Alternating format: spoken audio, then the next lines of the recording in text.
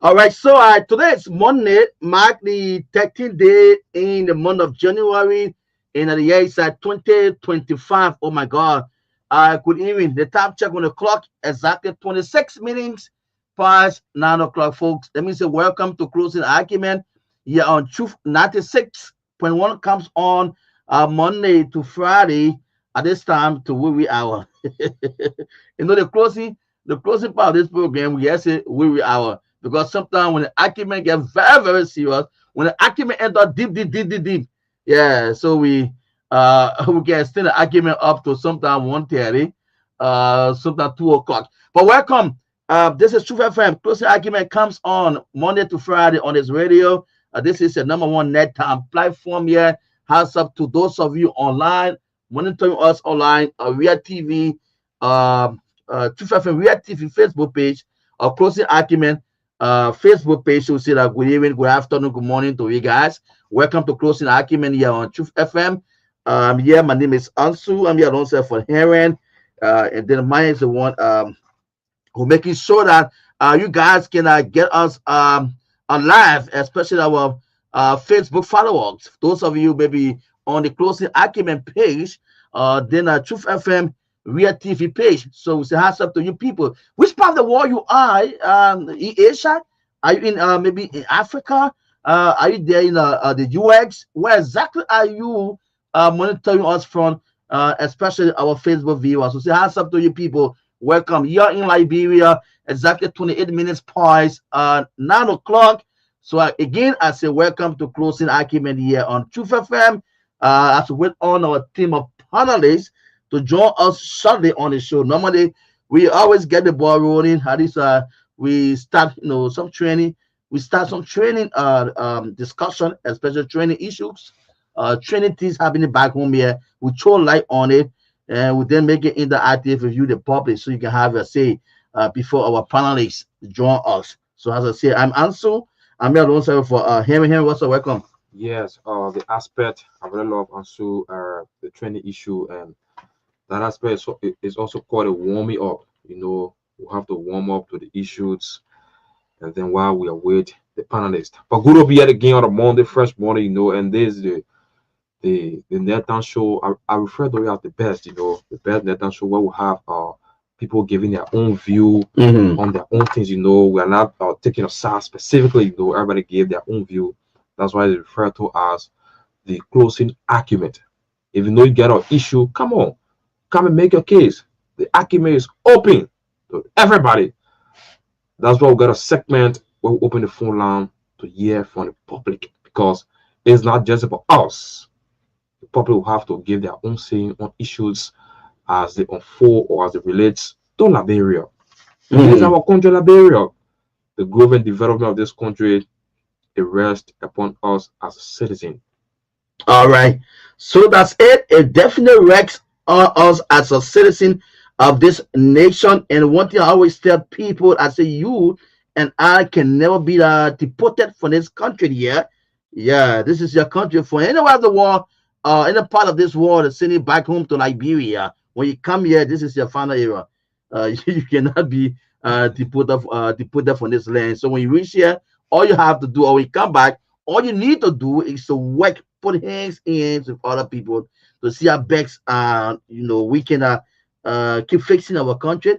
We can keep doing more things in terms of transforming our country. This is exactly what you have to do by joining someone, because you're back home already. You cannot go back. There's nowhere like home, and especially with the way of life, how you going to live. You are left back home here. Your activities back home. You are not going to experience such when you leave Liberia to go outside there. Many of you know this already. Outside at some point and say it's very too restricted. It's so difficult for to even get the Liberian, what you really need. Yeah, that feeding to feed it, you are home because it's difficult. You are into another man land, another man home. So how will you feed what it takes, to get the feelings of what of that country? It's very difficult. So good to be here, and happy to be on the first working day, which is Monday, the first edition of Closing Acumen. Yeah, and Liberia, anytime you bang, you wake up, it's so many stories. Yeah. Anytime you wake up in the morning out of this country, a story, different story, just story to story. You wake up tomorrow morning again, you hear different story. Back to back. Yeah. Tomorrow morning again, we wake up, you hear different story. Today is different story. So I just had things looking there. So firstly, today it was officially open. The book of condolence. Condolence, yeah. The Yeah, Senator Nima County. yeah, Nima County, Senator Prince Johnson, Mhm. book of condolence open today. And we have the legs of the former president, George Weah, he was there. And then also the present or the current president, His Excellency Joseph Nima Bwaka was also there, paying a tribute. I think it will actually be the last one, it's never going to happen again. Mhm. After this, it will just be referred to as a date, and then people will wait a decoration day to go and do some of these things. But everybody just paying their last respect, to the foreign senator of Nima County. Yes, and as Heron said, there are photos coming from the Capitol building. As you can see, for those of you, watching Real TV or closing the argument, there are some of the videos and photos on our screen there, and we've seen some former uh, government officials, including the former president, Yeah. former President George Weah, and his entourage. Today, some top local government officials also were there. Member for the Senate, the House of Representatives, paying their final respect, opening the book of condolence to the Nima County 14 Senator Prince Y. Johnson. So again, we say our sympathy again to the people of Nima County. Yeah. And and yesterday it was good for, I think, their team did well. But what really they are going through in the terms of their bereavement, It's not an the easy thing. mourning, but their soccer team were able to win. The At girls least, and the boys. yeah, at least to Yeah. to give them that hope, and at least to get some of the memory away. So Nima County team won yesterday. Yeah, and I strongly believe that the 14th senator was there with his boss and his guests as usual. What he normally do at that time of the days of his life, normally going to the SKD, or maybe to his hometown, the Nima County, to watch the county meet, the opening feature of his team. So, but that's it. As the saying goes, it's God who give and God takes. So we're gonna ask him why. But this entire week going to be the Memorial Week. The book of condolence is open. Today is the 13th, 14th. There'll be so many activities happening at the Capitol building. Then from there, will be a very long Trip. to Nima County. Nima County. They will go as far as his church somewhere on the GSA road, Yeah. his school, to pay some respect to him. Then from there up to Nima County. So this entire week going to be the Memorial Week for the foreign senator. So again, we say our condolence. Let's just go out to the family, the Bewee family, and also the people of Nima County. Indeed. Then while that book of condolence for the foreign senator open, another drama again was taking place at the Temple of Justice. The Temple of Justice, where the suspect, one of the suspect, no one you can't find anyone guilty until you go through all the investigation. One of the suspect, one of the name involved into the burning of the Capitol building.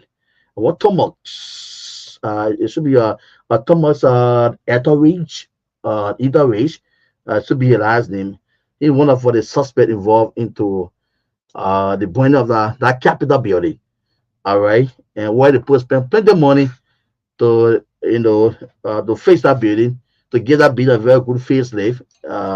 The Chinese people went through that project there, and to have that type of modern building. So one of the suspects that decided to bring that building down. We don't know yet until the investigation can go on. But something happened at the court hearing, and when we got this information about it's sort of rearrest, Yeah, because I was going through the communication based on, I think it was a rearrest, yeah, yeah, or maybe on his way back for the second time for conference, because we have to keep investigating until to get they can come up the with actuality, yeah, high up that, yeah, thank you, the actual finding, or maybe your actual charges through the investigation if you are found guilty now.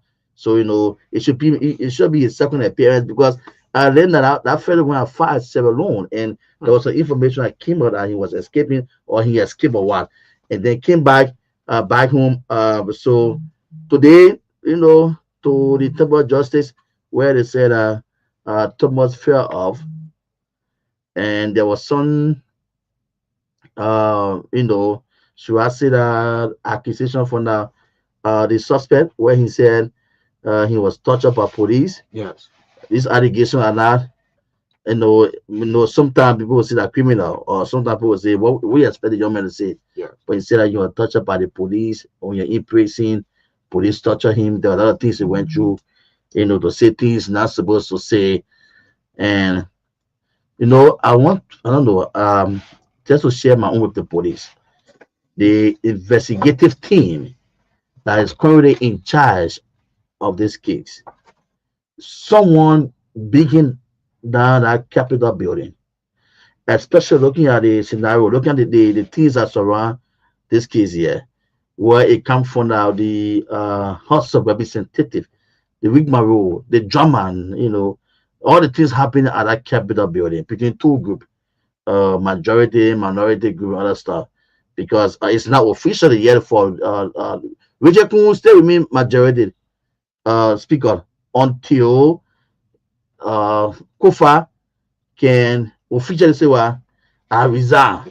I rest my case. I rest my case, I resign.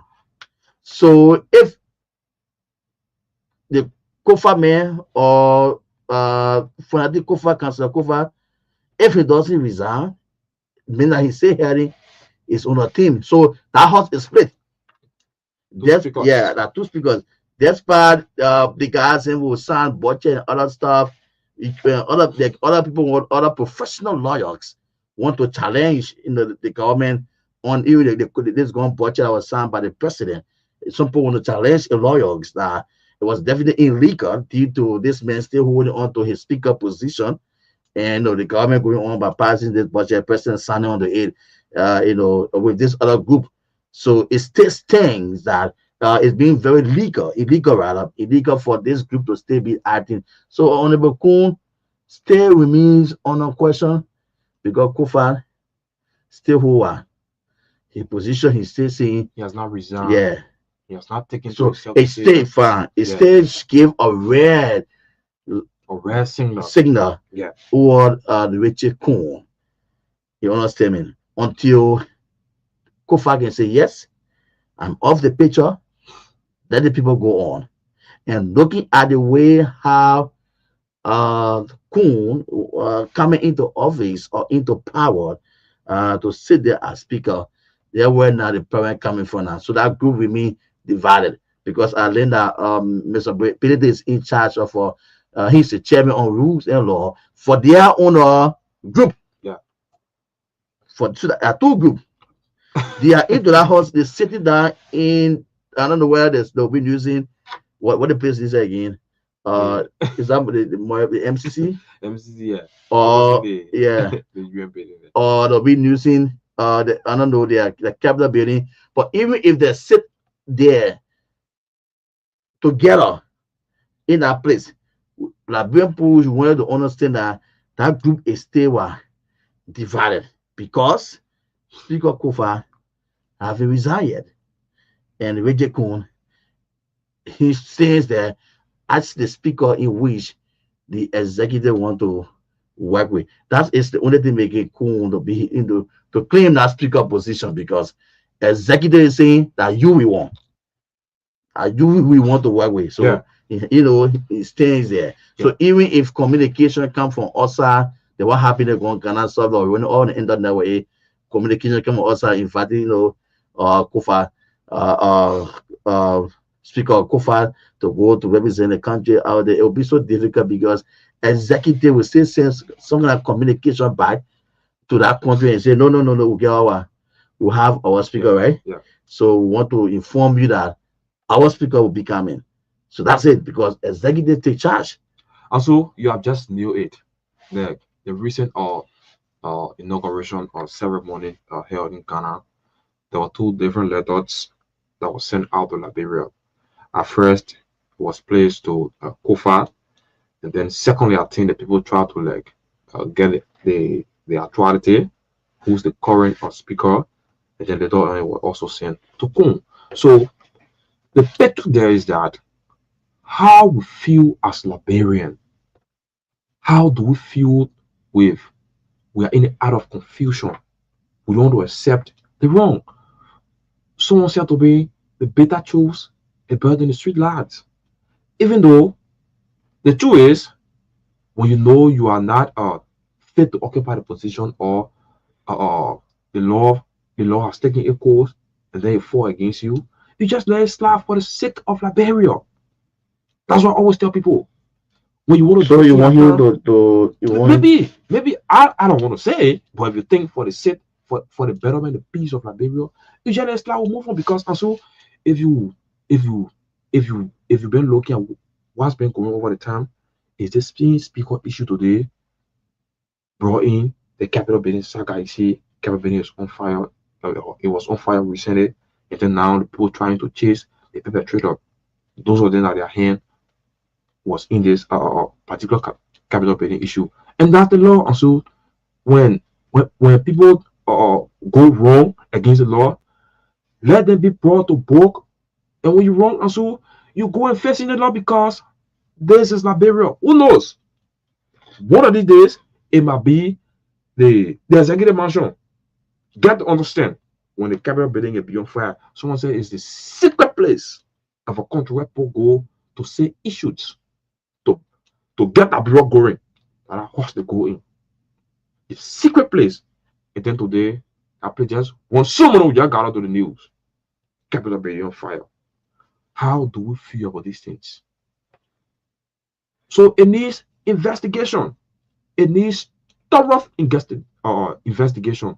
And those of them that are here will be into it also, let it be brought to book and they're facing the law. That's the only way that will get better. one of the men as well to bring the boy that he fell off. In fair up.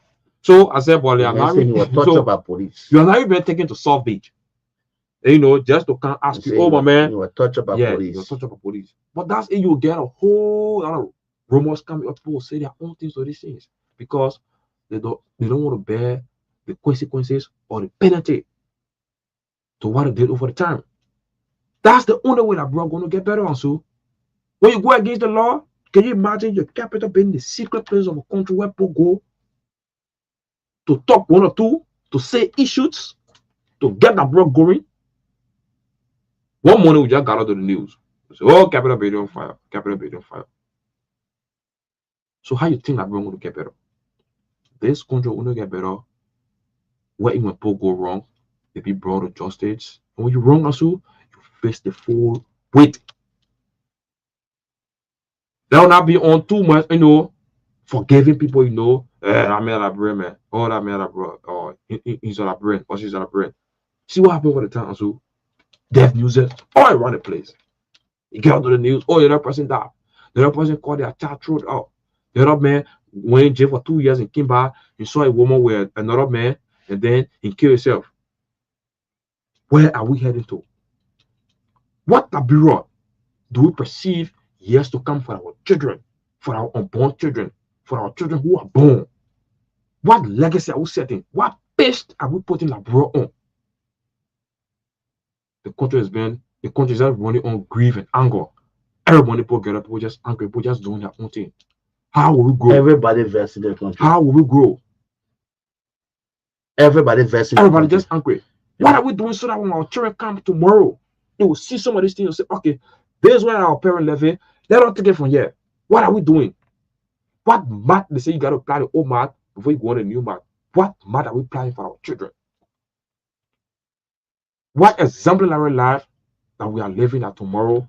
Other people plan it, take it from there, and then get it going just for that bro to grow.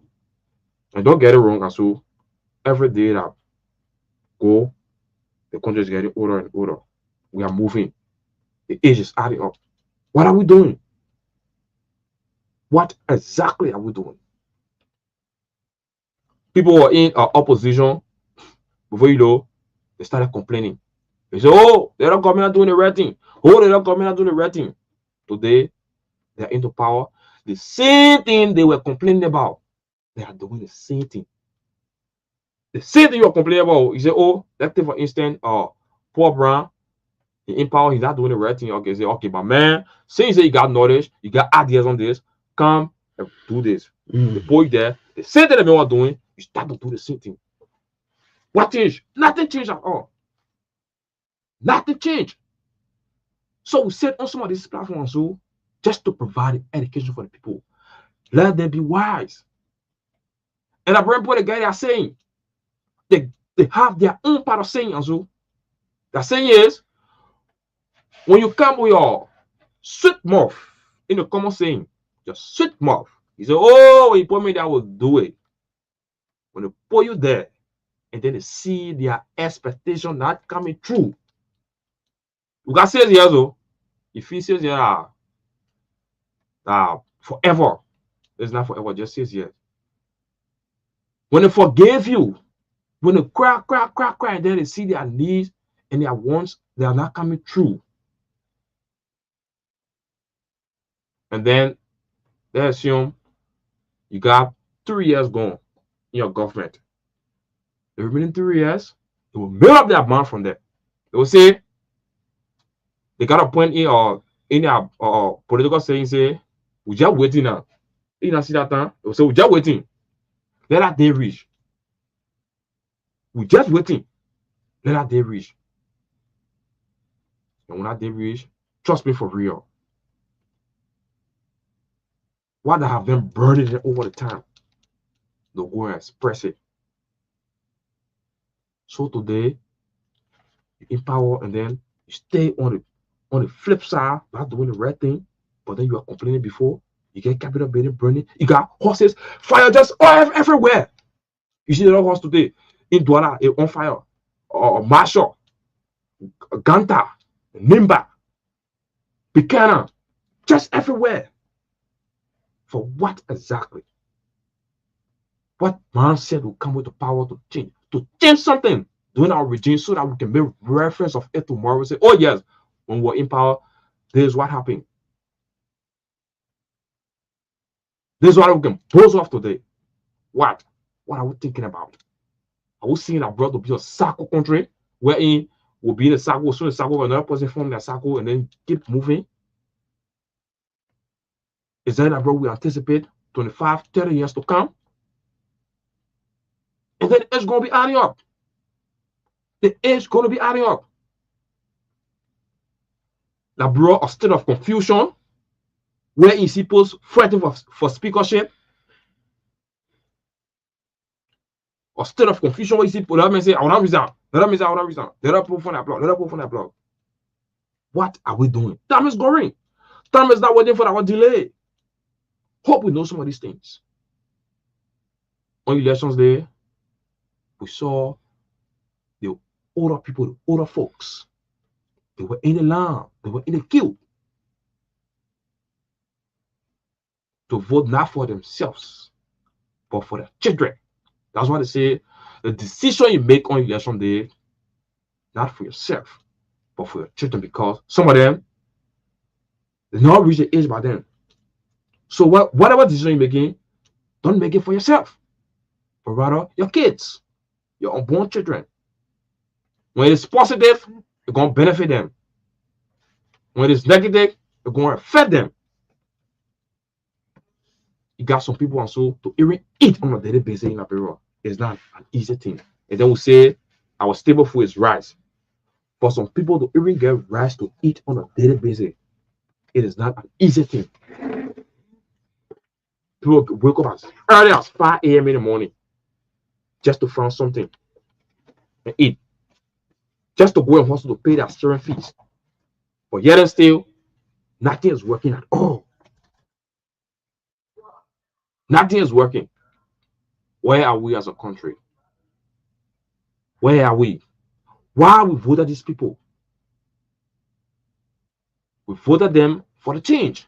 Are we seeing a change? Are we seeing a change? If today you would take if you would take or you just do your own survey, walk around, ask people, what's your own analysis of this government over the 1 year term? You see people expressing anger. You see people expressing disappointment. Where are we as a country? What are we heading to? There are a lot of you there, you are ministers. Today, you are not working. And you know what happens? If you feel you are a minister, you occupy that position today when you cause problem, they will not go. Every at times, the burden will fall on you. But what happens is that they will say, who's the arrowhead? Who's the arrowhead? Who's running our country? Who's the president? All the burden will go to the president. Today, people open phone line on radio. You see people just expressing disappointment. Oh, I'm disappointed. Like, the people, they are not doing the exact job for which we put them in power for. How do you feel? Every time people just complaining about you. How do you feel? But this country will have to get better. It will certainly have to get better. Not what your country can do for you. What you can do for your country. What legacy, what mark are you leaving behind? When are we going to get rid of some of these bad news? When are we going to get rid of some of them as a country? This is our home. This is Liberia. And some of us, we having our parents or family members abroad. So saying we can get it from our country now, every time we're just embarrassing them. Because it's not easy. It is not easy. But there's it. There's Liberia. There's the program, the closing argument. This program comes away same time. 9 o'clock up to later. We talk nothing but issues as they unfold, as it relates to Liberia for the growth and development of this country. But that's it. When you know your hands are not clean, you were found in the burning situation there, the Capitol building, and then you've been brought a book. They say, oh, you wanna pull the fire out, but they just call you to clear a salvage story because they said that what happens ain't happen by itself. There are people that are behind it. Hands are behind it. Hands are behind it. So they call you to go and clear a salvage story. Nobody hate Liberia. Or Liberian men will not hate Liberia. Or Liberian women will not hate Liberia. Even Liberians who are in other countries will not hate Liberia. They all wish the best because Liberia is their home. Liberia is their home. And there's our home. Every one of us. There's our home. But whatever time we wake up in the morning, we're seeing just bad news everywhere on the internet. You find people will be protesting. I think the protest will never going on a bit. The protest not too much again. But the bad news, the sad news, the death. Oh, little bad. Somebody died today. Because of hunger. The other person do this. The other person do that. Oh, Liberia. Liberia is our country. There's a country that can never be deported from. So while we are with the panelists, let's get it interactive with the public on 0777 28 5961. What's on your mind? Tell us 0777 28 59 61. 0777 28 5961. This is the program, the closing argument on the Renaissance Radio 96.1. And just on today, the newly president of the University of Liberia, yeah, she went to do her own tour, own assessment of that thought. Myean, she visited the university campus today, doing her own tour, and then meeting other staffs of the University of Liberia. That's it. This is our country, Liberia. This is our country, Liberia. So call us on 0777 28 59 61. Let's talk some of these issues. Tell us what's on your mind on the Monday, the Monday edition of the closing argument, while we await the panelists there. They're going to join very, very shortly. As soon as we get signal, we're going to put them on. And then they're going to be here up to later 777 285 9610 777 017 635 777 28 59 61. Call us. Let's talk some of this issue. Let Liberia be a great one. Let's boast of Liberia. Let's boast of Liberia. Let's boast of Liberia. Let's boast of Liberia. Let's woke up to some of the certain news. Oh yes. Today, the students of the University of Liberia, they are no longer protesting. Everything is going on smoothly. Oh yes. This is something we want to hear. The rice price have come down to a low cost. The common man will order like, guys, 1 bag of rice. The common woman will order girl 1 bag of rice. These are things that we want to see. It's not about the elite people must only be the one to enjoy Liberia. No, we are all citizens. We are all citizens. That's the reason for which during election time, you're not find certain amount of people going to vote. They say it is your constitutional right. You see the old lady will stand in the queue. The old man will stand in the queue. Because they want Liberia to be a better country. Because they want Liberia to be a better country. So they will go there and stay in the queue to do what they can do. But then why, when these people have taken on office, then the citizens start to complain? How you feel, man? How you feel? The same old thing we're talking about. Some of these people were sitting back then when they were in opposition. Now, they have come to power with no change. They have come to power. The same thing they were talking about, they are doing the same old things. Nothing has changed. Not at all. No one hit Liberia. Absolutely no one hit Liberia. Liberia is our own. 0777 28 59 61 0777 285 961. Call us.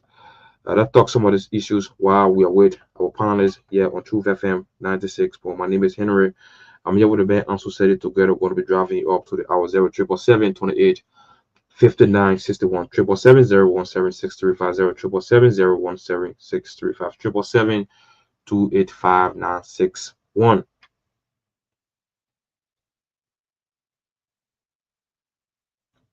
One best thing you can do for us is that share the show, share the live for us. We're going to appreciate you for that. Our online viewers help us to share the live while we await the panelists.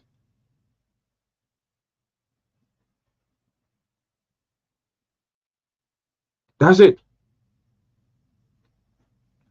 Oh, the call is coming back to back. +231. Somebody asking +231 777 28 59 61 +231 777 28 59 61. So let's take the very short break and then do some technical adjustment. As soon as we return, we start to take your calls while we await the panelists. There's the program, the closing argument. We'll do it like this up to later.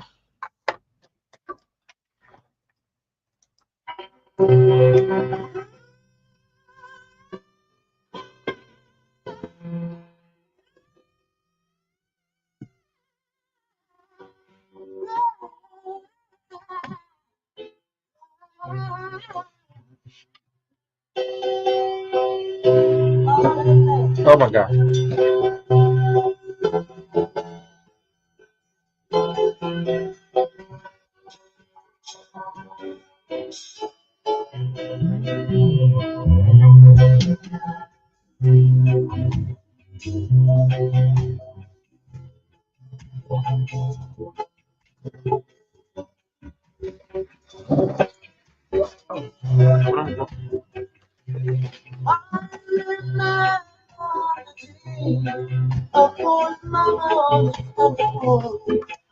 And I tell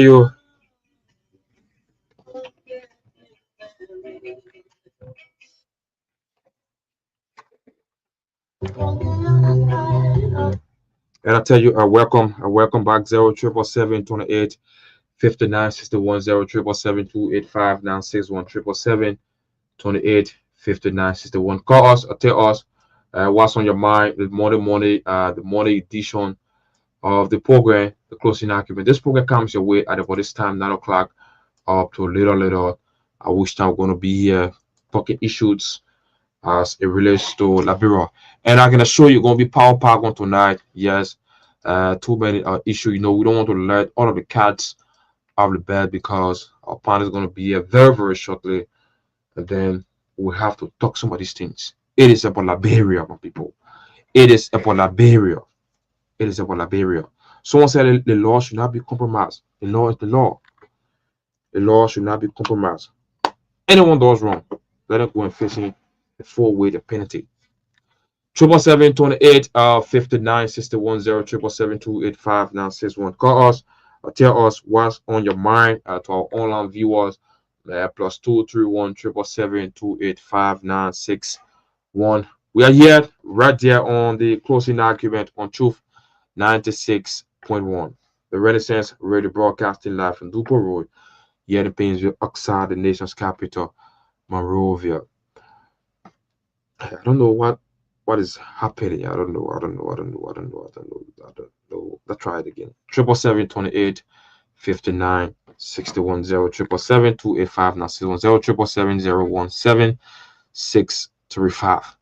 Call us, tell us what's on your mind. Yes, as I was saying, someone saying it was wrong. It was wrong to burn the Capitol building. Very wrong. Why would certain people just just grow themselves and then go to destroy? Be carried away by certain people. They say, "Oh, go and do this. We'll pay you them more money." What will it profit you? What will it actually profit you? To see your country, instead of growing, your country is sinking. Instead of growing, your country is coming down. And that's it. It was just bad. That was bad. To destroy your country,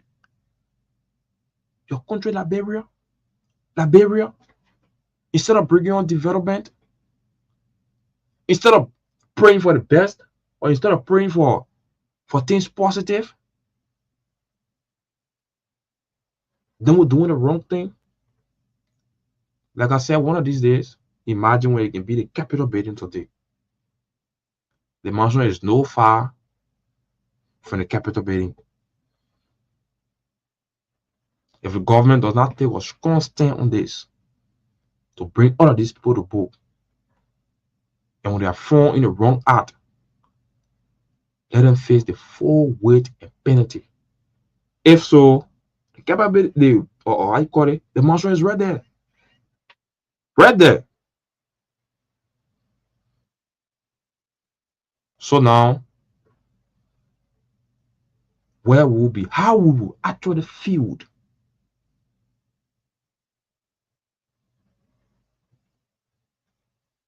We got fire crashes just everywhere, everywhere. Fire business. People wake up to the news. It's just bad, nothing encouraging. Not because we never think we never think in the right direction. Some we thinking that the type of thing the devil left. When you want to behave like you bad, you want to see bad things. That's just it. That's the kind of thing the devil loves to see. For you to act like you won't be bad, it will keep polluting your mind, and then you keep doing the wrong thing. And you know, someone told me, they said, "Oh, Henry, this government, people, people actually expecting the best out of this government because there were times some of these people went on their personal or Facebook page saying some of these things, what are good, saying some of these things, if to say when it comes to power, they're going to do them. But today, they are in power and not doing the same thing. So people expect a lot, a lot from this government. Somebody say it is too early. Why are people complaining? People have to complain. It was too early. People were standing in the line. It was too early. People were standing in the line to vote. So why again be too early when you're not doing the right thing? You say people complaining. As early as 5 a.m., people were in the line because they were angry. Like I said, there are certain point in time when you reach, you hear the citizens saying, "We're not rushing again. We're just waiting." Okay, that's the saying. We're just waiting. We're just waiting for the turn. We're just waiting. Do we want to reach at that point where the citizens say we're just waiting? Is that the time we're going to be bringing development to Liberia? If that's the time, that's going to be too late for us. It will be too late for us as a country. So it means we are just in the cycle. When that cycle break, another people kind of form another cycle. So we still be dealing with the same cycle. And that's not the way it's supposed to be. That's not the way it's supposed to be, my people. It takes a heart of a man to vote certain party. It takes a heart of a woman to vote certain party. When they see this thing coming up, or if it in your alignment is now on the red path, and people, that's just how it's going to be. The boys say, we're just waiting. We're watching it again. We're just waiting for the time. Let it not reach to that point, my people.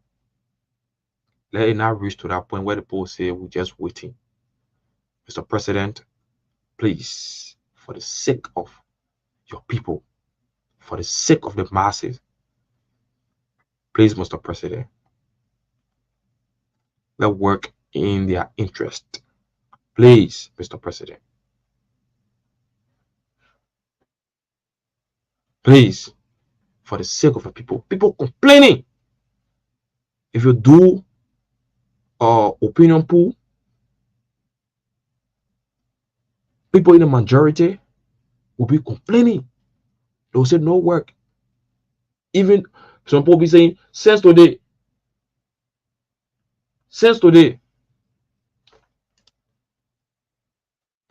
material year, if you conduct any poll, you will see the majority will complain. The majority will complain. So it means the people, they are not satisfied. They are not satisfied.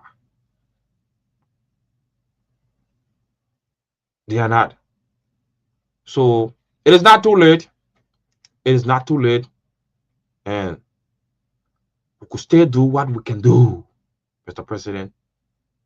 You and your people can still do what they're supposed to do to make Liberia a better country. No political party is greater than Liberia.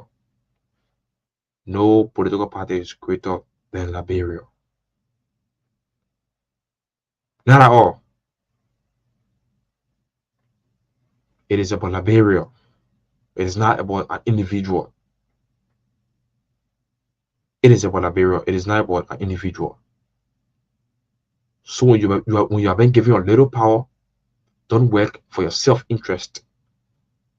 My man will say politicians, they only seek their own interest, not the interest of the citizen, neither the common people.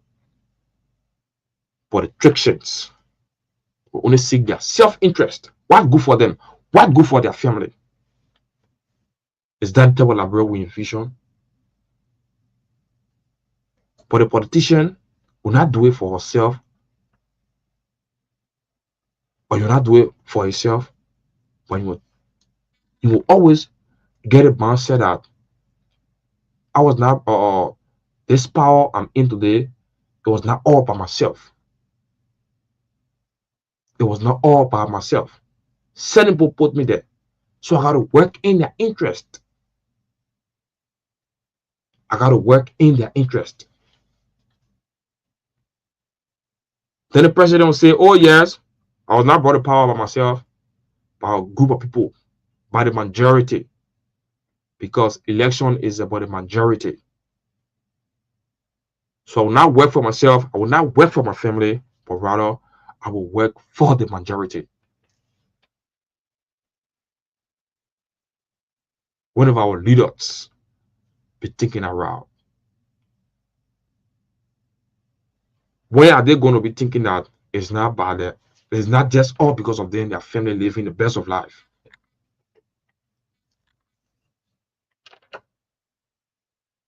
But seeing the common people as their own. I mean, where there in Lofa County. Go to some of these counties.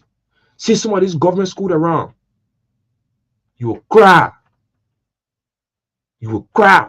Someone put 3 bedrooms all now they say that school. Hey, man. 3 bedrooms. They say that school. And it will be the biggest school for that town.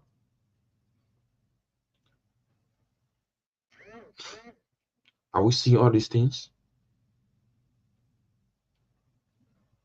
Go to other counties. The health facility, very poor. Very poor. People are dying. People are dying because there's no medication. The hospital is there, but no medicine. No ambulance. If there's any emergency, no ambulance. At the end, that person will lose their life. What kind of a Liberia do we envision? Where are we thinking? How are we thinking to see Liberia growing? What are we doing? It will serve as a legacy. Tomorrow, when this government is not in power, for that one particular thing, they can say, oh yes, the people they never used to do it, but because this government is they never used to do it, but now we are there, we are doing it. Or this government was in power, but now we are there, we do this because over the time they did certain thing. That's the competition we want to see. But no competition. The whole country began just or sacco, when it's certain group of people, they feel their part, they live certain group of people. Is that what I want to see? No, not at all. Not at all. Not at all. So please, let it not reach to a point where the citizens will say, let our time just reach. We're just waiting now. We're just waiting for that time. Let it not reach. It is not too late. We could still do a U-turn. We could still do a U-turn to make Liberia a better place. We could still do a U-turn. Like I said, time is not waiting for our delay. Time is not waiting for our play either. Maybe you go, you play, you say, I'll come back. No. Time is not waiting for all of these things. And no political party is bigger than Liberia. No political party is bigger than Liberia.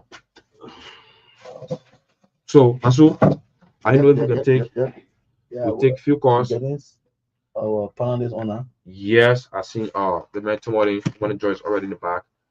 Let's see if we can break it open.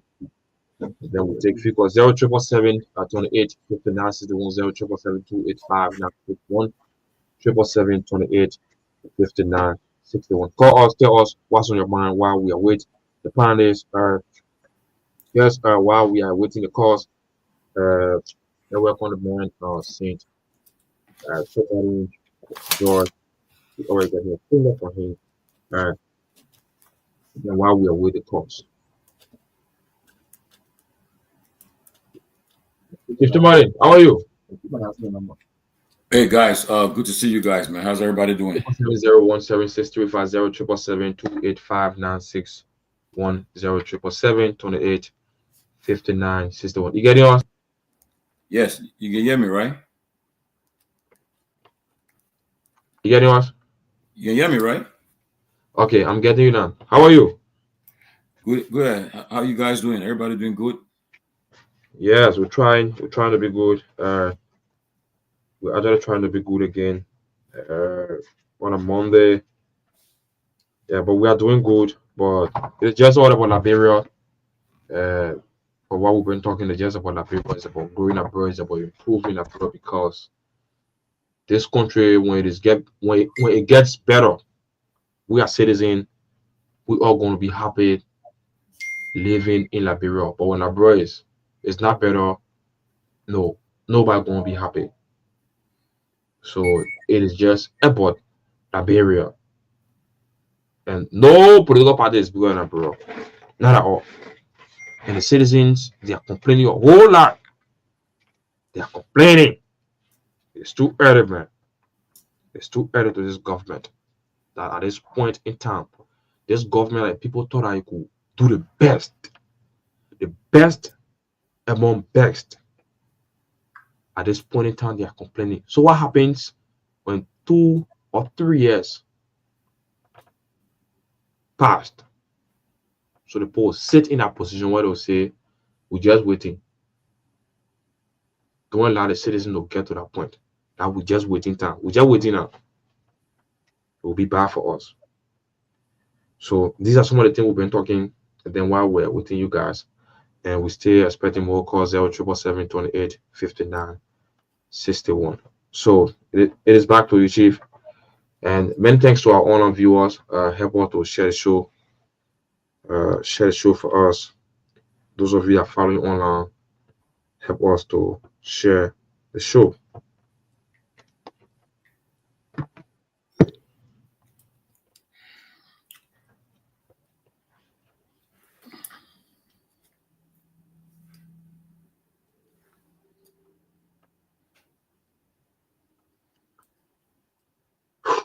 Triple 770-285-9610 770-285-9661. That's the number to call, and then you're going to be live here on the closing argument on Truth FM 96.1. The Renaissance Radio broadcasting live from Dupero, here in Painesville, Oxide, the nation's capital, Monrovia. On a Monday, the time check is exactly 90 minutes down 10 o'clock here in Liberia. 777-285-9661 plus 231 777-285-5961.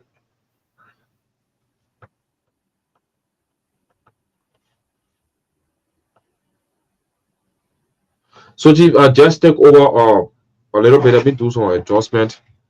I don't know. Something's not right. Let me do some adjustment. Yes, very quickly on the phone line, and then to rejoin you. Okay. Are you there? Yes. Yeah, I'm here. I'm here. Just You can hear me now, right? Yeah, yes, I'm getting it. Just take over a bit. Let me do some adjustment. Yes. Okay. Okay. It's good to be back on the closing argument. Today is Monday, January 13th, 2025. I've come. I mean, this. I'm all sad. I'm all downhearted. The news just cannot stop coming. I thought last year we had enough, but apparently 2025 was open with all of these negative news, this death news again. Just last night, a very, very close friend of mine and many Liberians, Emmanuel Beatty, he was shot in his vehicle somewhere in North Carolina. The police was notified about someone that was shot in the vehicle, and they notified his through the phones and information from in his car. They traced it to his home and found out that it was Emmanuel Beatty. He worked with the former Minister of Public Works, the late Mabutu Vla Yimpa. He was the chief of staff to Mabutu Vla Yimpa when he was Minister of Public Works. In 1985, graduate from the Ricks Institute. He graduated with my sister, Patience George Swa. And that year, there were three girls that graduated with them. There was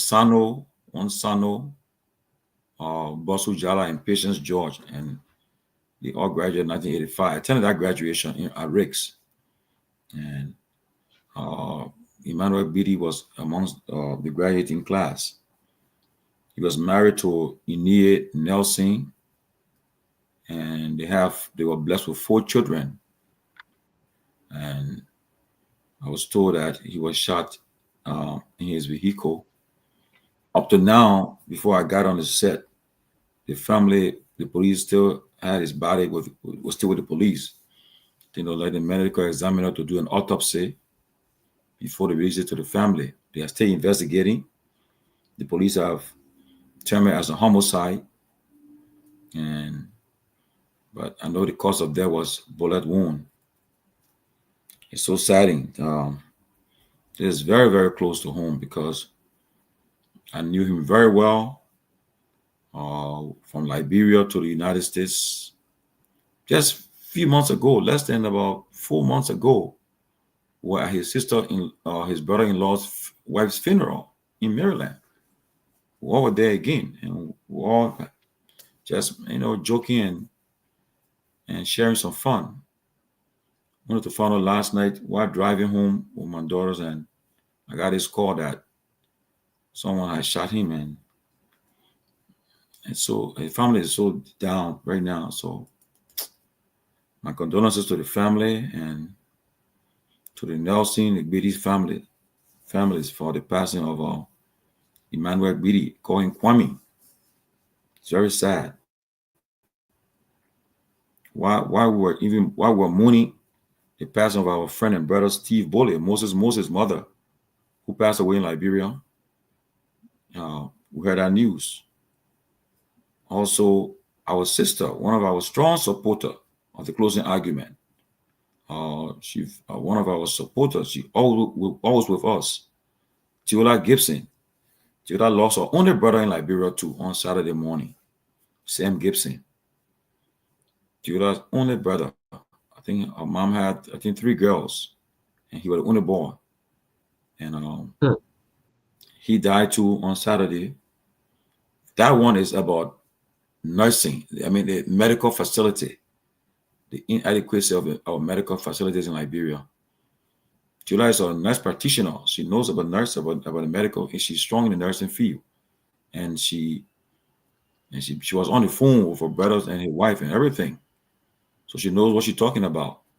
She said that Tomalin, my brother, would have survived had we had the requisite nursing or medical facilities in Liberia.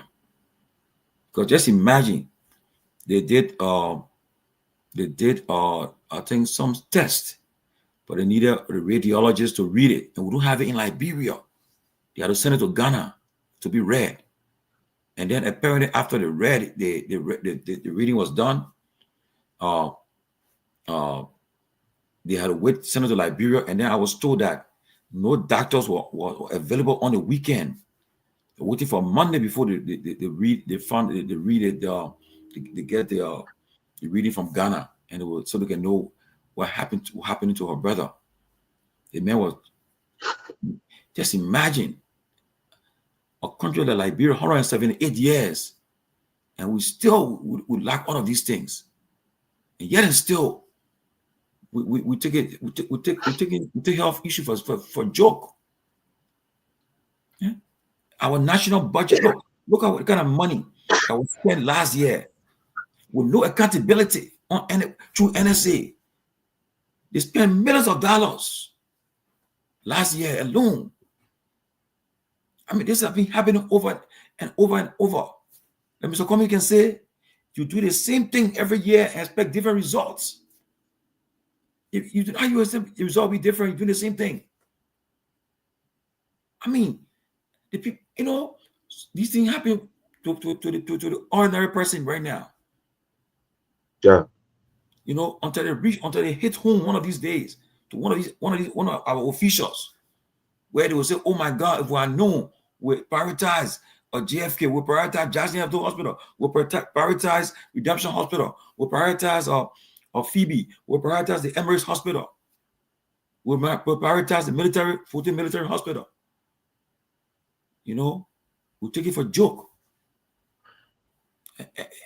Look, I tell anybody, these are lessons for all to learn. As we get ready to go to Liberia, we should be mindful. If you're on medication, take your medication with you. Take everything with you.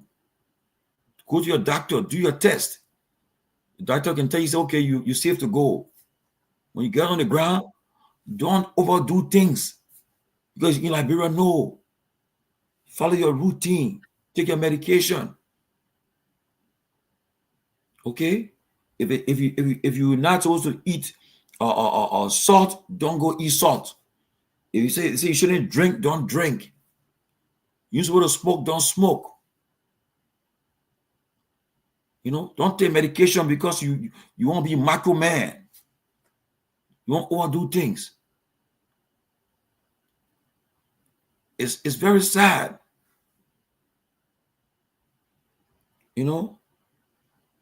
Also, so Tiola, on behalf of the closing argument, all of us here want to extend our condolences to you, Tiola Gibson, you and your family, over the passing of your brother, your only brother, Samuel Gibson, in Liberia. Our condolences to you and your family, to his wife, his children. We pray that God will comfort you all. Comfort you all. Steve Boley, Moses, our condolences to you too.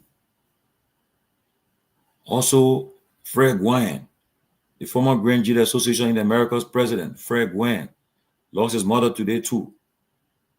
Fred Guar, our condolences to you.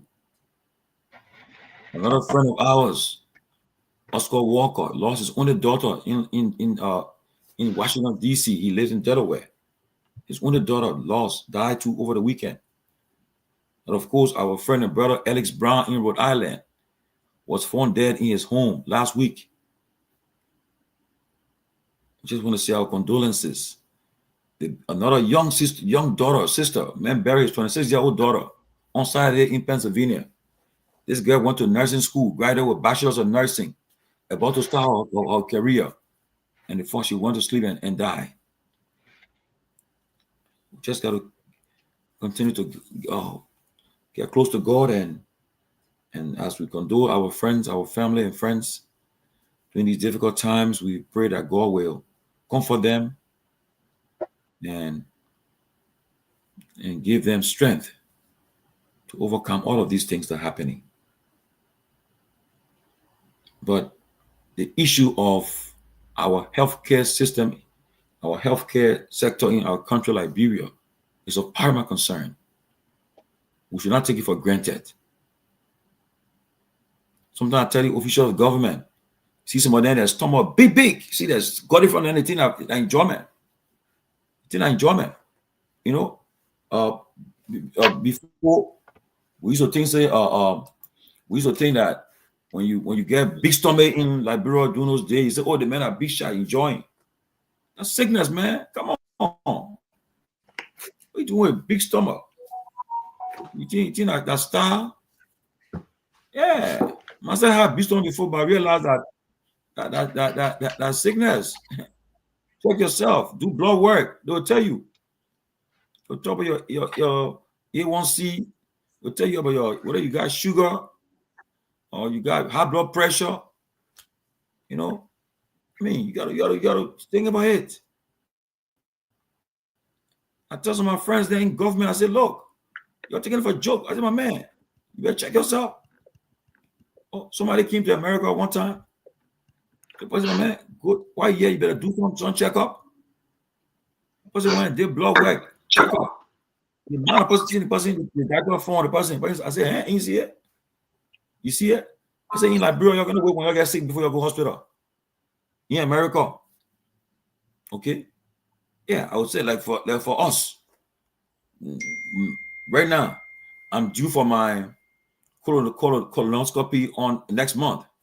They say 10 years, but we wait for 5 years. They will put a camera in your system, in your body, through your rectum. Look all your body for any cancerous stuff in your body. They do that so that you should not. They just want to catch anything they can detect it early. And the people be calling me. They not remind me about that appointment. They will send me the whole kit. They prepare me to prepare me for that procedure. They'll send me a whole kit.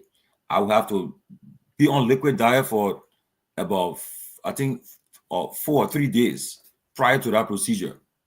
No solid food. Yeah. Then when you go in the hospital, they want one beautiful nurse. They'll tell her, be playing with your hair, be rubbing your hair. Then look, you gone to bed. You know what happened. While you're looking at a beautiful nurse, and the next thing you find yourself, you gone. After a few minutes, they said, Mr. George, wake up. What happened? We finished. They put you to sleep. Now check your body. If they saw any kind of a cancerous or stuff in your body, they're taking it out. They will prepare you for just to keep you. They prepare you so you shouldn't be caught unaware. The women here go for mammogram, all this stuff. In Liberia, when you get sick, I'll tell somebody today. I said the person said they're not well. I said no. I said what you need to do now? Go to the hospital for blood work, for checkup. Don't wait till you get sick before. You know, I said right now they get some good doctors there. I heard one hospital called Jumadi Hospital. Yeah. One of the best. The Americans, owned by Americans.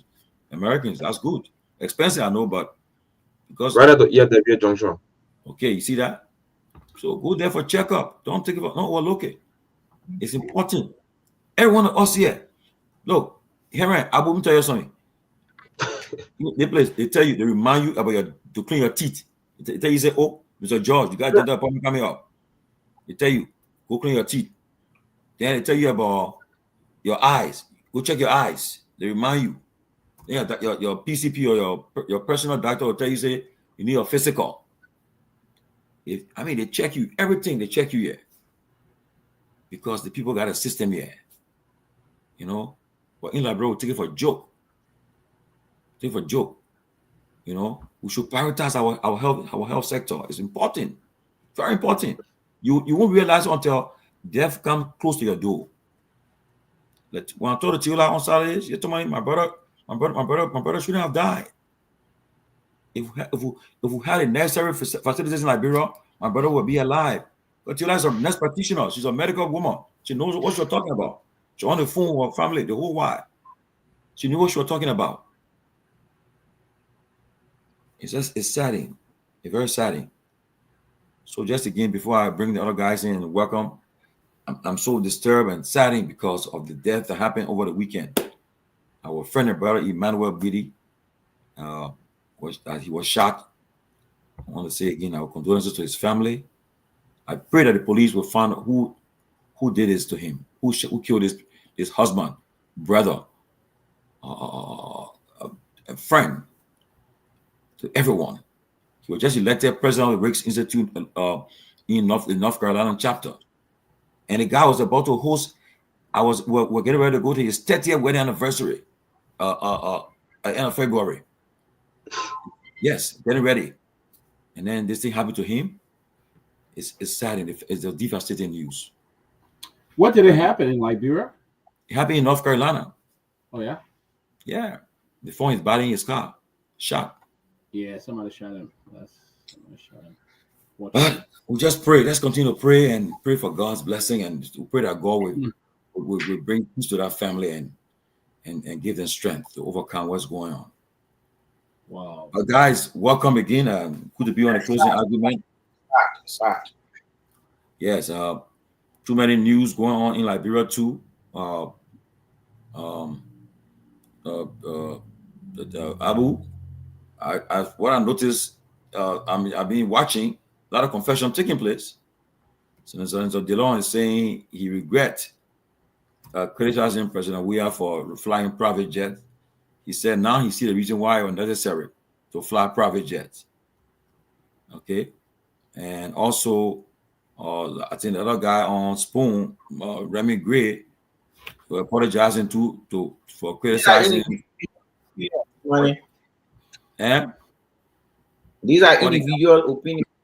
Well, Stanton, one of your strong men. He was one of your guys who were leading the rescue team, but now so you're denouncing the man who use a platform to promote the the rescue.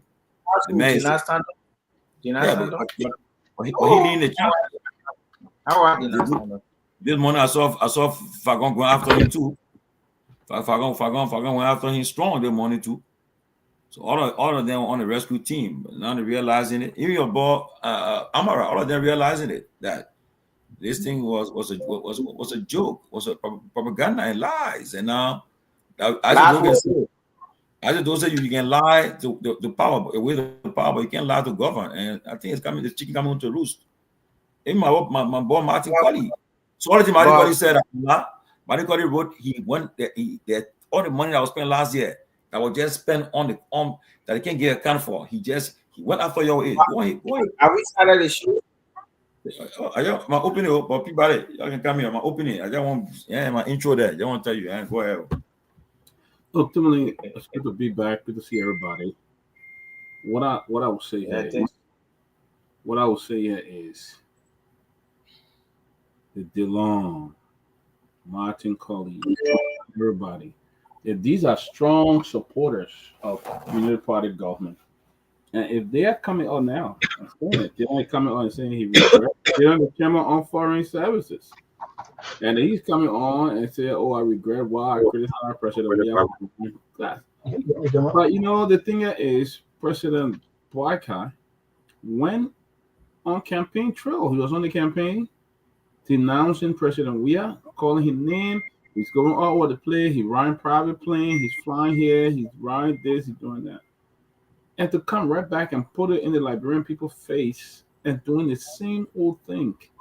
What change is that? What change are you making? What change are you bringing to the Liberian people when you're doing the same thing every day? I mean, this is so embarrassing. It's so disgusting. It's so disgraceful that now they are coming out and confessing about themselves. Because this is why you ran on. Oh, you couldn't stand President Weah from riding private jet. You going to you were all over talking. Oh, when we take over, you will not see this happening. And to just lie to the people like that, like something. I mean, it's shameful, and that's what we're seeing them doing. There's nothing new they're doing. They're even doing it more than President Weah. The president can't even sit in the car to drive to his own hometown. Now he got to fly. Before he was there running campaign. Now Lofa Road is too bad for him that he got to rent a private plane to fly. Ghana, he went there 1 week on a private plane, came back and went back the following week. No, he came out the same week on a private plane and went back again the same week on a private jet. How much money are we spending? I mean, people are talking about 1 hour for those jet costs between $4,500 to $5,000 for an hour on those plane. Okay, so tell me, you fly to Ghana on a Saturday or on a Sunday. I mean, or on a Monday. You stay there and don't come back to Wednesday. Time $5,000 an hour. Time 24 hours to 48. Time that. And that's the Liberian people resources, the money he's wasting. But you had the guts to stand in front of other people and tell them they were misusing the country money, they were stealing it, doing it. So what difference are you making there now? What change are you bringing into the country? It's disgusting. Everywhere you turn. Look, Front Page Africa came out with a story the other day. There's a guy assigned to the first lady, was taking money from people to give them scholarship. It's on Front Page. We'll put that up. So to me, it's very disgusting, man. It's very disgusting. Very, very, very, very. And also too, we'll be talking about today. We'll talk about this guy who was arrested and tortured to lie on the former on the speaker, on Speaker Kofa. This guy, I think his recording is around. We'll play the recording. They arrested this guy. They torture him. I don't know why these guys are putting themselves through this kind of thing. I mean, you torturing somebody to lie on someone, and you think they're gonna go, nobody gonna know about it. It's gonna affect them. It's Gregory Coleman, they're coming under your watch. The police, the Minister of Justice, Oswald Twelve. You guys are doing these things under your watch. People are being tortured to lie on someone.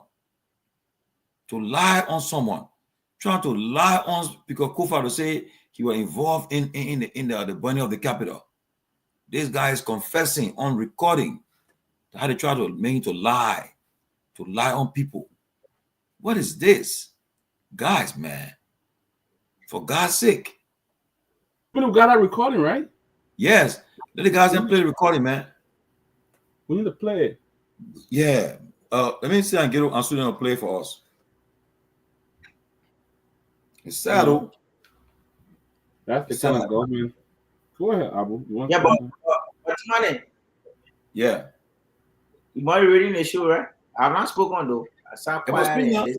Speak, my man, speak. Oh. No, I don't want to be disrupting it. Okay, yeah, but I know. Okay, but you on the show, my man, your panelists speak. Mm-hmm. Oh, okay. So, is who being here? Greetings to the viewers, both on YouTube, social media, and all your platforms you are following from. We are thrilled to be here. But one of the things I want to say before the other guys comes on is that we, as government, are not repeating what we did as it was asserted by Dr. Peabody. Our President Joseph Yuma Boaka, is on record upon assuming the responsibility as president, cutting his salary down to 40%. So how can you compare President Boaka and other president? We are did it too now. I think that's total contradiction, though. We are quite right. 40%. So how can you compare the figures? President Boaka is 40%. Former President we are is 25%. And I hear somebody I hear that the Peabody on the show saying that they offer an apology to the former president for riding private jet. The former president riding private jet at the time,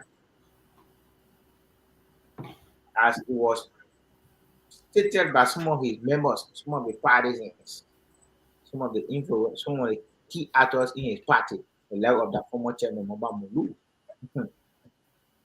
said, I did not say, former president or current president Boaka did not say, partisans of the Unity Party did not say that. It was Maba Mulu who was the chairman of the CDC.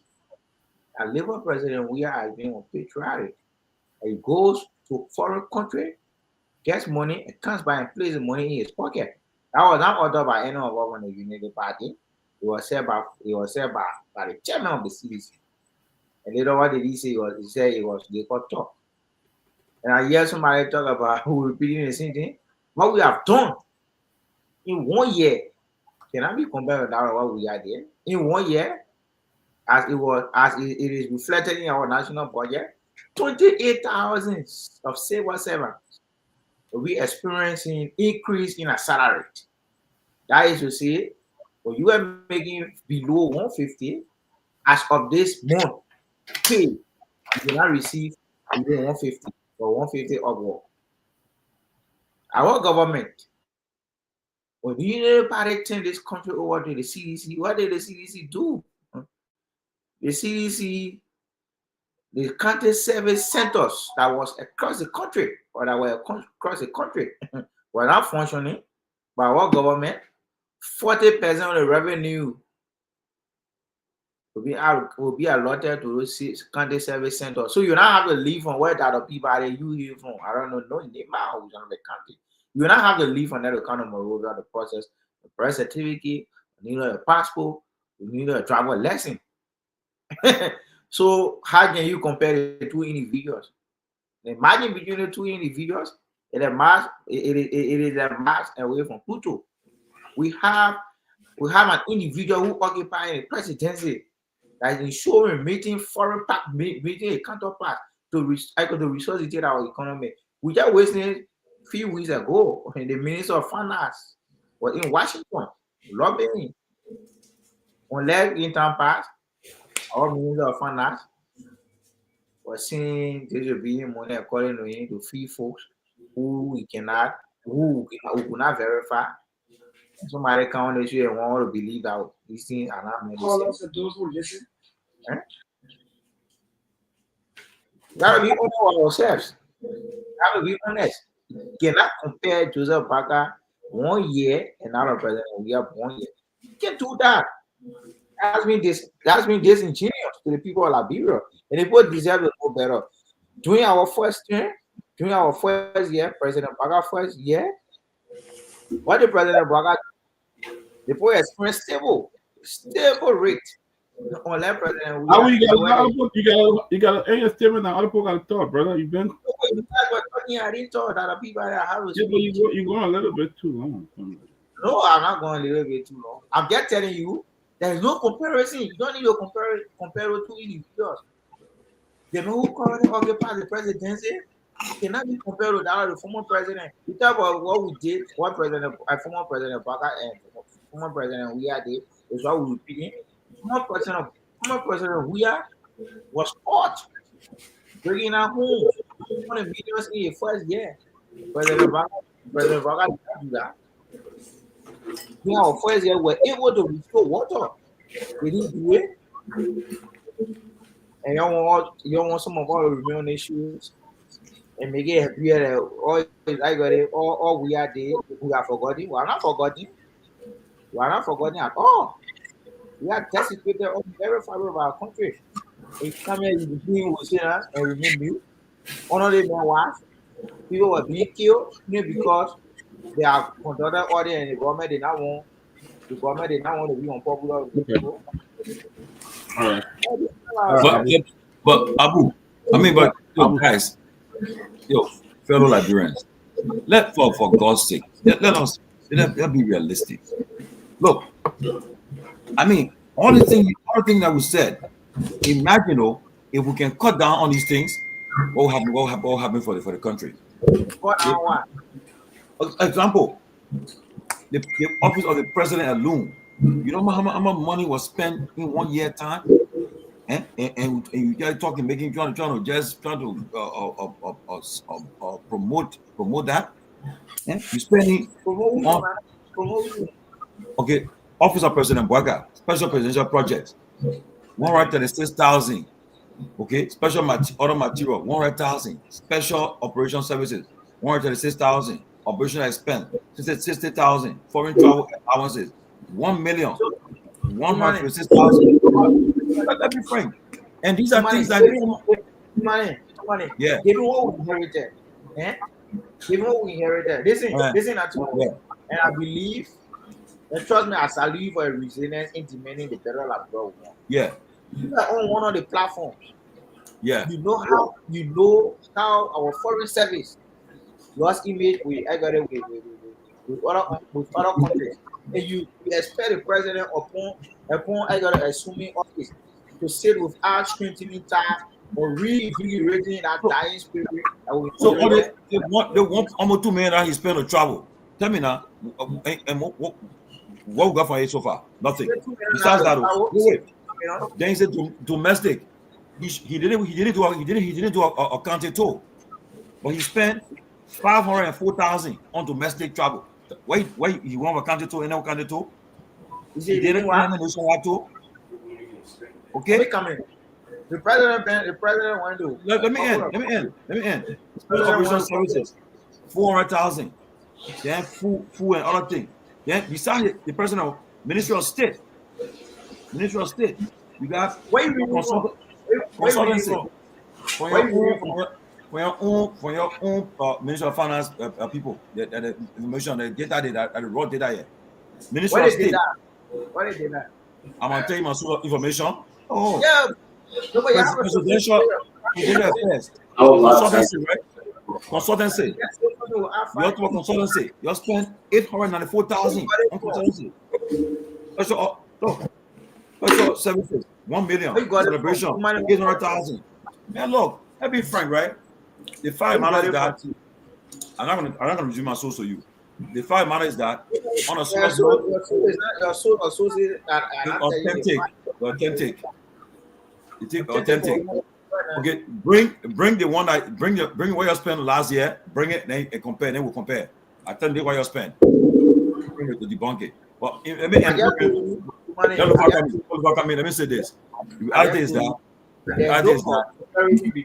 Now you can't be talking back and forth like that. There's nothing has changed. You accused the Guar administration. You said they mismanaged, they wasted everything. But guess what we got from it? Nothing we got. It's the same thing. So many things have changed. Lofa, you can come here. So many things have changed. There's not a day. I don't know why I got the food wrong. I think I was not taught out this way. I was not taught out this way. Also that. So I'm doing that.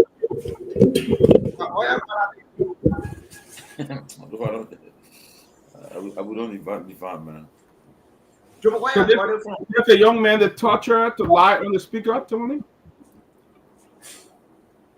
What? I want the voice, the recording. I think we're author, man. Yeah. Man, stop doing you doing. I say we're author. That's somebody child, somebody life, man. I say we're author, chief. If you don't know it, you don't talk it. That's somebody's child, and that's somebody's life. Lofa, go ahead. I will let Lofa talk. Good evening, guys. Great to be on here. I think the guys are playing the audio or something like that. Did you guys want to play the audio before I come in, or? I mean, if you want to, what you want to do? I'm talking, but I think the audio is being played in the back. The guys are playing. They don't pay attention to you. Hey, hello. Anyway, Doc Peabody and Tomalin, great to be on here. And especially to our listening audience, far and near, Liberia specifically, we are grateful for you guys to be on here. You know, a lot of time when we come on this platform and speak to national issue, people will assert that we are emotional, we are sentimental. But today, I lost my older brother in Liberia. Not because, thank you. Not because, I'm no position to make that determination as to whether, his life would have been saved had he been in somewhere other than Liberia in the Western world. But one thing that I know is he may not have been referred to, oh my goodness, this dog.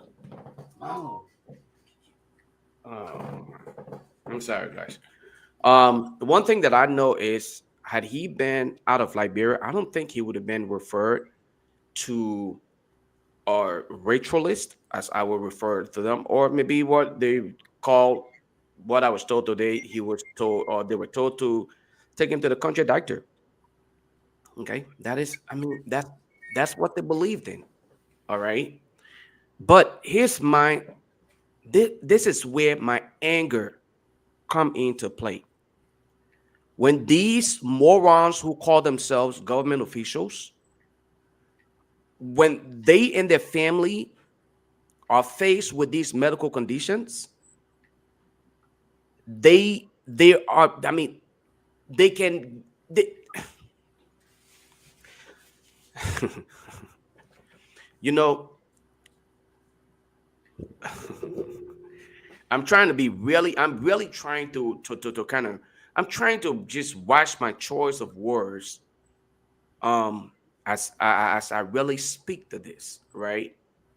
Reason being is I would never have the opportunity to have that big brother, okay, that big brother and little brother moment again with him because he's no longer here. But some of the folks that we pay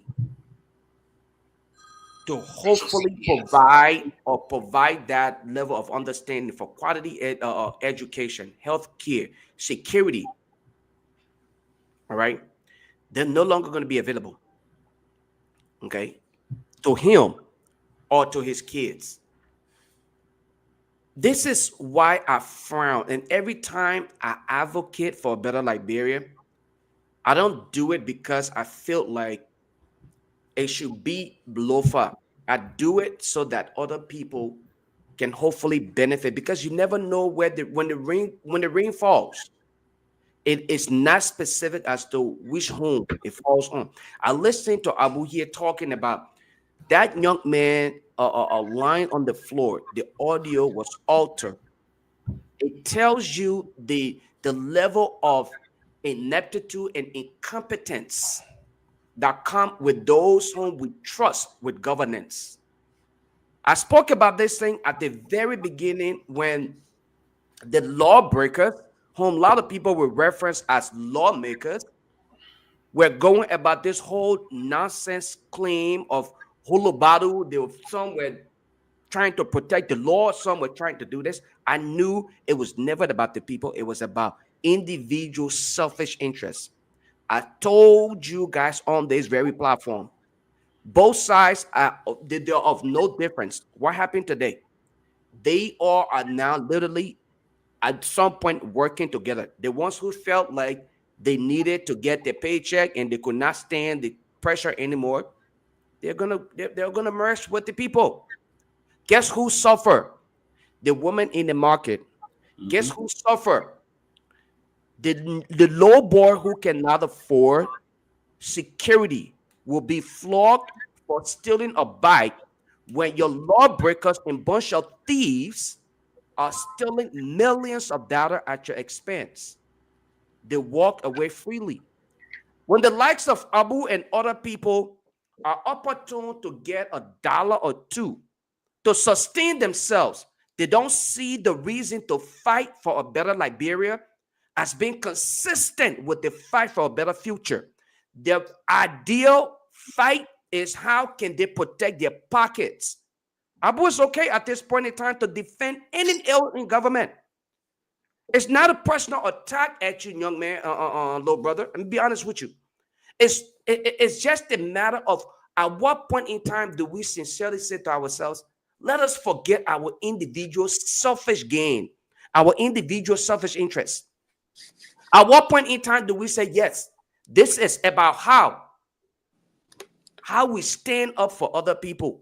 I remember when Cornelia Craw ran in, I don't know, District 13 or whatever, and there was some kind of back and forth. Guess what happened? Cornelia and other people were claiming hostility, okay, in elections. We spoke against all of those violence when the young Joshua was beaten, and I don't know, at the end of the day, he's dead today. Guess what happened? No justice for Joshua. You have not heard the likes of Cornelius Craw and other people advocate for this young man and his family. When we discuss these things here, while it is true that some of you are political pundits, some of us are sincerely about true transformation. So when you try to politicize or mesmerize the conversation, then you're only poking some of us, because when we feel that pain that is right there, when we feel it, then we will just release that, everything else that is in us, the poison that we feel within our heart. Let us work together and be honest about the true transformation we want. Abu, the job you have today is not promised tomorrow. You heard Eugene Fangon call Stanton Witherspoon a criminal today, but yesterday Eugene and Fangon Fangon and Stanton were working together, right? But today Stanton is a criminal to Fangon. Okay? These things will happen. Let us be very careful. That young man you saw lying over there, he's somebody's child. He's somebody's brother, and possibly could be somebody's father. Let us be careful. The thing you guys have going on with the CDC and UP, where you think that everything is politics, where you should just be ignorant to the plight or the level of sensitivity, is just worn out when it comes to other Liberians, because you want to defend your government. It is being done at your own detriment. I'll stop at that point for now. Yeah, but let me say something. Peabody. Who Joshua are you talking about? The Joshua. Who Joshua? What do you mean? Who Joshua? The same Joshua. Let's move on. I mean, we got other people here. The Joshua guy Joshua got a die. The Joshua they get no, the one that living in your room. No, but listen. That guy, the medical report did not say that I got died from internal bleeding. What the report says? Not what the medical report says. Okay, he asking you, what did the report say? The report did not say, it did not what say. Did the report say, my brother? Yeah, listen, Pewee said the guy that I get killed. Who get him? Who did not kill him? So I didn't say kill. No. Come in. Let me clarify before I can come in. You gotta move the conversation, man. Yeah, exactly. So go ahead, Sylvester. Go ahead. Okay, thank you very deeply. Before I begin my own position here, let me clarify. I didn't say that get killed. I said the guy that get allegedly. I mean, you put the word, but him add out there, put the allegedly, because it said he hit his head and other things. So there was no medical report.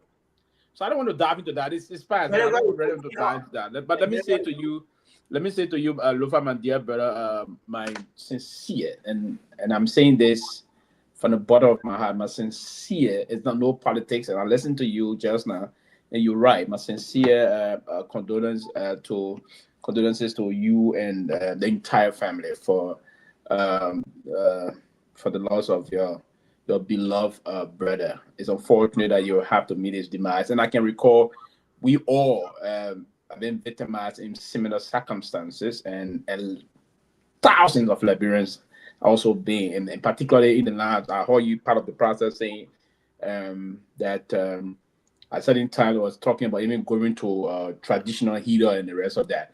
Most of the folks, and that's one of the major problems in our country, we try to discourage or dissuade most of our family members that if you are having some issue, it's good you bring it to the entire family attention, then we'll make some. But sometimes some family take some personal decision in just keeping away folks when they're sick from going to the hospital and take them to herbalists, and then or to the church. I've seen that happen to the church at the dying minute, and even to the church. Most of the churches sometimes when the person is about having some major problem, they start running to the hospital. Sometimes in case of route to the hospital, but it's very unfortunate. And I agree with you that the health system in our country is seriously challenged, and it's about time that, and maybe one of the reasons why folks are trying to revert to the juju or the herbalist is that they got lack of confidence in the medical system.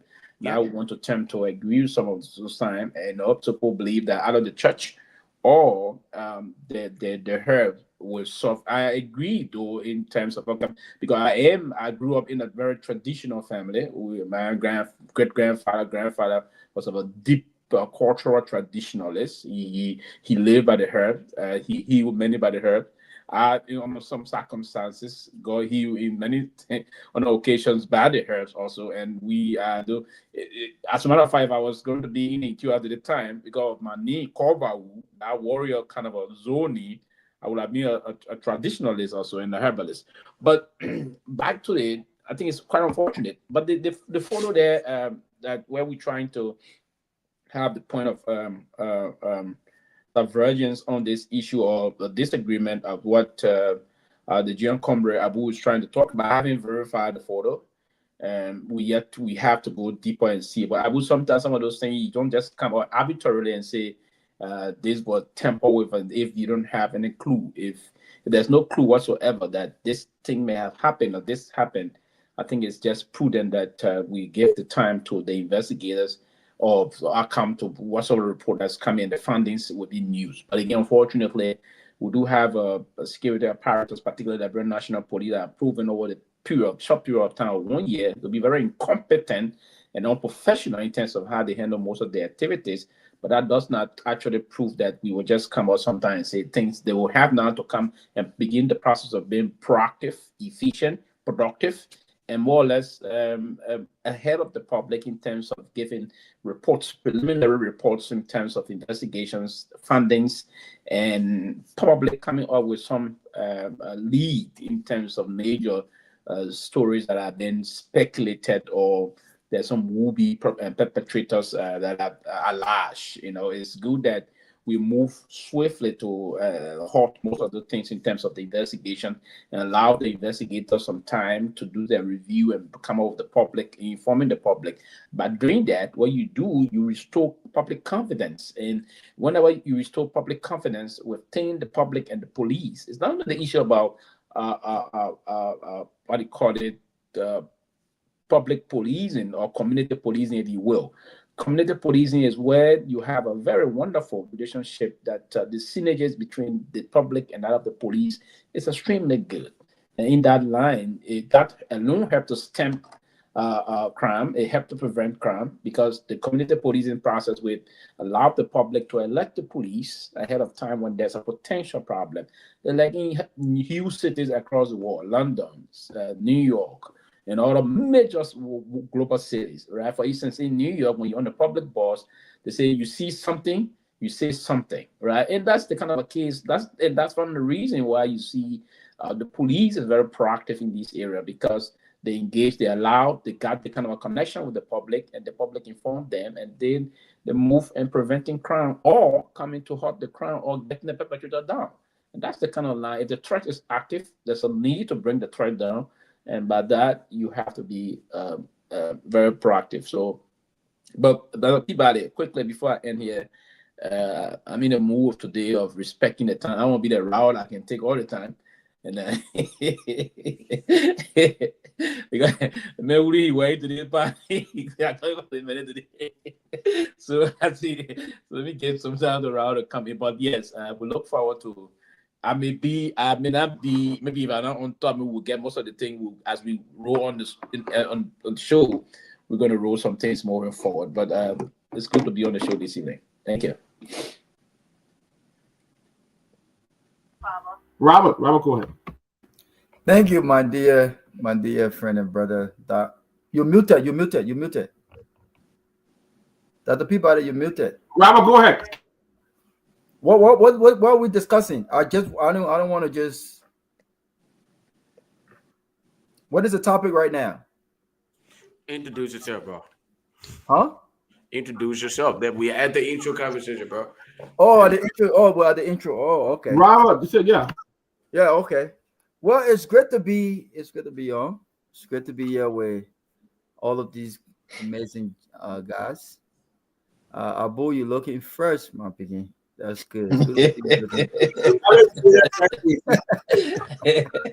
to see you. Good to see you looking good. But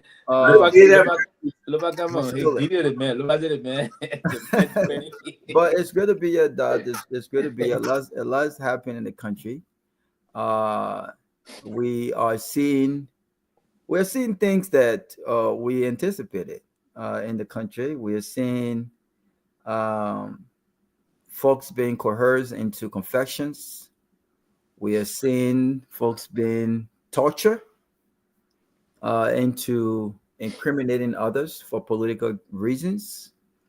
We are seeing the police being compromised from the get-go, protecting the premature statement of the President of the Republic. We are seeing the former light, the light that has been dimmed, the light that we all knew was a Chinese light. We've seen him once again apologize. You know, he's famous for apologies. But today I would agree with him that apology was needed, as all of his apologies. But the hypocrisy of the explanation of the need for private jet, that suddenly they have seen the need for private jet. You know, it's indicative of the hypocrisy that Liberian politics is.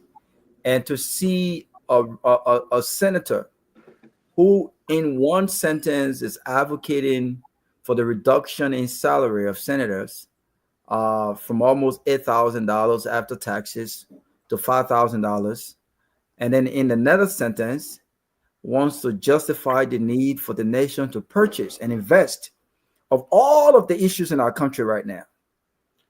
It wants to champion the need for us to waste millions of dollars on acquiring a private jet only for the use of the president of Liberia, when other countries that are in better shape economic wise are not using private jet. It speaks to where we find ourselves. I was watching the news today again, and I saw multiple fires reported in Liberia, and it seems like every day there are fires everywhere.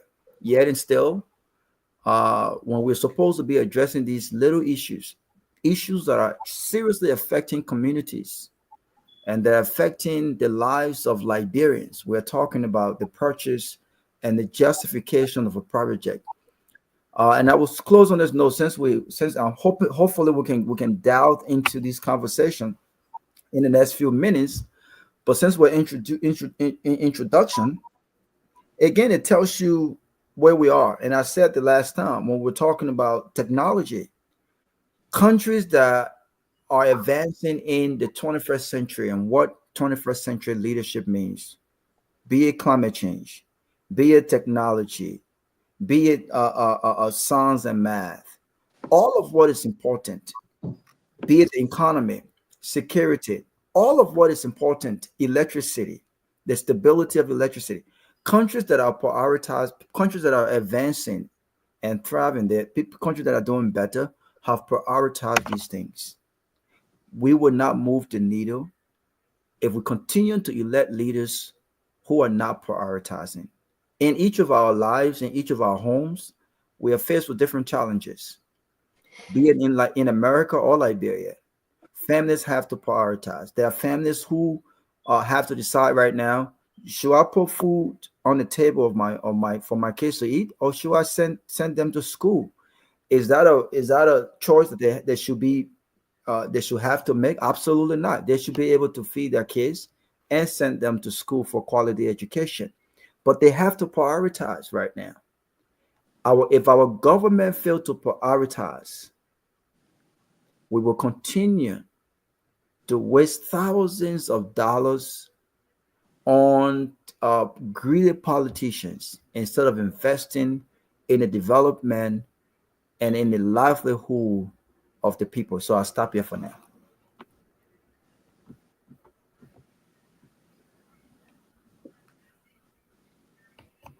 I think Dr. Peabody and Tomalin both are in the back, but I want us to play the Darius DeLawrence video with his admittance and apology to President Wee. I would like us to play, and I would like us to do our own analysis of the apology. What do you make of it, guys? Let's play that video if you have it.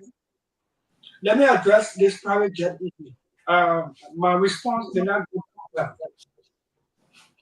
As Darius Dillon, who campaigned against private jet, use of private jet.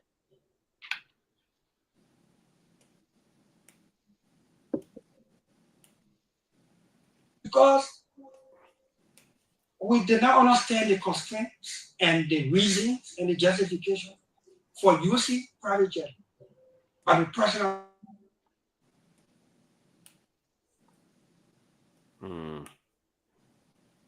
So play the whole interview. Go back. Only last time. You know, they respect you. They can only follow the year. Look, let me tell you something. In good conscience, it's good to admit that you're wrong, so that you can correct. Thank you, guys.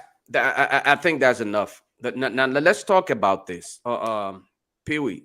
We will go Pewee, Robert, or you know what? Actually, I want to go in reverse order. I would like to hear. I will go Abu, Pewee, and then Robert, so that we can get the chance to speak to this because he represents this government, even though he comes in as a much more of a, just much more of a supporter. We are all supporters of the government. But here's my thing, right? First of all, Senator DeLorme openly admitted to the fact that they were ignorant to the all of the different accusations, the fight, everything that President Weah was accused of. They were ignorant to what they spoke to in his video. I'm not the one saying it. He spoke to it. Okay. Secondly, he also spoke to the fact that they came without an agenda as to how they can truly transform things. Agenda, no, me and my children agenda. No, I'm recording. Well, Abu, you listening? You listening? And I'm speaking to. I'm speaking. You single out. I have to do with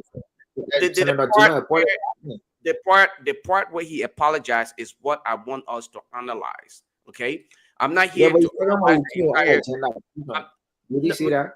Yeah, I did. I said it. I'm in my analysis. I am analyzing where I see things from. I'm not telling you. He shouldn't have to say forbiddenly what I'm stating. I'm telling you that I'm simply giving my analytical view. You know what? Let's start with you, Abu. Give us your view on it. That's part of the reason why I wanted to start with you. Let's hear from you. Yeah, before delving into what the senator said, I would like to listen to the entire interview. Probably he may have said something may have led to, the apology. Something may have led to the apology. That's what I'm sensing. You got the entire interview. Play the entire interview. I think about. No, we don't have time. But go ahead with your analysis. Pewee, let's go ahead, bro. Pewee, if you got nothing to say about what you heard, you want me to play the entire interview before you can contribute to an apology that was made regarding a specific incident or events that took place in Liberia. You want me to play the entire interview? Abu, come on now. Why would you always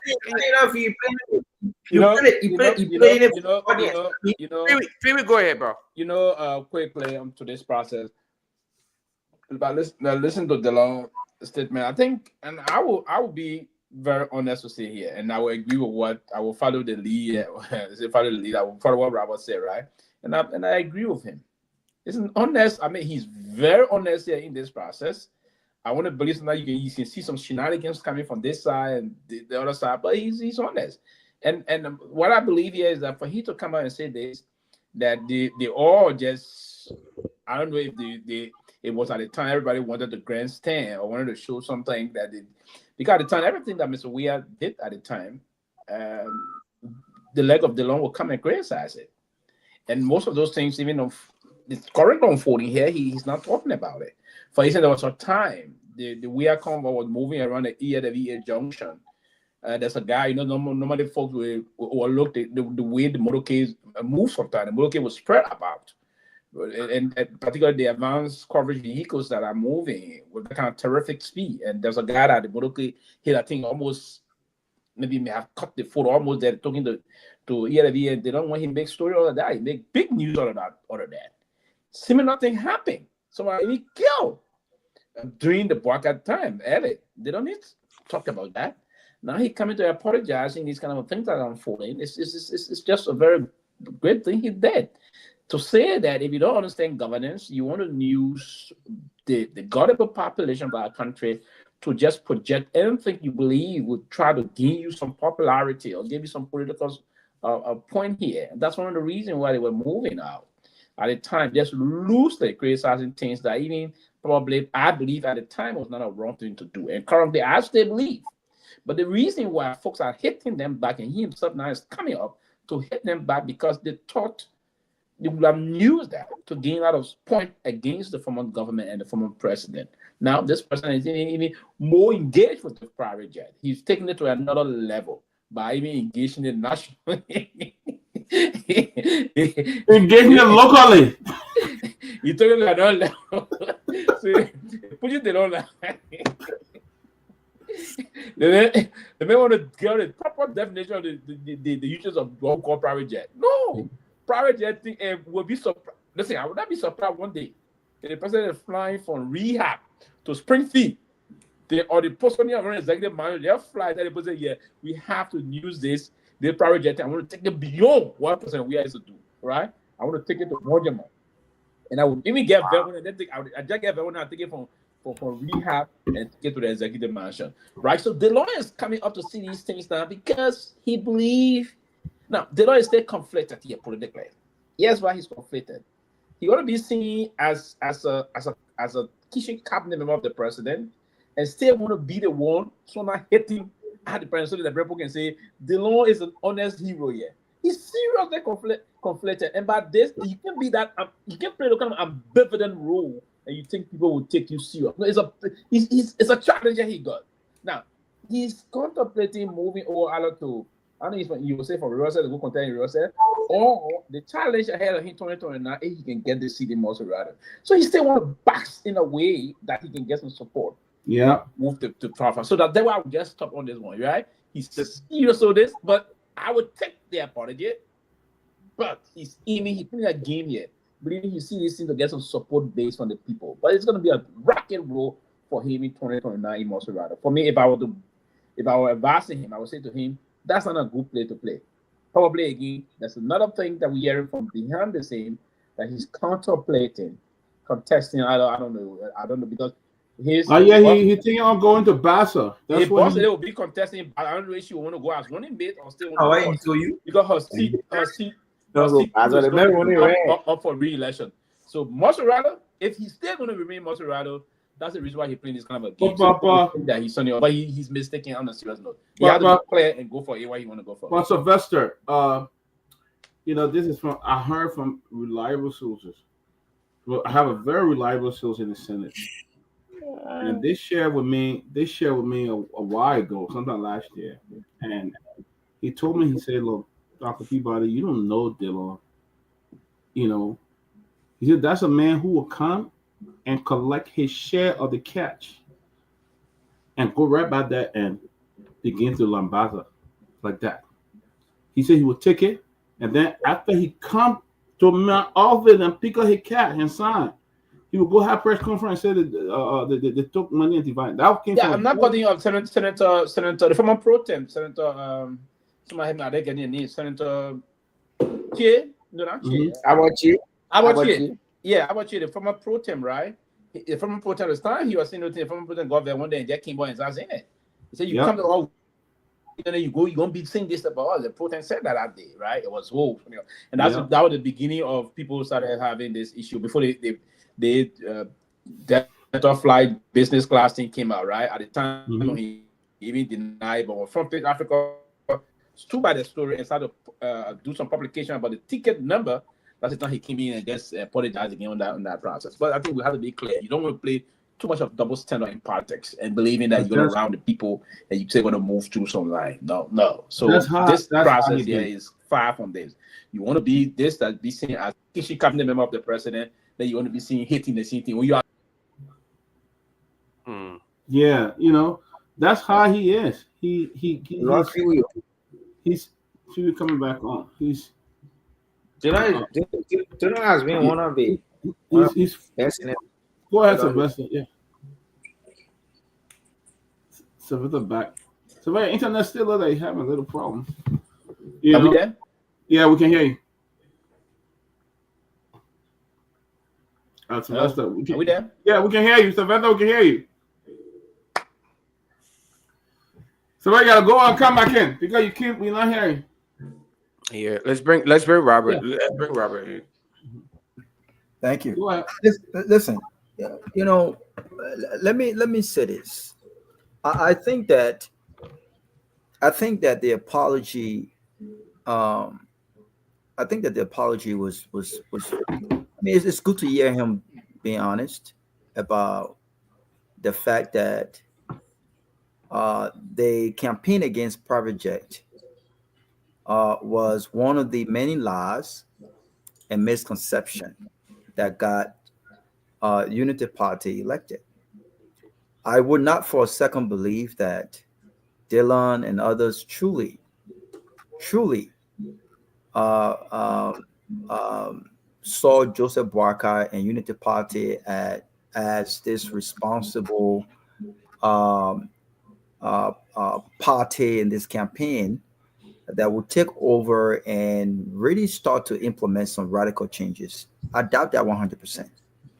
And the reason why I doubt that is because this was the very man who, before he became senator, also spoke against wasteful spending and attacked other lawmakers who were normally in the habit of traveling on business class. But guess what? We soon learned that he was fascinated with that lifestyle. He was fascinated with having the opportunity or being able to afford a business class ticket. And he did that. He did that so much so that even though he could have purchased one, he makes enough money to be able to afford a business class. But he did that so, and he wanted the world and those who follow him to see that his lifestyle had changed. He could not help himself, even knowing that being seen on a business class would have created this uproar about hypocrisy and lies and dishonesty. He still went ahead and posted it on his social media. But before he became senator, he spoke against it. He spoke against government wasting close to $2 million to purchase vehicle for lawmakers. But what did he do? He justified why he took the vehicle. This very vehicle that was purchased by the government for a lawmaker. And what did he say? Well, it was already bought. It was already bought is not a justification. The fact that you were against it meant that you agreed that lawmakers already made enough money to have been able to purchase their own vehicles to go to work. I'm not against the gas slip. There are many ways you can structure this thing where it's not, it doesn't appear as waste. But the $2 million to be reinvested into education. Look at the University of Liberia right now. They can't even afford $100,000, $200,000 to renovate the Durham building. And so when you look at Dylan's record, everything that he has advocated against, he has done worse. And every opportunity he gets, he apologizes and he uses this facade about, well, you know what? At least I'm an honest man. No, you're not honest. An honest man is one who campaigns honestly. An honest man is one who campaigns based on principles. An honest man is one who campaigns and he's a man or woman of their words. That's what honesty is. That's what honesty is. If you know that you have a position and you know your position, your lifestyle, your actions compromises what you say, then that position should not be your position, period. When you say something, you should mean it. And your words must be backed by your actions. And so when I hear him talk about, I apologize to George Weah, the apology is not sincere. It's political. You know why it's political? Because not only is he saying, I campaign against the use of private jet based on all of the major challenges that we're faced with as a country, including Liberians living in abject poverty. The money we can use for private jets for our leaders could be reinvested into creating some companies here for folks to work. He's not saying that. He's only saying that now, Dr. Peabody and Lofa, because he has no justification as to why Joseph Boakai now flies private jet. That's it. That's it. The same way the deputy minister had absolutely no justification and lie that unlike George Weah, Joseph Boakai French was sending him private jet and it was at no cost to Liberians. He has no justification. Robert, let me ask you. Robert, let me throw this question in there. If that's the case, then though, because he stated in his statement they had no idea what it meant to fly a private jet and all of the justifications that were provided. He in his statement he said we didn't know what it really meant for the president to fly the private jet, the value added, and of course how much it saved the country. Would that also be considered? No, because Lofa, you know, and I always say this: I'm not the smartest guy, right? But one thing I do know is that sometimes as a leader, you've got to speak. You have to come from an informed place. And so if there's a reason for confusion, if you truly want to get facts and details surrounding the usage of something, then before you criticize it, you seek clarity. So if Abraham Dillon wanted to seek clarity, wait a minute, what's going on here? I need someone from the executive mansion to explain to me on why the president of Liberia needs private jet. Why did he wait until Joseph Boakai became president and have used private jets many times, have taken many trips, and like Sylvester mentioned, using private jet, even using it locally, to now come on radio and say, you know what? Now I understand. He understands now because he voted and he campaigned against private jet. He campaigned and he said to the nation that George Weah and the others were lavishly living at the expense of the Liberian people. He won't say that now, but Joseph Boakai. What I expected him to say now is to say what was wrong yesterday is wrong today. I campaigned against the usage of private jet because it was wrong. It put a lot of burden on the Liberian people. The economy is not at the place the economy should be. That money should be redirected, invested into Liberian people, and not for George Weah or Joseph Boakai to fly private jet. I would have respected Dillon had he come up to say that. All of this is all game. He is creating this thing where people can say, you know what? At least Dillon is honest, and he's a man who goes back and admit to what his wrongs are. Guess what? If it was George Weah still flying private jet today, Dillon would not be on radio talking about I understand now. He only understands because it's Joseph Boakai and because he campaigned against it, and he does not have the balls to call Joseph Boakai out for what Joseph Boakai is. Joseph Boakai lied, and he's a hypocrite. He is doing the same thing he criticized George Weah for. Thank you, Rob. Let Dr. Peabody come in here and take control over here. But Let's go to Anthony first, and then I'll comment. Anthony, go ahead. Anthony Chairman. Good evening, everyone. Good evening to our listeners and followers. I too want to join Robert, and I'll take it a little step further. Look, when then what's the name? Randy Sear contacted Dillon and said, "Dude, what you're doing is not cool. Take that picture down with your, business class thing." Dillon, at that time we used to go on Dillon platform. We used to call it in the classroom. We used to go to class, and Dillon used to have a podcast twice a week, sometimes 3 times a week. And Dillon went after the media on how they're trying to ruin his character and all the different things. And then Randy Sear came on Very Spoon Network and said, "Listen, I reached out to you. I tried to talk to you behind closed door. You didn't listen. You said we were lying. This is why we went to work and we printed out your itinerary." So this thing was being squashed behind closed door. But Dillon said no. He wanted to attack the media. Today, another thing he said, why is it the media is not even, trying to help me push my $5,000 salary reduction bill? Hello, you are a representative, you are a senator. A lawmaker introduce a bill. If you don't have support within your orbit, your colleague, you take it to the national radio, give copies to other people who will see the bill, read the bill. If it makes sense, they will push it. May his soul rest in peace. The late Eugene Kalapatuma a representative from Lofa County, introduce today what we have a community college today now across the Eugene country. Falapaka.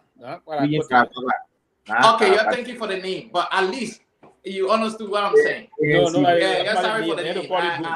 Kalapaka, right? Yes. To his credit, may his soul rest in peace. He introduced a national legislation that made sense, and many other people, including Madame Salih. When Madame Salih saw this, it was a good thing. She championed this bill, and guess what? The bill was passed. She signs it into law, and today we have community colleges across the nation. DeLong, it's been over 4 years since you've been a senator. Where is your legislation on salary reduction? We need to see the bill. If we can add or subtract, we will do. But guess what? Every time you take the microphone and say, oh, I want salary reduction, but nothing on paper, it's not going to work. Listen, to be a lawmaker is not just yelling, talking, and trying to filibuster things. Put some things to action. Let your work speak for itself. Today, Senator Dillon also doing the interview, he said he graded the Liberian Senate 80%, my people. 80%. Can we grade the Liberian Senate 80% today? Ladies and gentlemen, we don't have a lady here tonight. But our ladies following, in the audience section and our listener at home. Can we grade? You got female, you got male following on the comment section. Can we grade Senator Dillon or the Liberian Senate 80% for their work done in the year 2024? The answer is no. The answer is no.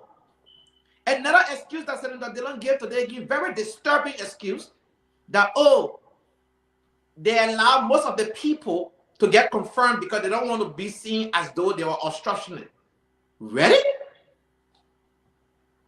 So you knew within yourself there are other people that were confirmed who were not up to the task. But because you want to appease the president and the people within his party, you let it slide.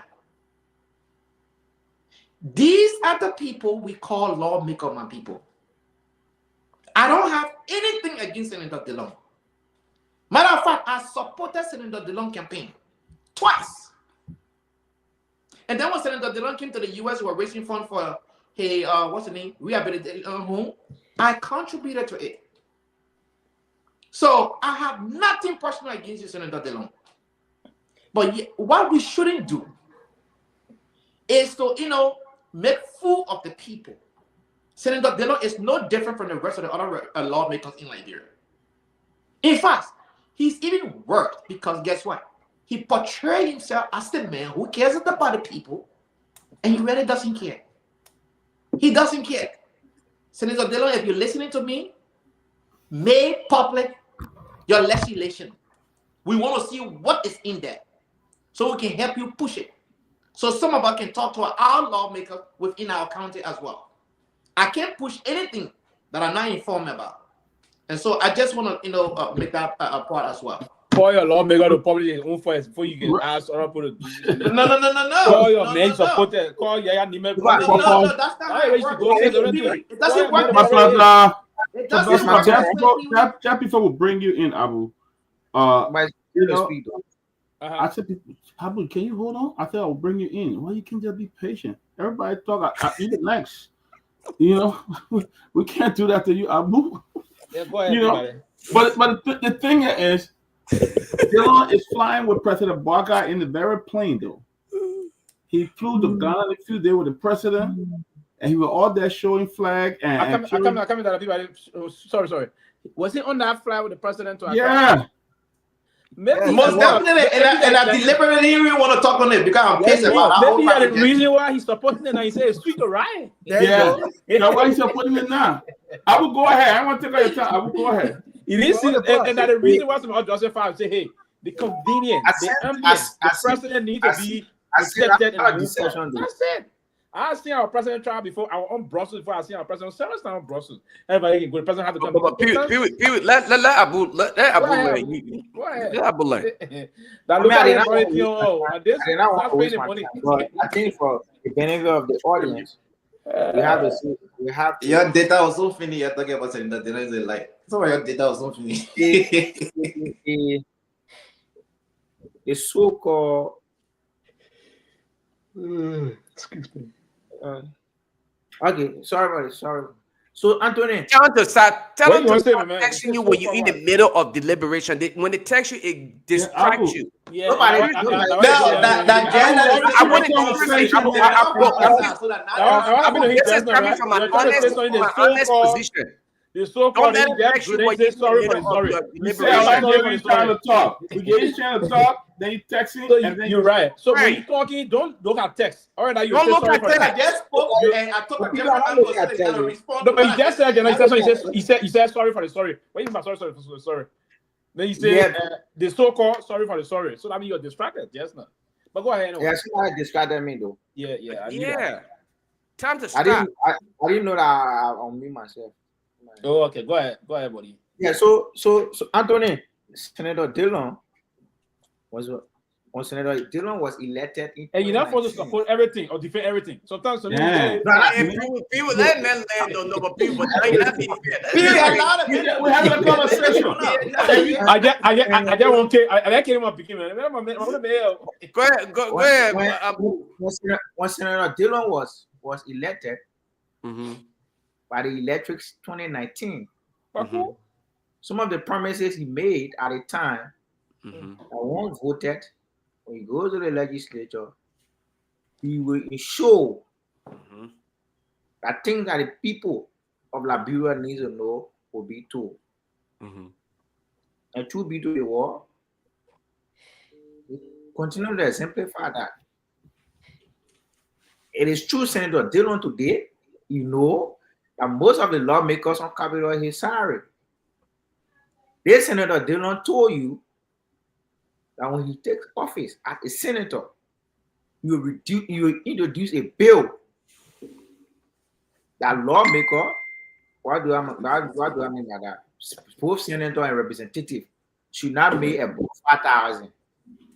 Under the CDC leadership, when Albert Chia was the pro-tem, Senator Dillon did introduce a bill.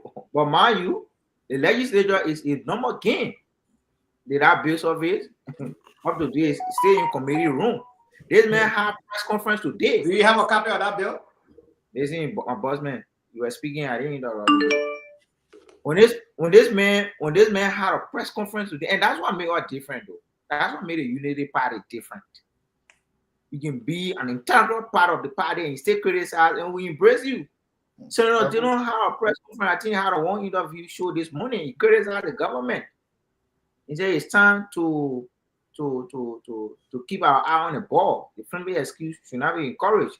This man said, if another senator comes today and say we should make below 3,000, I will support it. The man's on record. A scam, man. What's Please. this? All the things He's are on scam.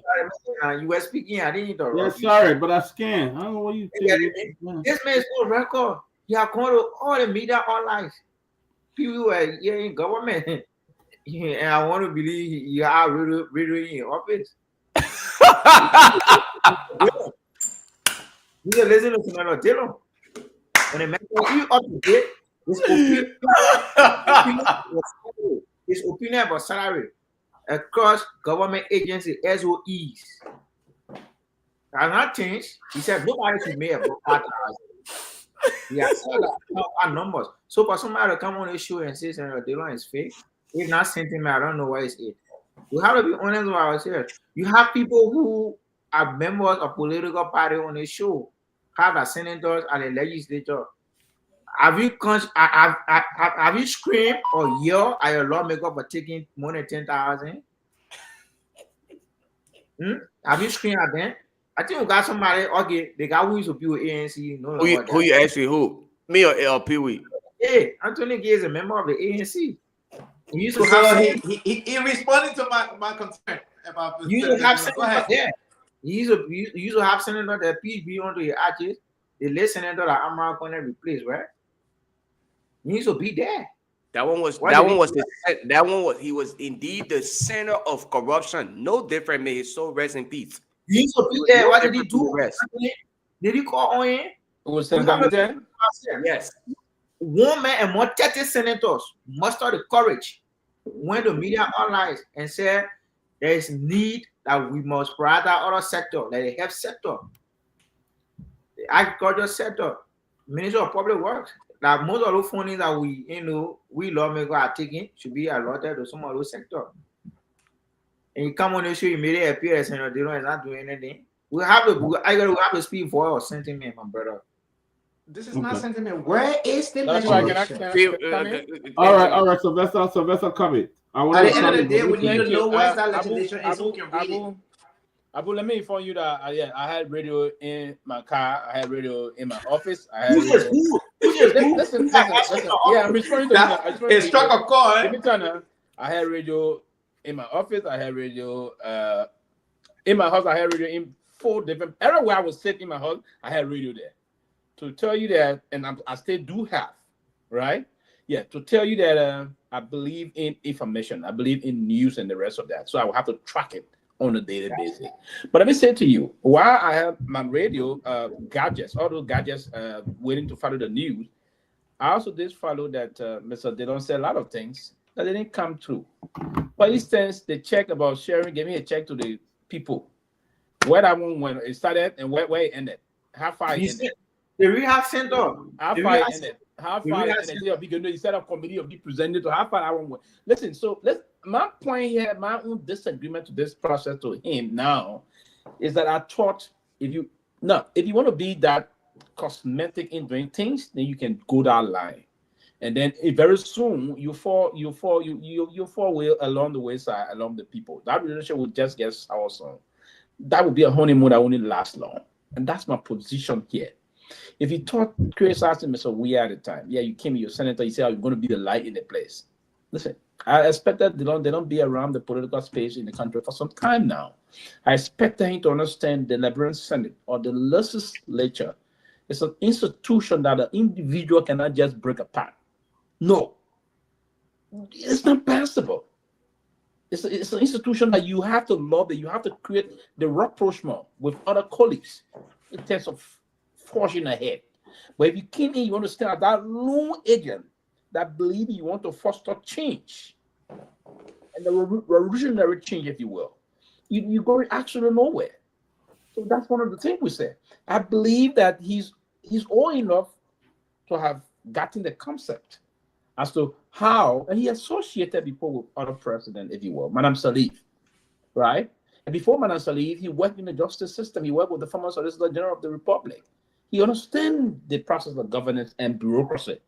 To create such a precedent that will fly a private jet visiting and to perform his responsibility as per Article 57 of our Constitution. To just come and criticize that person because you want to get some attention from the public, and now you come out to apologize for that person and say, hey, your person is doing it because you got the comfort of what that person was doing before, and those that were part of the entourage that normally travel along with him.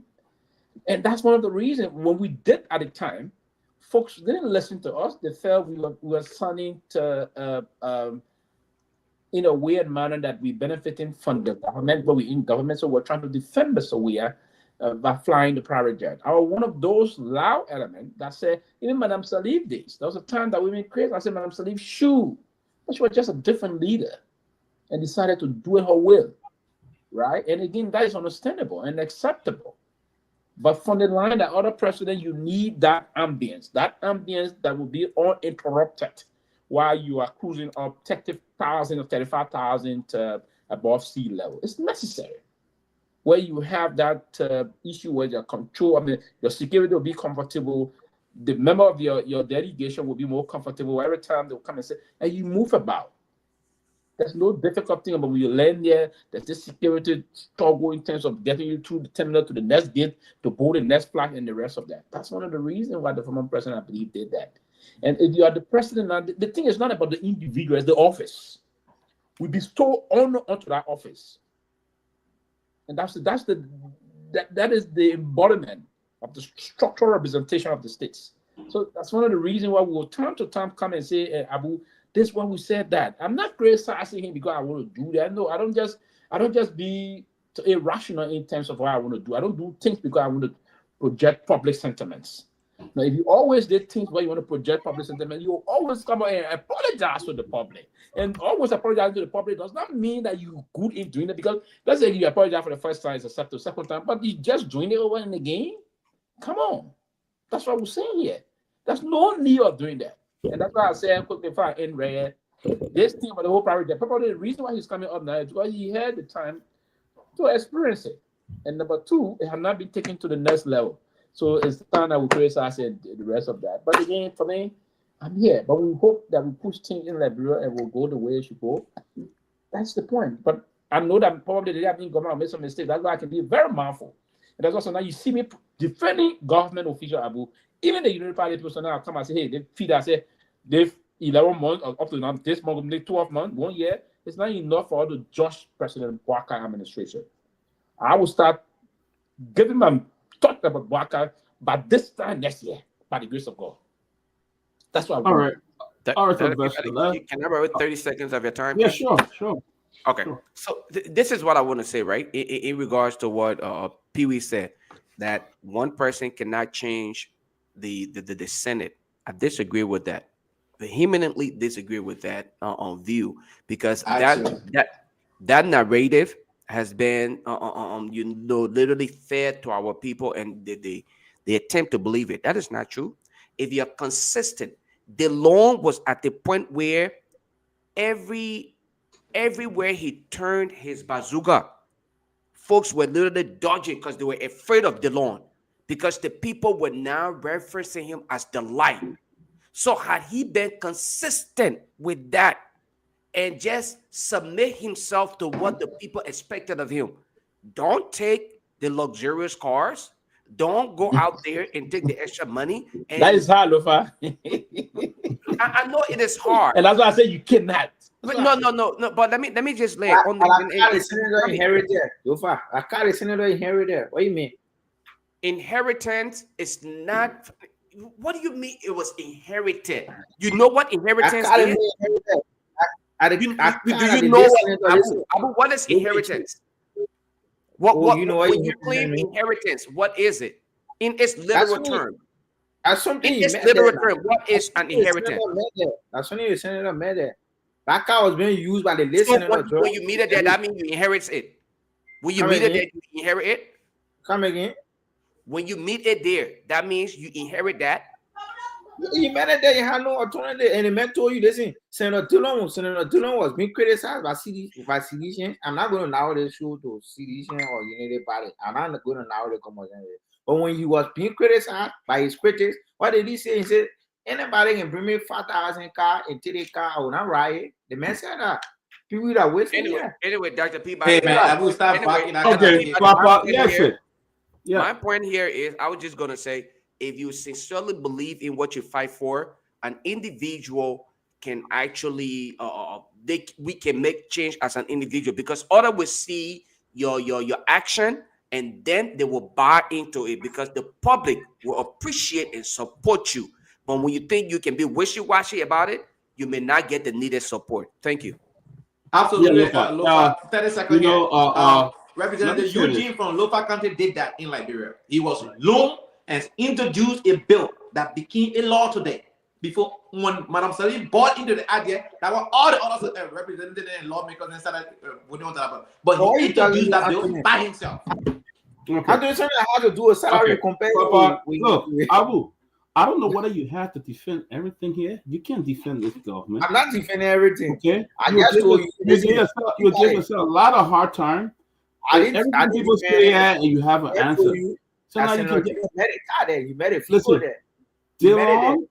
Dillon just used front to do things. I supported Dillon here. I gave a lot of money. I give a lot of money to support Dillon.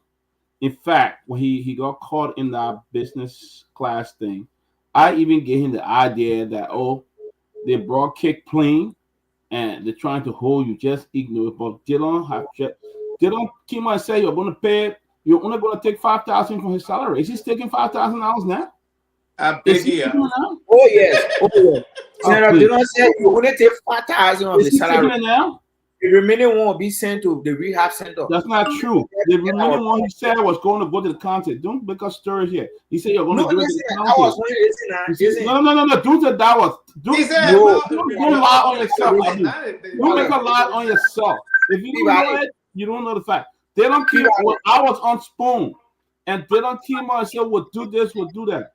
And up to the day, nothing he has done, but he has just been able to just making a different story. When he get his stuff, he just lied. He wrote the plea again, came out. Oh yeah, now I see. Oh, I apologize. All the things thinking he gets scanned the Liberian people. Liberian people know you now. Liberian people know your position. That what you not what you say is not what you stand for. The Liberian people know that. It's not what. But guy, you gotta move on to the next topic. You know. Abu, for TV etiquette, you can't be on the camera and be taking calls. Or so. But let's do that. Yeah, but Peabody, to be honest with you, I'm not defending Senator Dillon though. But I just told you, Senator Dillon promised the electrics. And when he's once voted, what will you do? He will take 5,000 of that money, 5,000. The remaining one will be sent to Mosararo County. And the reason why that at the time, he did not. Now you see how you're hitching because you don't have things to say, and that's why I say don't try to make a story to people. I'm not making a story now. Because you justify now you're getting stuck in it, and you can't do it. Gotta move on. There's a lot of other story. Abu, gotta move on. There's a lot of other story here. Gotta cover, okay? You're trying to justify something that you don't know, and which makes it difficult. You know, you're on one of the local radio stations. When he was quizzed by the journalist, I was interviewing him. He was quizzed by one of the journalists. And what did he say to the journalist? He said, agree. People been criticizing, people been asking, where the remaining money been going? He said, but when I assume office, the most in Matari, New Matari, never had bathroom. He took some of the money and built a bathroom. He talked about this. Okay, we move on, please. That was not the Let's go to the next topic. Let me tell you something. Let's go to the next topic, man. I will talk with our time. We got a lot to cover. Let's go to the next topic. Okay, let's go to the next topic. Did I ever say you're going to build toilet, a bathroom somewhere? What ain't saying going to build toilet, man? I will stop. I will let's go to the next topic. What's the next topic? Who talking guys? The Senate. I mean, the Senate returned, the legislature returned today. Then they also had Prince Johnson. But then I understand that the minority bloc return as well. And my question here, maybe we start with Robert. I come in minority bloc return home. Home is where now? They went I said home. He didn't say it. He said home. Oh, okay. But and then what the group they call the caucus? What the name of them? Caucus for Law or the Law Caucus? No, yeah, the Rule of Law Caucus. The Rule of Law Caucus. And but what I would like to say, Robert, I want you to chime in here. They said they will sit on a what's the guy name? Coon? They will sit on him, on his governor. So what happened to the Supreme Court? Apparently, the Supreme Court has abandoned. Richard Coon? Yeah. Oh, okay, that's easy. But Richard Coon is the speaker. So Abu, since when you and Robert switch names? Robert, Abu, not the same at all, bro. So Abu, you have your opinion, and of course you are entitled to your opinion, but you are not entitled to your own facts. So your opinion is that Richard Coon is a speaker. That's your opinion. No, the fact is that the speaker of the 55th legislature is Representative Fonati Kofa. That's a fact. He's not a speaker. Yes, he is. He is the speaker. He is the speaker. Fanati Kofa is the speaker. He's the former speaker. Abu, please don't interrupt me, sir. Fanati Kofa is the speaker. Here is what is at play, and here is what we continue to deal with in our country, and it's very, very sad. And again, I don't speak on behalf of Fanati Kofa.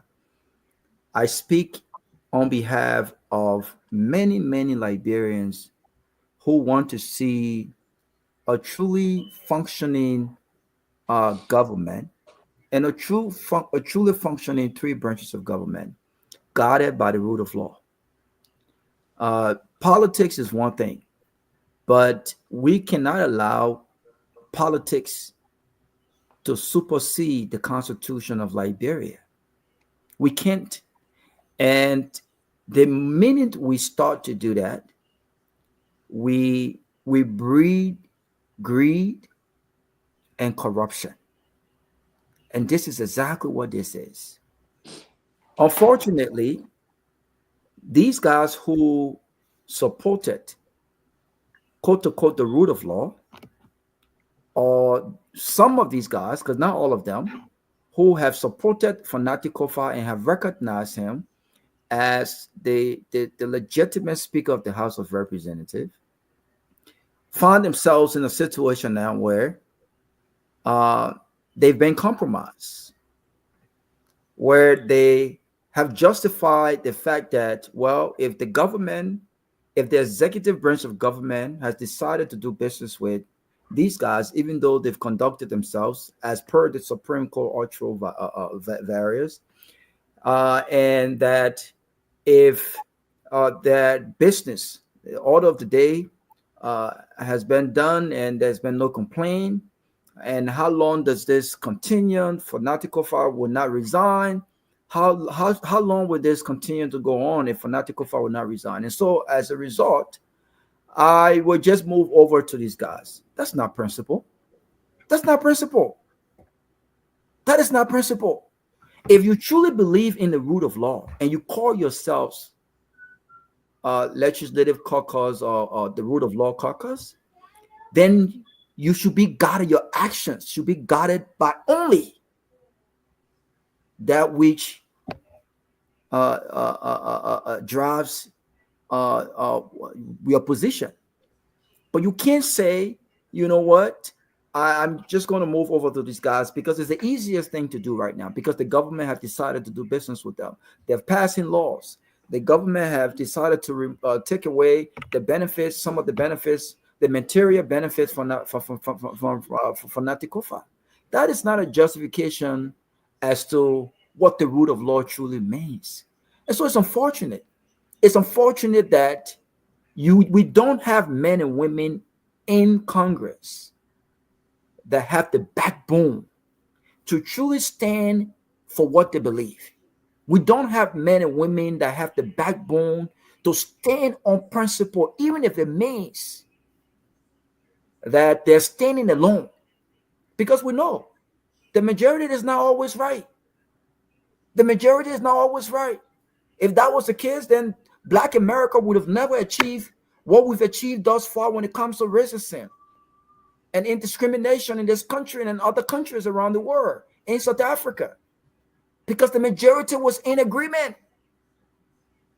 Imagine if leaders like Martin Luther King and leaders like Nelson Mandela would have just succumbed and would have just thrown in the tower. These are the leaders we elect. What they are showing is their true colors, that they don't have it within their soul. My compromise, I will never ever compromise that which guards my decision and my heart within me, even if I'm standing alone. And so if I decided to support Fanati Kofa, and Fanati Kofa have not decided to resign or to give in, if I'm showing up in the main chambers alone, I will show up every single day. If it means I lose my job, if it means my constituents fire me, so be it. We don't have that within us, with the leaders we elect, because you know what? They are guided by that belly. After government, what else there's for these guys? And so this is what it is. It's unfortunate and it's an embarrassment. And I will close on this note. I will continue when we start discussing some of the things Fanatic Kofa has not done right. Oh, I will be very loud about it. But until then, I will continue to commend and applaud Fanatic Kofa on this issue. And I think he should still continue to stand his ground. If I was advising him, I would never advise him to resign. I would never, ever advise him to resign. If he chooses to resign, then that's on him. I won't tell a grown man what to do. But I would never, ever advise him to resign, even if he was standing by himself, because that's the right thing to do. If you want to remove a speaker, that's your business. The Constitution backs you. Your rules back you. The question is, why have they failed to follow the Constitution and their own rules, the rules that governs the House of Representatives? It's unfortunate. Thank you. All right. Before we go to Sylvester, let me just read something short. I'm not going to read the whole thing here. I'm quoting from the front page Africa newspaper. It says the 55th legislature of Liberia reopens today, January 13, for the second section, amidst lingering turmoil and unresolved conflict in the House of Representatives. The impasse has left the House deeply divided, with both majority and minority blocs interpreting the vague Supreme Court ruling in their favor. The majority bloc, bolstered by numbers and support from the executive and Senate, has effectively taken control of the House operation. So first, I want you to chime into that. Yes. So basically, what is unfolding, and for me, and I try to be a little bit seize on this matter moving forward, because we've been on this Caesar battle for quite some time now. So, and I believe we're going to end this saying what we said before. This process will end with this man being the speaker. Nothing going to change. I can say this, and that's what I said the last time, that if I want to hit shoe and people disagree with me, I will have thrown in the tower ever since. Raul disagree with me, Lofa disagree with me. I think Lofa changed. I don't know. No. You actually agree with me. Okay, I agree with Lofa. Thank you. I agree with Lofa. We agree together because we share. I disagree with you too as well. We share similar. I don't know. Maybe I agree with him because we share the Lofa ideology. I agree with him. But on the most serious note, this process unfolding, I will call again on the speaker. And I believe in some of the processes that will unfold in terms of this kind of a struggle. It's important you live to fight another war. Sometimes you don't win all of the wars. No, that wars you retreat and you tactically plan, regroup, recalibrate, if you will, you re-engage. And part of the reason why you re-engage is to come up and find out a kind of a definitive way forward as to how you can move the process on. And that's one of the reasons why that's said. But now what is unfolding in the House there, and what you just read at the Peabody, it is quite unfair and very much counterproductive towards our country forward march. And one of the reasons why I said that I wouldn't want to go deep into this again no more is because of what we see and what we anticipate to come. And now, what we hear, if it is true that the guys will go under the gabble of this of the de facto, as we refer to him, but just consummate the process by just ending this thing and move on, right? And if it is true that that's going to happen, and then, one thing I will sit here today and believe is that the other group, the caucus, the lawful caucus, I want to repose some level of confidence in them and hope. That's the other hope we have, that it will bring some level of legitimacy to the institution by ensuring that the rule of law is adhered to moving forward.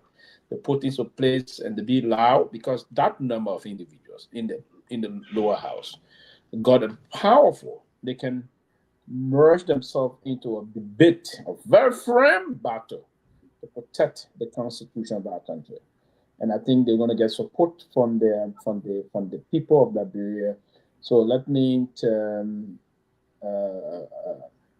the chairman of that body, that caucus, Honorable Chairman Musa Hassan Belete, and his group and further implore them. I want to implore them to go on and be consistent, fearless, and protect the rule of law. So that's our only hope that everybody. I hate to take much time on this, Pastor, on a serious note. Thank you. Lofa. So that Dr. Peabody, I'm glad we're discussing this. You know, me and my brother SB had this conversation in the back, and I told him exactly what led to my position on this. Right? I told we were having a conversation. I said, "Look, SB, when this entire nonsense started, and I'm sorry for referencing it as being a nonsense because at the end of the day, I'm a victim. So that is the level to which I reference it as that. But me and SB, I told him, I said, look, before I contributed to the conversation, I consulted a colleague of mine who is an attorney. We worked together at the state treasurer, and he represented the state treasurer. And when the incident was going on, he was like, I don't know much about Liberia law because I haven't studied it, but explain what is really going on, and then bring the houses of the house rule and that of the constitution, and let's go through it together. At the end of the day, he told me straight up, he said, this is openly political. Okay. He says openly political. And at the end of the day, the politically motivated side, okay, with the desire will end up on the top. And based on that, when I appeared on the show, and then I heard my brother Robert was emotionally charged and being sentimental, and he wanted to make the point that no, it is unconstitutional. And I consistently said, this entire thing, I don't agree with both sides. Both sides of the token, they were not in the interest of the people. I said this time without number. Even Ben Sanvee can admit to the fact that I said this. Both sides. Today, if they were sincerely about what they were fighting for, they would not have submitted to going and joining these guys.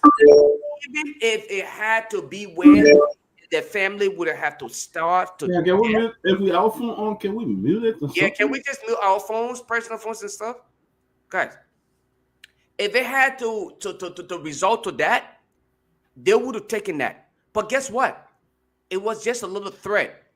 They started to seize their salaries, their per diems, and other things.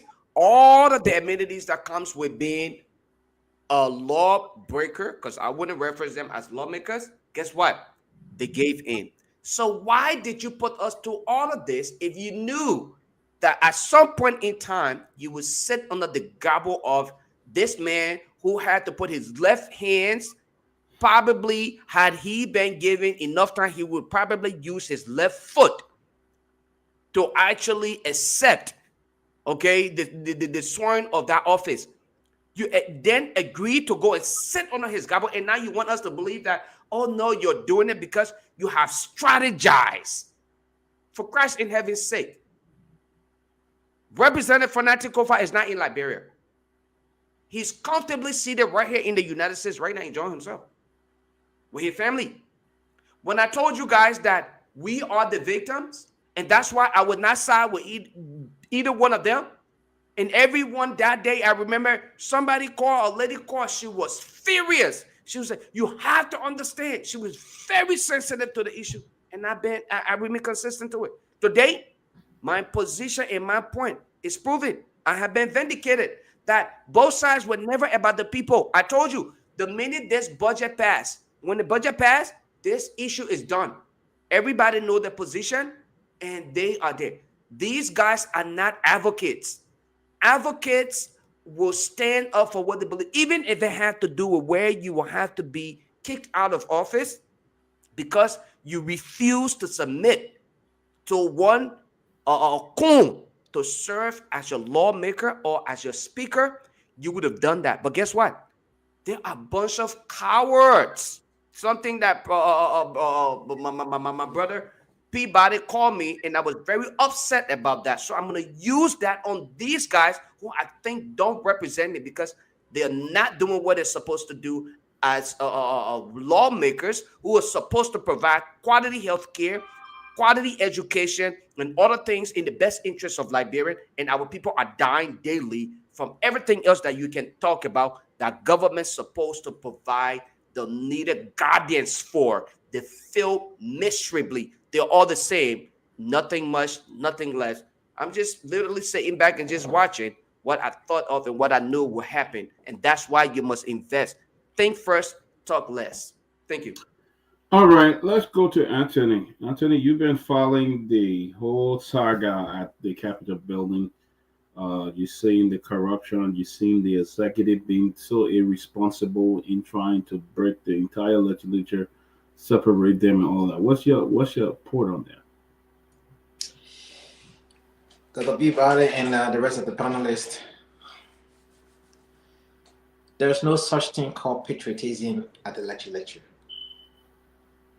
There's no such thing. I have yet to see a true patriotic lawmaker of Liberia. Because the foundational point and the core value that drives a person to stand up for something of this caliber is the patriotism. Other national leaders that we reference today, you can hate me or agree with me or disagree. Ibrahim Traoré in Burkina Faso, that's a true patriot of his nation. He believed in something, he dropped that idea, and almost the entire nation is following him now. When you say you are for the rule of law, there's no compromise. There is no compromise for the rule of law. There is not a legislation to say, okay, I wanted this in the legislation, but it's not there. At least I can compromise. At least I have some of it. I can get all of it. That is not a legislation. This is a rule of law. A set of rules to govern us. In other words, it is the Bible of the nation. That's what it is. It is the Quran of the nation. It is the Torah of the nation. So you cannot sit here and say, oh, even though the Supreme Court let us down and we can't keep doing this thing, but we'll be strong and we'll stand up. What are you standing up to? What exactly are you standing up to? They did the same thing to Mr. Cummings. Oh, just accept it. We know you didn't do it, but just accept it. Mr. Cummings said, no. I didn't finger no document. I won't accept it. Oh, for the sake of peace, for the sake of the country. No. This is what we do as Liberians. The other day, somebody took that platform, we were discussing something, and somebody just insulted me. And I said, dude, you don't have to do this, though. And from one thing to another, they look at me and say, for the sake of peace, I should apologize to him. I said, really? He said, yeah. I said, block me. I don't want to come on this platform. I won't come back there. I didn't do nothing. He insulted me. I called him out. Why should I apologize? Oh, for the sake of peace. I know you for a long time. Somebody in the group knew me. Great. But what did I do to apologize? Is that how you seek peace? You don't seek peace by caving in. You don't seek peace by bending the rules. You don't seek peace by conforming to what you spoke against yesterday. That's not peace. So, the true definition here, there is no patriotic Liberian lawmaker currently today in the country. We do not have them. Because it is your patriotism that will drive you to that level. So I want to commend Speaker Kofa for standing up. Despite the circumstances, Lofa Julius said, you will stand alone because of the truth. You will stand alone. Many of us would like to talk about, rule of law. In fact, today, Most of what Senator Delon was saying, the rule of law, but you concur with the majority black. But you're talking about rule of law. You work in a Solicitor General office for many years. But you're talking about rule of law. I mean, where are we going with this? And so Liberia's problem is right before us. We don't follow no rules. It's a lawless country. Everybody does their own thing. Everybody says what they want to say. Everybody have a connection. They go to the bank. They don't stay in no land. Nothing. My man, like Liberia, figure it out. If you know the game, that the game there. That's the country we have. And the only way Liberia will move forward, until those in office, those ones who are in charge of standing up for the rule of law, will put that into place. The president himself is not a patriotic Liberian. He's not. If President Garguah loved Liberia, the first and foremost thing he would do is to set an example that the rule of law will be followed. He took drug tests. How many people they took off drug? He claimed that, oh, he came to rescue the country. And look at the country today. Over 900 people within his cabinet have yet to declare their asset. Guess what? It's a constitutional mandate, not a personal choice. A constitutional mandate. Declare your assets prior to taking office. Before you take office. It's a constitutional mandate, not a personal choice. Where is your patriotism? Where is your patriotism? Where is it? The Bible says, if I am your father, where is my honor? Where is it? If you say I am your father, where is my honor? If you say you are patriotic Liberian, where is the respect for the rule of law? Where is it? So if we come here and side with our political affiliation and side with people we consider our political godfather, we're not going to go anywhere. We ain't going to go anywhere. The law must apply to the lowest man, to the highest man, to the middle man, to any party, regardless of your economic stature, of your educational background, whoever you are in society. The law must apply. Plain and simple. So I want to close with that. Look. Give me 30 seconds. Give me 30 seconds before. Information quickly for my brother just now. We don't even have the appointed position in the country. It's far from 900. So please, sometimes people are listening to us. The job for president is not. It doesn't reach 900. So over 900 have not declared the access of national. The appointed judge close. Well, LSC report said 900. So no, that's not true. SC would never say that. It doesn't even pass. It doesn't reach 500. Almost that number. The appointed position. So SC would not say that. No. Okay. Let me tell you something about before I go. Let me say. I was listening to Lofa. When you say yes, I was, emotional and passionate about it. I think I was more passionate than emotional. But, the reason why I'm emotional is that, democracy. You can't have a democracy and you don't respect laws and you don't respect the Constitution. And my position from day one, from the inception of this thing, was that we need to respect rules. We need to respect procedures. We need to respect the Constitution. That has been my position. Whether or not those involved truly stood on their own principles and what they believed in, I've never given credit to anyone who have supported Fanatic Kofa, with the exception of Torgbean, because I truly think that that's a brother whose actions have matched his words, and I'm sure he's not one of those who have returned to the block. And even if he was one of those who have returned to the block, it still does not negate the fact that Richard Cohn is illegal. The process and the act that got Richard Cohn claiming the position that he currently occupies is illegal. It's unconstitutional.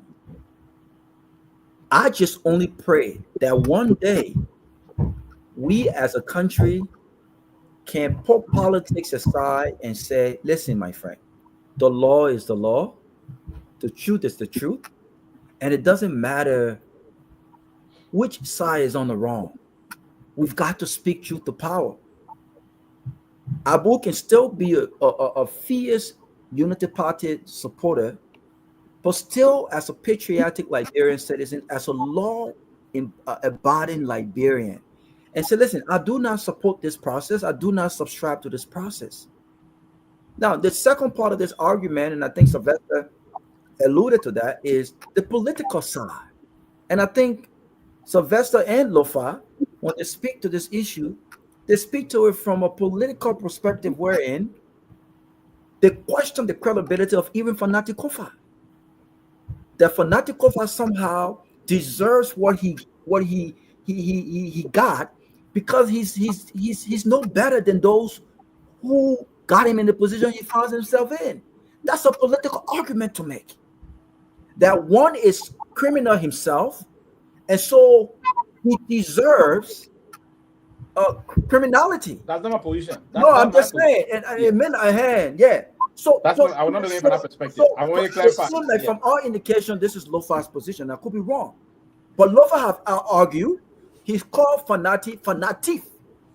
He created this word, fanatif kofa. Yeah. So that because fanatif is a teeth, so somehow fanatif deserves to be stolen from.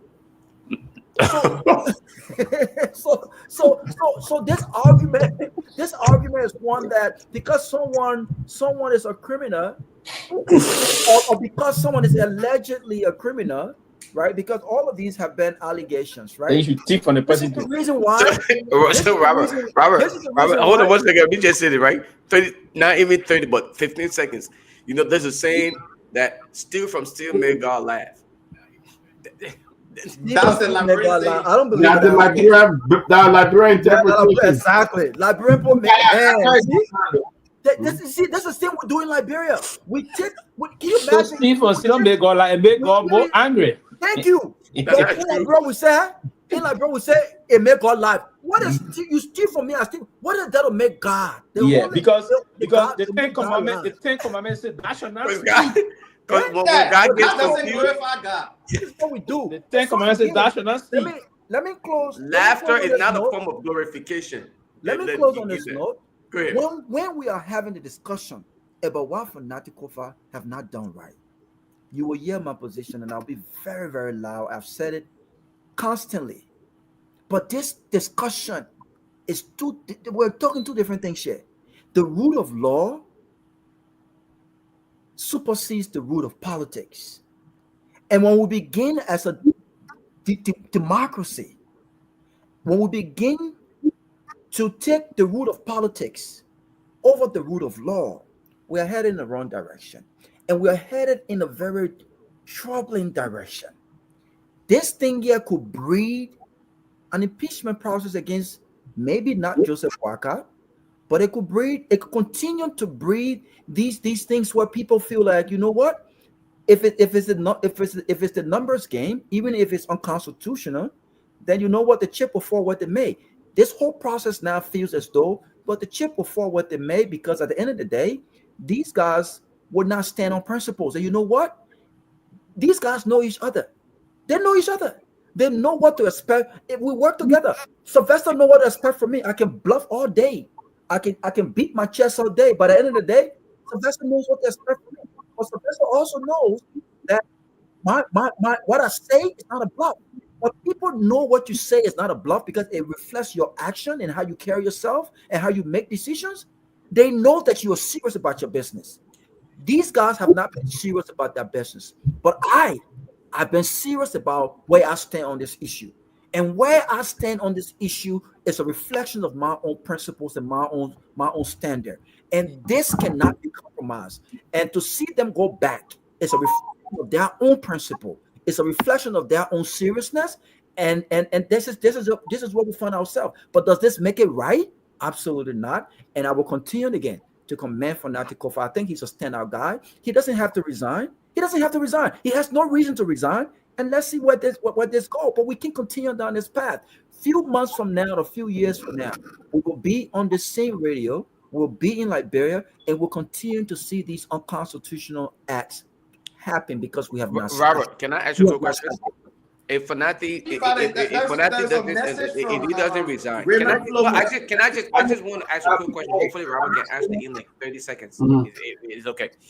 If Fanati doesn't publicly state that he resigned, what will be his position, or what will he consider himself going forward? If he was to say, okay, I'm not going to resign or state it publicly, but I'm just going to walk away, go and sit with my family, wherever, then what would he consider himself in that process? He will still be considered constitutionally speaker of the Federal Legislature, unless there are similar election held that got him elected to elect the next speaker. Even though you have someone who is being recognized as a speaker by all of his colleagues. They're like colleagues. All of his colleagues right now, all of them. Their recognition does not losing faith. Listen, losing confidence. Look, again, this is the issue. If we've lost confidence in Lofa, we elected Lofa. We democratically elected Lofa. There are processes and rules to unelect Lofa. If we've lost confidence in Lofa, why have we failed? If this is truly true, that they have the numbers, and all of these guys have somehow lost confidence in Fanati Kofa, why have they failed to just follow the legal process to remove him? I think the best thing they can do now is the other join it.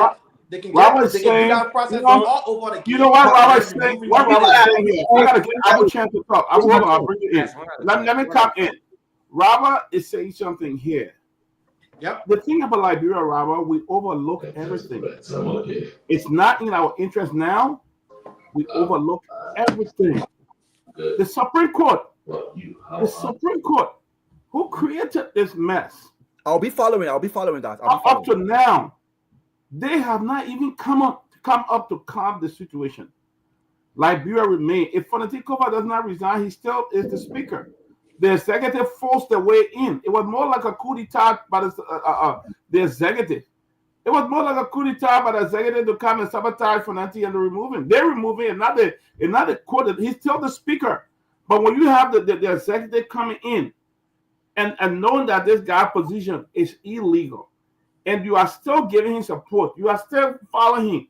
The president who is 80 years old and should know better, and should know better in the country, took the man behind him to Ghana after the Ghanaian government invited the real speaker. They went back and said, no, he's not a speaker, and took this man behind him to Ghana after you know this man was not elected in any real election. You force him on, as fake as the whole thing was, you took him to Ghana to escort you. All that. They did this. President Barker and his gang did this. And they are creating the problem today. Now we got a Capitol building burned. They want to kill a kid today. We got a recording here that they tried to force this kid to go against, to lie and say it was Speaker Kofa, whoever did that. We got to take. And all this, look how messy the Capitol is now. Look how messy they are divided. You think is anything going to happen? Just wait until the settle in. You think that the rule of law Togar will take nonsense? They're not going to take any nonsense. At the end of the day, that whole bill, it will remain a mess. The Supreme Court who created it, they're like, no, we're not going to. Ever since, if the Supreme Court was really up to the par, they would have come back and make a decision right now. But you saw how they did to the folks at LTA. They did themselves a compromise. You see, of course, 100%. I agree. Tomalin is here. Lofa, go ahead. Then we'll go to Abu. Let Pewee speak. I just spoke. Let Pewee speak. I just wanted to say something, but I'll let Pewee go. Yeah, Abu chance. Abu, go ahead. Defend your corrupt government. It's my turn to speak, though. Abu, defend your corrupt government. Okay, Abu, I'm go ahead. giving Then I will you. come in. Speak, Abu. Defend your corrupt government. Anthony, we don't have now on your officials, so you get a fast clear. Okay, no problem. But there are officials who are yet to declare the asset. Yeah, we don't have of now us. on government. The county It's should okay. get made body. It's okay. My words are not. It's not Bible. So Okay. we So do have officials who are yet to declare the asset. Is it correct? Boss man. I don't think so, man. Everybody did. Boss No, man. they No, haven't. that's not A true. lot of them haven't. No, that's not true. No, the president did. The president gave. No, on November 12th, the president issued an ultimatum for 10 days. That 10 days came and passed, and nothing happened. But no, when the 10 day pass, listen, if you see the LSC not complaining, I mean, they don't have to publish it. They have to declare, not to publish it. We reached out to LSCC, they did not do so. When did you reach out to LSCC is corrupt. I said we reached out to LSCC. When show the communication, you reach out to You want to challenge that? publish it. We I don't have publish when you reach out to them. When you reach out to them. Okay, so Abu and Pewee, if I can just chart me on this one real quick, right? No, why it's my turn to speak? Let me speak. Okay. Turn to speak. So Anthony, no, now 100 officials, my brother. So the money. You already said But that does not negate the fact that officials are yet to declare the assets. No, it do because you don't follow the reality. The NSCC. Do we have officials currently in this government? If the number is not Anthony, right, Anthony, let him we land. have officials Anthony, let currently him in this land. government who are yet to declare the assets. Until you tell Anthony, us. Anthony, the Lord Well, does not your say. first number, Your your first number is erroneous, so you cannot buy a second one. your need Abu Nabiwi. Yeah, man, Abu Pewee. No, don't do that, my man. Anthony, that's not what the law says is to declare asset, not to publish it. That's not what the law says. But government officials use these things to what you call it, to just certify the public. But that's not what the law says. So I heard somebody talking about. So what is asking declining when you can't make it public? You have to declare to LSCC. And not what the law says. LSCC compromise, man. That's our opinion, Peabody. That's our opinion. But if Peabody said the executive went unilaterally removed Fonati. It states a coup against Fonati. Are you kidding? You have this. All that is dominated by opposition senators. Voted to recognize Speaker Richard Cohn. That was not executive making. And you come on the show, you say executive removing. The executive plan a coup against Speaker Kofa, and they can't get him out. They can't even get him out now. He's not going to resign. So what happened?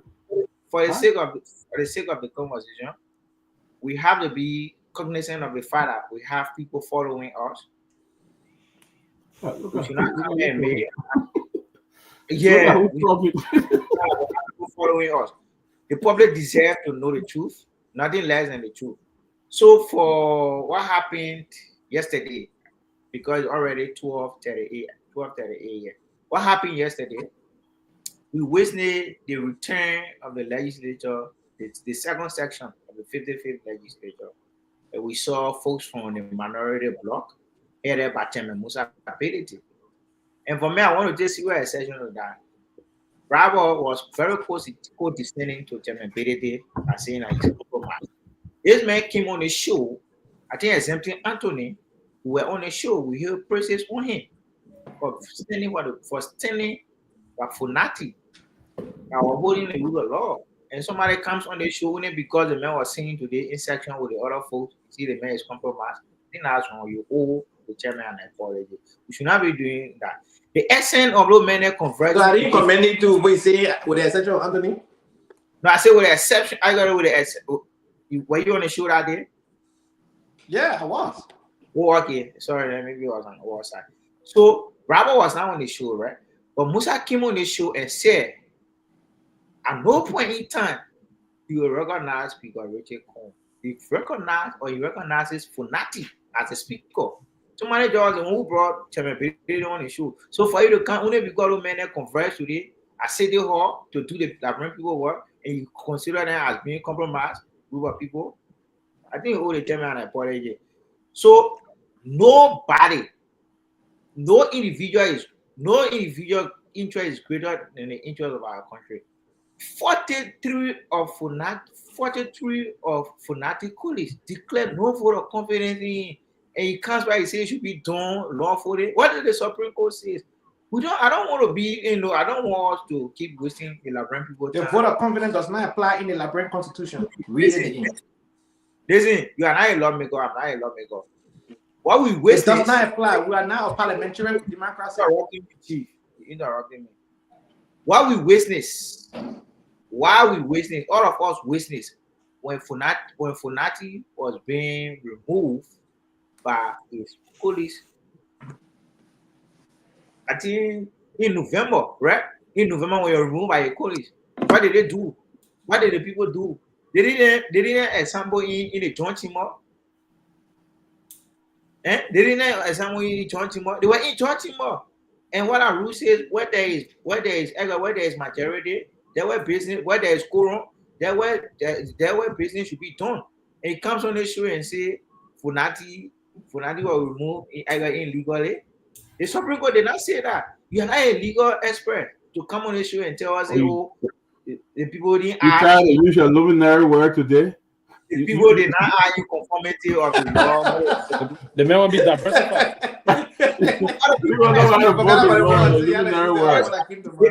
Be better for nothing, Chief. So I want to say this, Abu. A couple of things I want to call your attention to. First of all, that would be come in.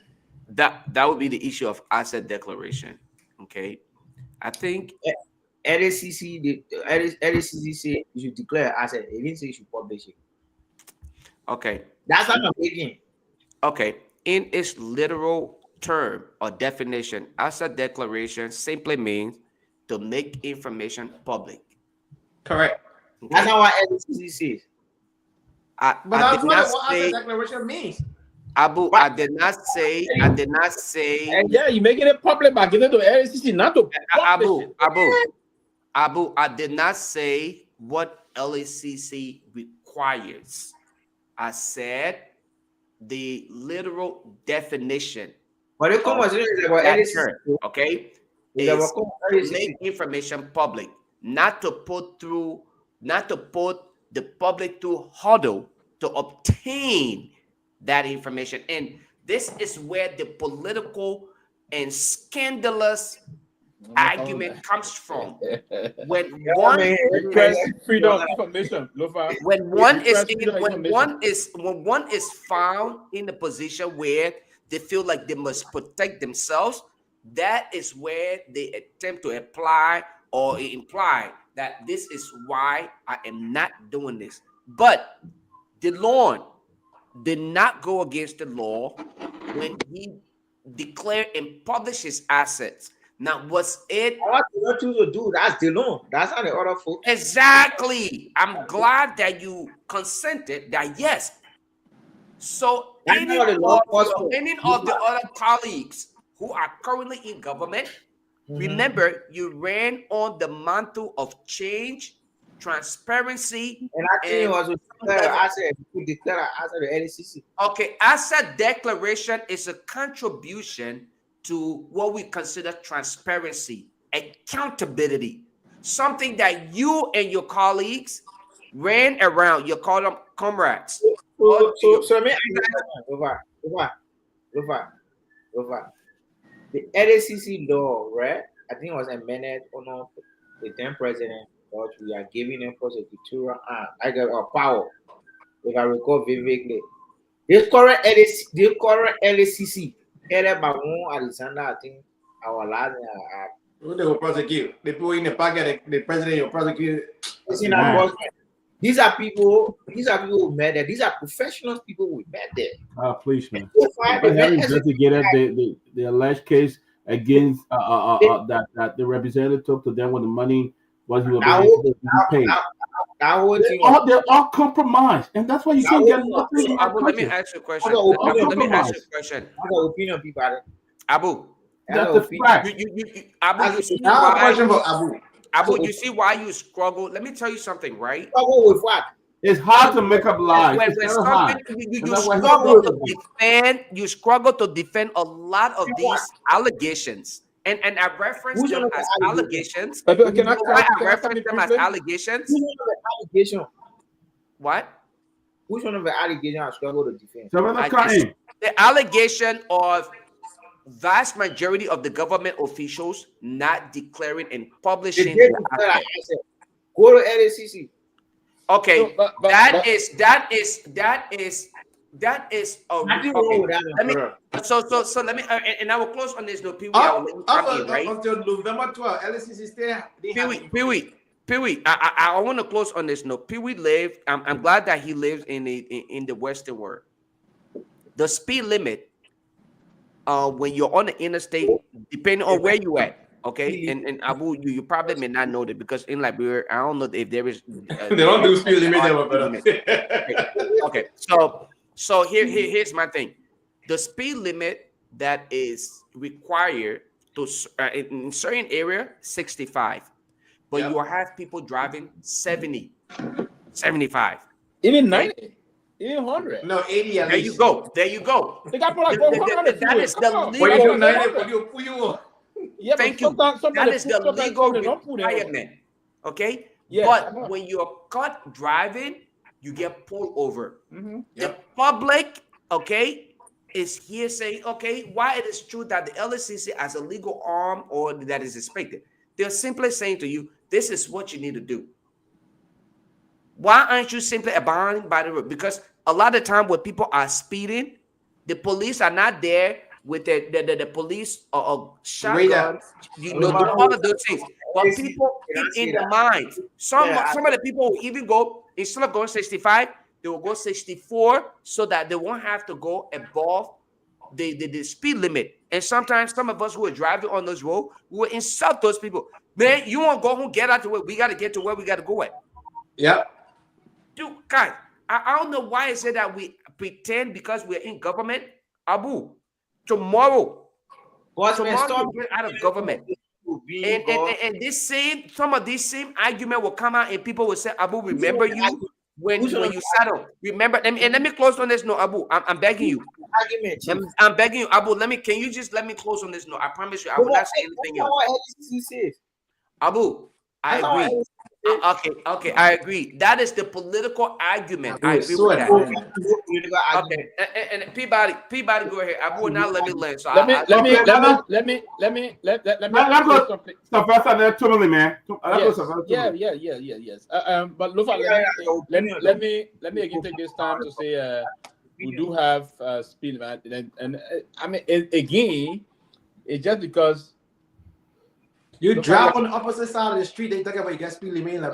Lofa, you haven't been to the country for quite a long time, and probably I think my own brother also having. And if he did, he's just trying to probably seek attention here. That's why he's saying that he's doing it this way. But let me say this to you: if you drove first and foremost Coca-Cola factory, Kakata Banga Highway, and how we call out, you will see it. You will see it when Chico did the rule. Madam time to that live, you'll see they will tell you the kilometer from Monrovia to this place, from that place, this place, and you see the speed limit there. There are areas to put the speed limit. If you're reaching the curve, they reduce it to like 45, 50. But the highest speed limit in the country is 75. If you know anyone in Monrovia today or in Liberia, tell them when they're on the road going to Banga tomorrow, they check. You have to check. Will take. And that's why I said right? I don't know. Monrovia Buchanan Highway has speed limit there, right? We have speed limit. Now it's not as advanced as we have it here, but we do have the highway that we call the Monrovia Buchanan Highway, Monrovia Banga Ganta Highway. I've been making poor man. And so. I just thought to say that it's not that we don't have those things we do regularly. In Liberia right now, the people drive on the opposite side of the street. How does having speed limit even solve that problem? Listen, nobody drive on the opposite side. Okay, so that's just doing Baba. Listen, nobody. We do have speed limit there. We have it. I don't know when like level, bro. And as this is universal, right? Even in Paris, that the speed limit is 85. I want to say that for already run a posting, but even here we do have speed limit. How many drivers a year to the speed limit process? Just like the police will not get everybody on the freeway. You know, on the freeway for instance, like for instance, But you know the problem with I come in, let me 1 minute. They don't not go there to see the kind of like, people don't also a year to the speed limit. That's going to have. That's not what we're arguing. That's not. But the point that you said they don't have it there. We do have it. Let's bring Tomalin in.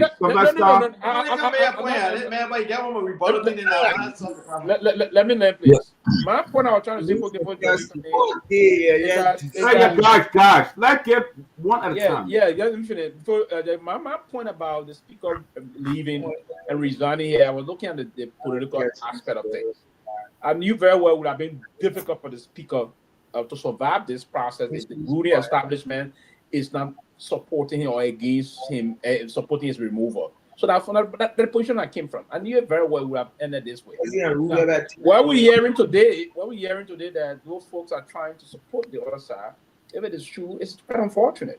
Right? It's just quite unfortunate. And now this is nearing the end. But my quick advice to them is for them to legitimize this process by doing some kind of a resolution and saying, hey, they reintroduce the resolution to remove the speaker.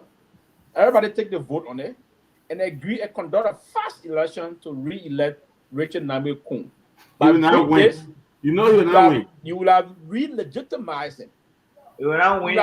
You will not read, but you will have legitimized it so that major international partners. If it's a new election, Musa Beredo will win.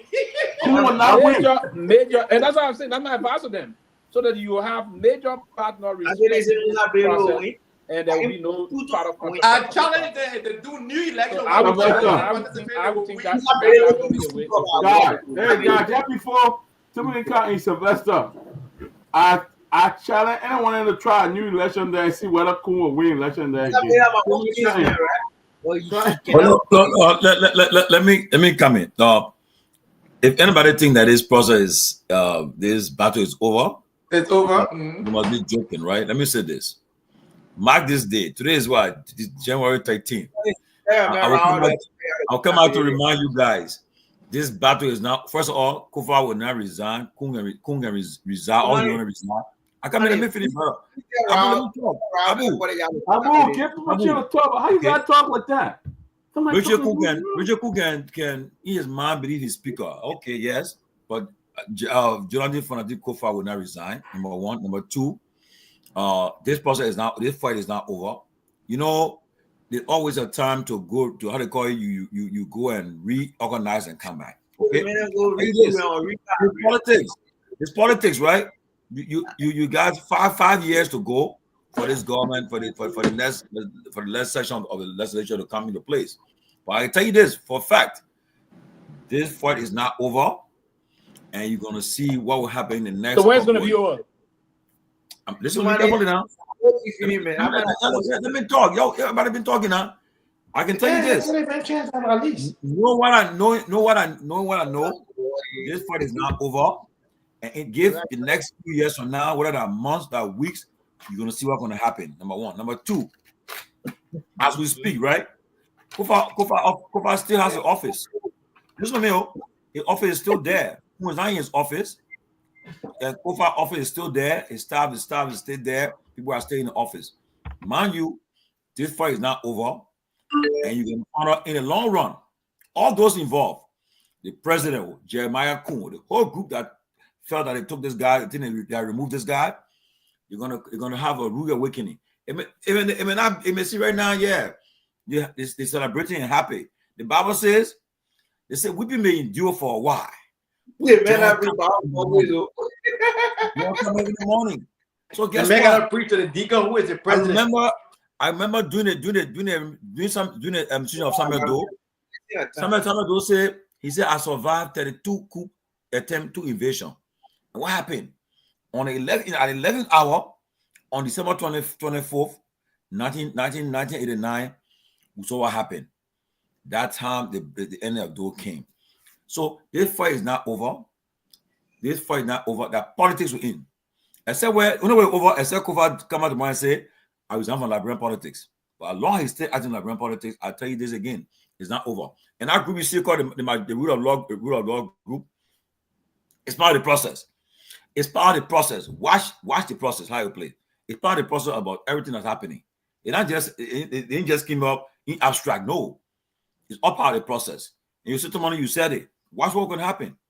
Watch what's gonna happen. All I can say. Let's move on. Tomalin, I mean, a former speaker. For now, you are former speaker. I will not argue with anybody. Tomalin, But first of all, the very cool man does not even, he can't even carry.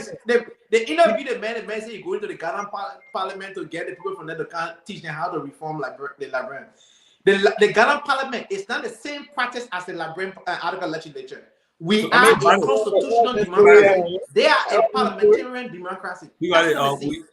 This weekend is today. Pretty Johnson final joining this weekend. I mean, I don't know what your thoughts about it. I know today the president, Waka, the vice president, the former president, all of them, they all signed a book of condolence. And I know they gave Johnson this big ceremony for his funeral. I know they're having a big program in Monrovia. Some people will continue the journey to Nima and so forth. But at the end of the day, Prince Johnson is dead. He's gone. He's no more. He's not going to come back. They can give him all the fanfare, all the pageantry, all the court, the respect they give him. He's dead. He's someone who will be judged by history. Posterity will judge him.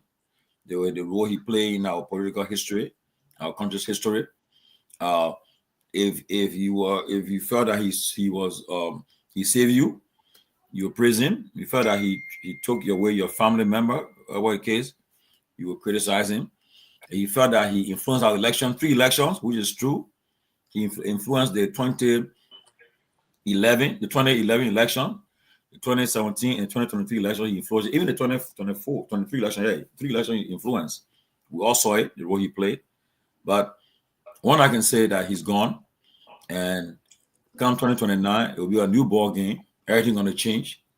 And at the end of the day, we'll see who will emerge as the strong candidate in the race. But I wish Senator Johnson, as he continue his journey for his final resting place, as it started today with all the book of condolences being signed, and they are now marching to have the program at the return of the capital. And from there, they will take him to his burial home in his county, Nimba. Wish him well. But just feel that after all of this is over, we'll be back to the first thing will be who will replace him in the Senate. And from there, we'll go forward. But Tomalin, if you were to make Kehleboe or Prince Johnson's son today, he probably won't allow President Boycott anywhere close to that body, because Kehleboe in his mind feel like he contributed based on the last statement. You can call Kehleboe and ask him. They feel like he contributed to the demise of this man. Well, Abu, I'm gonna say my side. You can say your own. Say mine is said. You can say yours. Abu, we gotta respect people's opinion here. What are you agree with? I'm saying, if you I bet you right now. I bet any one of you guys call Kehleboe right now. Oh yeah, you have said it multiple times. To say what? I'm saying, if you were to put Kehleboe in that position, his entire perspective on thing would be that, I mean, President Barkai and other people were part of the reason why Senator Johnson died. It will be political. The same political maneuver that was used to move Fanatic Kofa. That is exactly what it will be utilizing.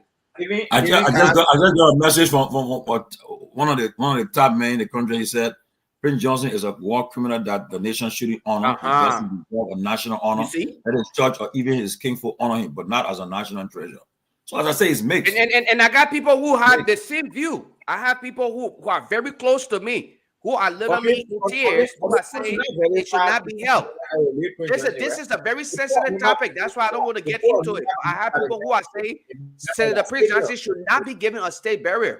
And I know that. I know for a fact. People who were victimized. Why you say that, Lofa? What do you mean why I'm saying that? I'm telling you, I know people personally who are telling me these things should not happen. You're talking about his people believe that he saved them. That he his people are not all Liberian. There are people even on the very platform, matter of fact, I say, Dr. Peabody would not openly, publicly say it is okay. And I'm saying this because I know I listened to his last statement. Dr. Peabody cannot sit on this platform here and say, Senator Prince Johnson, the late, should be given a state burial. And there are several other Liberians who will say the same thing about you know, but he has to be given a state burial because he's a senator. Yes. Right? You know, he's not given a state burial because he wants to give it to him. Lofa, Go ahead, Dr. Peabody, go ahead. It's a deception. It's a deception that we talk about all the time. I respect that. President Boga was the same man who signed war crime paper for them to take Prince Johnson to go punish him. Exactly. Yeah. And they're the same one that crawling up there today said they're signing Boga condolence. You know, it's just that's Liberia. But if that's the same, Prince Johnson are one of the main reasons that they brought that war economic crime court. He was one of the principal reasons they did it. But they all part of their signing Boga condolence today and they gave it federal. I tired talking about this thing. Liberia is a vlog country. Nothing. They don't come up, country. You know? They are completely lawless. Look at the LSC. No, LSC are not even taking the kids to talk there, but then when you're doing the right thing in that country, they want to punish you for doing the right thing. Yeah. They went in that caucus and said, Mr. Cummings finger document. They finger their own national document. Their own national But who are part of that? Who testified? People coming. And one of the who went there and said they didn't know Mr. Cummings. When Serena Seafor, when they start General Serena Seafor holding your hand. He went and stood outside waiting for the car to come so Boga can get up, and then he walking like a giant. Say, the man is here. All those kind of things. You see, that's a deception you see in the Liberian politics. That's why they went against Minister Speaker Cooper. What have he done to Joe Boga? In fact, he even supported the cause. What have he done? The idea is they want him out to get him out.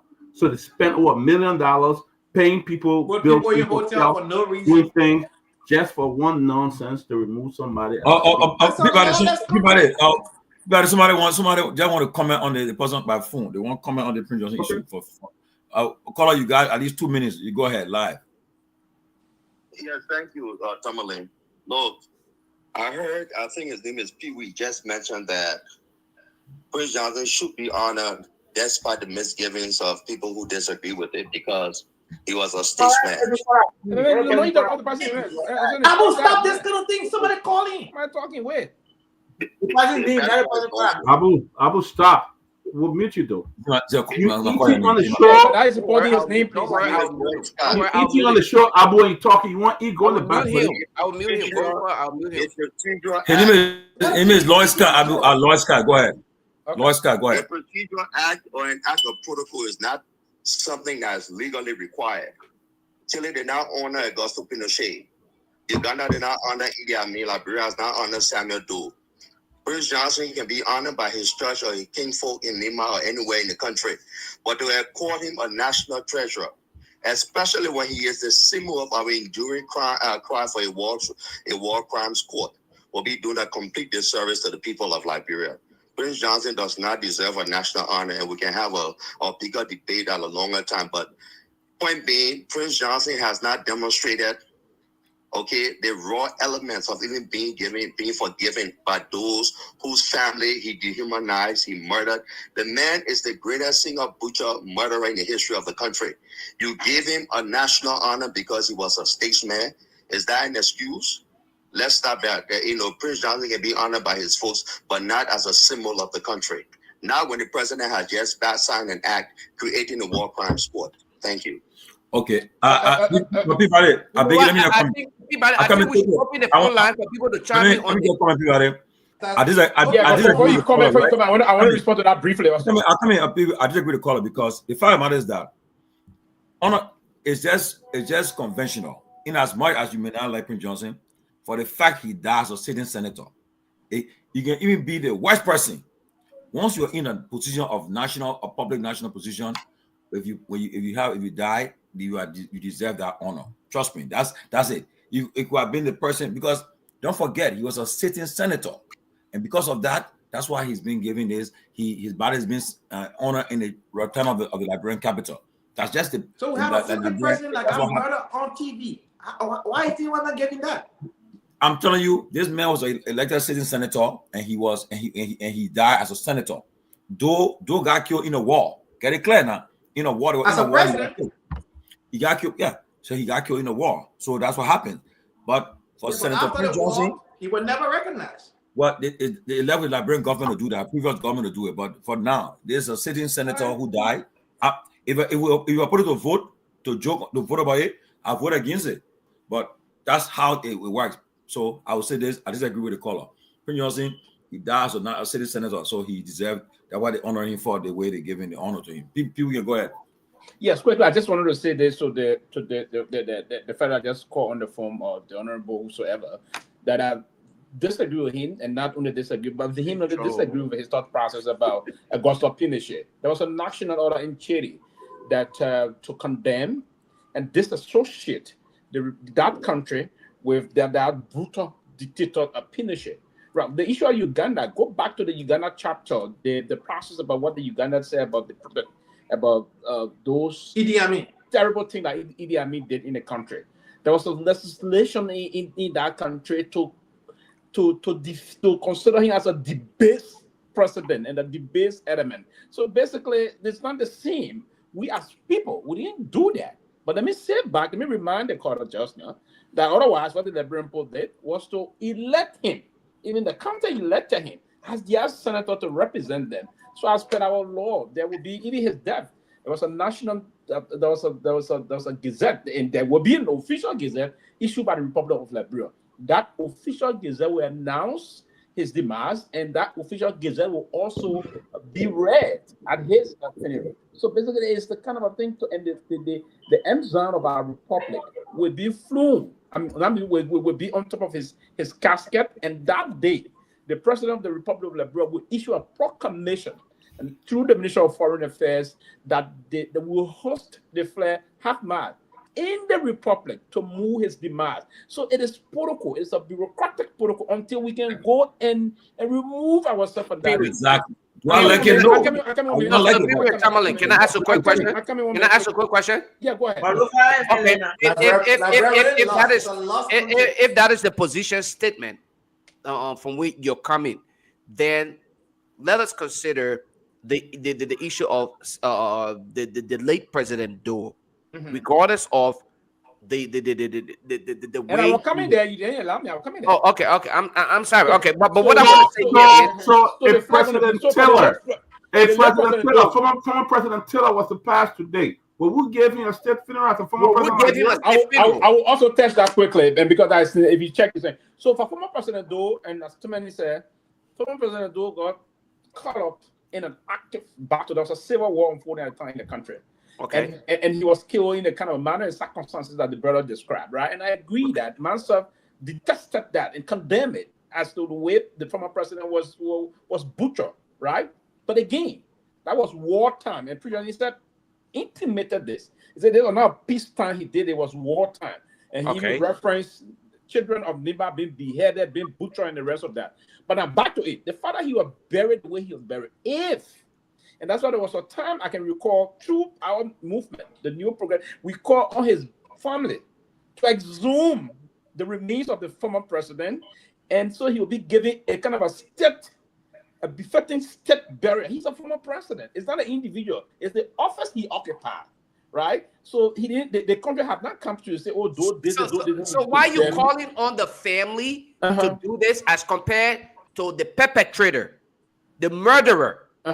To make available his remains so that he will be given a big the murderer said to us, and that's why he was asked. And look how you didn't follow this. Some of us took time to follow this saying. Don't tell me what I followed, because I did. Had I not done that, I wouldn't have known exactly. So what argument? My point of contention. You're asking about my point of contention. My point of contention here is this. God, I know we're talking, but our reporter, the kid that is in studio, said that they've been having some serious issue trying to go home, and police have been blocking them and stuff like that. Oh my goodness. From Oh, going home. really? I mean, and Blocking it's them for just- what? yeah. Well, Let me let see. him say. Can we bring him on so he can say? For the when we say they will say he was lying. Yeah, let's bring it. Say on. police Let me come on. Let me come on. Tell the story. Blocking them for what? Police blocking them for what? That hearing? Abu, don't ask me. I'm not there. Abu, come Ask on, the man. young man in studio. For what police block for you blocking for? Why will you come on here to make story up? Yeah, Myean, can you hear us? Myean, please tell what's going on with you, son. I think I'm hearing one hearing only. Henry is there, Myean, but normally Myean is the one who is actually. Now, Myean, they don't want to go home, so you have to actually put this string up You see? from where he is, and you can see. Oh my goodness. But I told you, I said I want to put it particular. I want because nothing we can do right now. We don't have we need the police, man. Myean, We need a particular. are you okay? Somebody right now. Let me ask. Myean, are you okay? What That- is police see, blocking them for? let the kid talk. Don't call nobody right now. Let the kid talk. I will stop calling people. Let the man say what happened in the heat first. Myean, are you okay? Yes, yeah, I'm okay. I'm okay. So what's going on with you? Why are they stopping you from going home?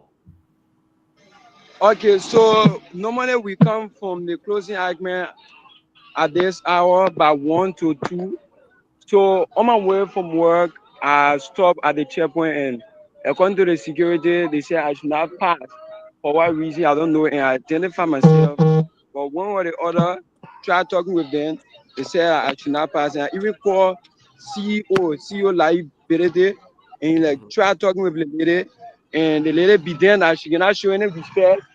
And we talked with her. She reached the motorbike at this hour, and my one is standing at this checkpoint. And as you can see, everyone is watching. Yeah, as you can see, everyone is watching. So this is what taking place. We try like talking with us. Even of course with them back on from the head office. Try talking to us. She said she cannot allow us.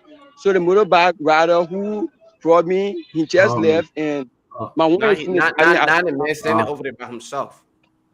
So Yeah, her point is that she don't want motorbike not Why this hour of the night? We need your information on the woman. Okay. No, but too many. Here's the problem. There's an issue that motorcycle is on ply, the street are setting Exactly. out. So But he identified himself, though. He identified himself. But he's an essential worker.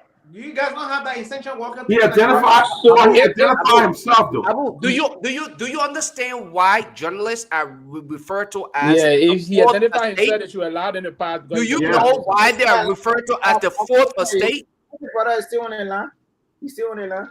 Yeah, he's on the line. He right there. The camera's right there. You can see it. Can you get That's his camera that is on right there.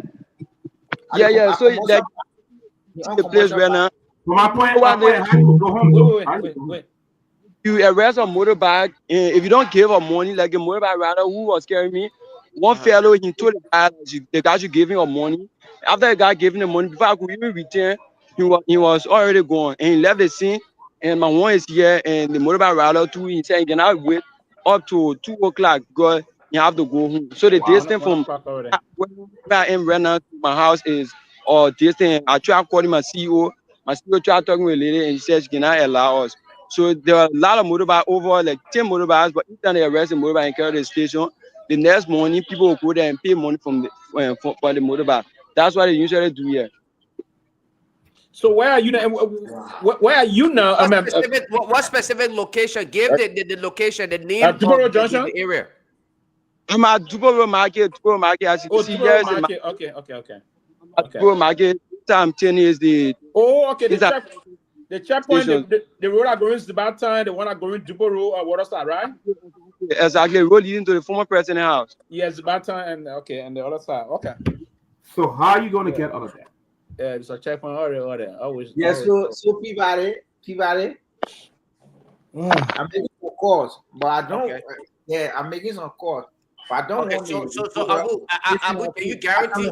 Can you guarantee that we'll get safe? The milk can save, man. Nobody want me. Okay, save. Nobody have me. Keep your camera on, man. But you should not be saying your phone. Argument. That's my point. Nobody's been targeted yet. Guys, we should. I mean, that's why we shouldn't keep Well, he these said he's guys being targeted. He's being prevented from going home. late That's all because Yeah, I mean, but Abu, the fight is that at least if he recognized as a journalist, they should allow this. I mean, if journalists do work, let You want a commercial part? You won't allow it on a commercial part. The commercial part. Okay, but yeah, here, to be a here private Abu, he identified himself as a journalist. A commercial member part. of the fourth. Hold on one second, Abu. Who's a member of the fourth estate? The driver is only accompanying him to his location. You have already identified this individual. Okay, so now whatever happened after that, it is on that person. That's why you ask for his identification. For you to say, Abu, don't do this. No, but Lofa, yes, understand. Abu, 1 minute. What? The journalist identify himself, not the rider. Not a rider. The rider is dropping the journalist. So anything happens, you can hold the journalist for what the rider would do. Anything such as what? Anything such as what? What you are trying to say, John, I'm just trying to counter that. Okay, now I understand where you're coming from. What I'm saying here is this, right? When you're actually riding in the vehicle, all right, and the police pull you over, there's a reason why they ask for identification from both sides, right? Because they want to be able to identify both parties. If they ask the journalist said he is driving me home, and then they ask the driver, which I'm sure they did, he identified himself. So what is the problem? So it's unfortunate. Okay, can we talk to him? I mean, I'm concerned about the kid going home. We shouldn't. I'm concerned about him. Seriously, how can we figure a way to get this kid home to his home safely? Would you have to tell him to be posted somewhere? You see another motorbike that is safe, and he can call them from the other side. That would take some of them going around. So the other motorbike got left already. So nothing. I see cars are moving to the gate. They right there. They just opened the gate for a car. It's not car. It's not small. There's a rule in Monrovia. Our motorbike don't move on the street. Motorbike, they don't say car. Lofa, come down. It happened. They ever said be there because the reason is that they put news. That lawless country at 1 point law. It's a lawless country. Is it possible for him to find a car? Our country are lawless. Don't say that. It's a lawless place. Why you say that? Our country are lawless. We have some issue in the country. Not lawless. We there. We always there. It's not lawless. Don't say that. Hey, you come back and look at Lofa here. No, hey. People driving on the opposite side. I'm concerned about the picking going. I'm concerned about the picking going home. How will he get a car to go home? Can he get a car to go home? He just have to stand up. And again, the reason that is the part of the place he going in, because the motorbike will drop it to your house. That's the problem, right? So that one of the issues what we need to do now is to find one of the means and get one motorbike for the man. Anytime anybody want the night shift with music, you can put your do it. They will register now as a private motorbike. So they go there to say, okay, I'm a journalist. This is a private motorbike. You just said bike are not supposed to ply the streets. So, commercial bike. Commercial bike. Now, NGO worker that got bike, private citizen that got bike, like register private. You got to register your private, and you got an institution. Well, the reason that's the issue being going on there, and we all support that. But the thing is, it would get a guy who are working late. Listen, it would get a guy who are working late. Get a motorbike. They will find OA. He's a farmer. They will find OA. Will get a motorbike. Myean. Excuse me, Myean. Somebody, okay, I want your contact number. Somebody will interview right away. So Myean, send me a contact number. I will send it to the interview. They want your contact number right now, Myean. Let me come in, right? No, we don't. Until we get again, contact number. Hold your thoughts. Yeah, Myean, text me your contact number quick. Myean, if you follow the show, text your contact number to. In the back, is that I'm happy? Oh, you happy in the back? But Abu, you not respect. I would have man. I would say that car you drop. I would say that car you drop. That was a step of mouth. You're not gonna be laughing about Lofa said about car passing. You act like a person that follow law. Listen. Our country will have problems. No law there. We have challenges. No. Don't say our country is lawless. I'm gonna But let people people do driving that. on the opposite side of the street. Is that a law? I would say like, bro, lawless. But if you have Supreme Yeah, Court, I'm not be saying it that way. I agree with everything So, one face. so let me get my so Myean, look off for a call now. So they're gonna call you right now in a few minutes. So look for the call. So what I'm gonna do? They're gonna pick him up. My man, the I people. mean, you can get a detail in the call. There's somebody call Man, now. they're I gonna call it. think Mine will Hey. be the call. They got me rap for my Gibby. Samantha, you're talking about motorbike. We get a big motorbike, 3 men, 1 motorbike, they'll fire away. No, here's the rule. So the motorbike, okay, let's agree that the rap away. Let's agree that this person is on the ship tonight. Huh? That motorbike will be there for that person to news. Then if the person finish when they come to work, that they leave it. You're not on ship, you can't report the motorbike in the compound. But you're right. Who will be in control? My man, some people go places they forgot to come back. They get in 3 motorbike, guy have to put on the screen. Yeah, you're right. Who will be in control? But when the question I get about 3 motorbike, the TDS then at 800 for one. Okay. Now let's see now. So y'all agree. Closing argument. Y'all agree, right? If I not did, we can launch the project on motorbike. That's more money there. We can collect that money. And Lofa could collect $4,000 for a scammer who scam Lofa. Lofa collect $4,000. You can become a CEO. You're best on like budget. Nobody come out and call you a file. Good my Lofa and Peabody are the two best fundraiser here. And I do not think it gives. You know how to raise fund. And if we can raise, we can buy 3 motorbike. Motorbike costs $900. But we can do it. Yeah, so how much? 3 times at 2,700. Small money. That Pewee 5 days money in America. 5 day pay check in America. 2,700. 5 days alone. Paycheck. Yeah, raise it to 3,000 now, so they can be able to register. So imagine, so Lofa, we three motorbike. Yeah, Lofa being charged around fundraiser. I've never fasted. So the bike can register. Come on, Lofa. You get rid of money for somebody who bringing sacrifice for the platform. You get money for a scammer. What I got to do, Lofa, the man scam. The man say you got iron. The man say you got iron. Yeah. I said, Lofa fell for that thing. You know, Lofa got the same way Lofa get emotional quick. That's when he get. He said, the car go and say, what I got to do. That man, that foreigner did that be higher foreigner did that guy went. Look, you know what somebody told me? They said when they get the final money to the man, when they said the final money to the man, somebody told me, you know what the man did? The man went into the man what they argued, the man stand for his real Ghana. I got a call. It's a call. Yeah, man. But you know what he have done for his son, huh? The day the day thing gets serious for him. Nobody gonna listen to him again. But do you know his name? You know the man needs that? I know him. And that's the problem. I see me come back again, not him again, but we know his face now. My man, look, that's the why the man cried in the studio all that day. But even, that's why after that happened, a lot of people sent me that children to go to the house, and I said I was not doing it. I just couldn't do it. It was just. One thing I know is I want to know something quickly, Lofa. I never fasted in my life before. Lofa, how much total did he receive? That guy got almost 5,000. Jesus. Wow. Yes. Free money. Okay, so yes, it do.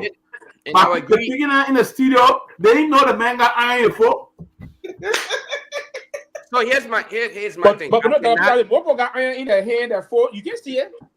The man said he couldn't walk. The iron was coming outside, and he was crying. You know the meeting that right here me from the contribute that day. The man said, "Hey, affecting a man who." Yeah. And Chris was crying. Chris was crying. Guys. You could have been at the Pewee. I'm gonna be a millionaire. Oh shit! I gave $100. No, one time a Pewee gonna go to Pewee. Okay. So here's my thing. So here's my thing, right? I am one person. I've never fasted before in my life because me, I love food. Okay, the food they can say, the fact you can eat all the food, you can never get fat. But I'll say this to you, right? That dude really pissed me off to the extent where You fasted. I fasted against it. And I'm gonna say this, right? That nonsense he did. And Henry in studio. I'm glad Henry is in studio right now. Henry know how I cuss him out. Oh, come on, man. I cussed this kid out. Henry, I've been calling if you want to answer my phone. I got good news for you. Want to answer Henry, I cussed Henry out for no reason, even though Henry was simply because Henry was the one who got me in contact with this young man. And because of that, Henry and our relationship, it went from here to here. And I'm not gonna lie about it. But you know what? I accept we made a mistake. What about the duel I may live? The message, Aaron, what about the duel I may live? The That I can't remember what key location said. You know how? I went to the main house in Auto to fact check. I went to the main house, we put him on the phone, we talked to the man, and maybe request him more money, back and forth. Oh, he said he got money. Yeah. But Henry, you know what you should have done? You should have. I was able to get the man because over the time we were calling him and he was not picking up. So by the time you should have brought him, why he bring on the show? So the problem is you're not listening. You're not listening to what the young man saying. Listen to Henry. Let Henry tell you what really happened in the background. Lofa, I come 1 minute. Lofa, you'll be clarified because somebody who want to donate a motorbike, the person say they mad because they say they spend money towards that guy. The person say, they say they mad. So Lofa, for the person to get a motorbike, please try to make the person feel comfortable that person just play us. The person listen. Play us, yes, and we're begging you. Okay. What do you want me to say? What do you want me to say? Because at this point, Lofa, why won't you say? Lofa, I will talk. I will speak. Yeah, Lofa, why won't you say? Let me say when you add it, that conclude for us, yeah. And when you tell the people, Lofa, that we the intent, our intent was very good. It was meant for humanitarian purpose, right? But someone came and we apologize for that. But our hope was to have. Hold on, guys. Hold on. Okay, go ahead. You laugh. Oh, go ahead. Your turn, yeah. But to be honest with you, I think the person who is upset about the level of, dishonesty, I must sincerely apologize. Because that was never the intention that we came with. Our intention was to save life, okay? As it is often stated, every patriotic Liberian should see reason to look out for another Liberian. But at this point in time, for us to come out here and make this, the disclaimer, I think we are also not being fair to our audience because a show had been done in this condition. Maybe we should have done due diligence to have done our evaluation, research, and investigation, whatever we needed to do. After we have concluded, then we can provide this information to the public. Okay? I'm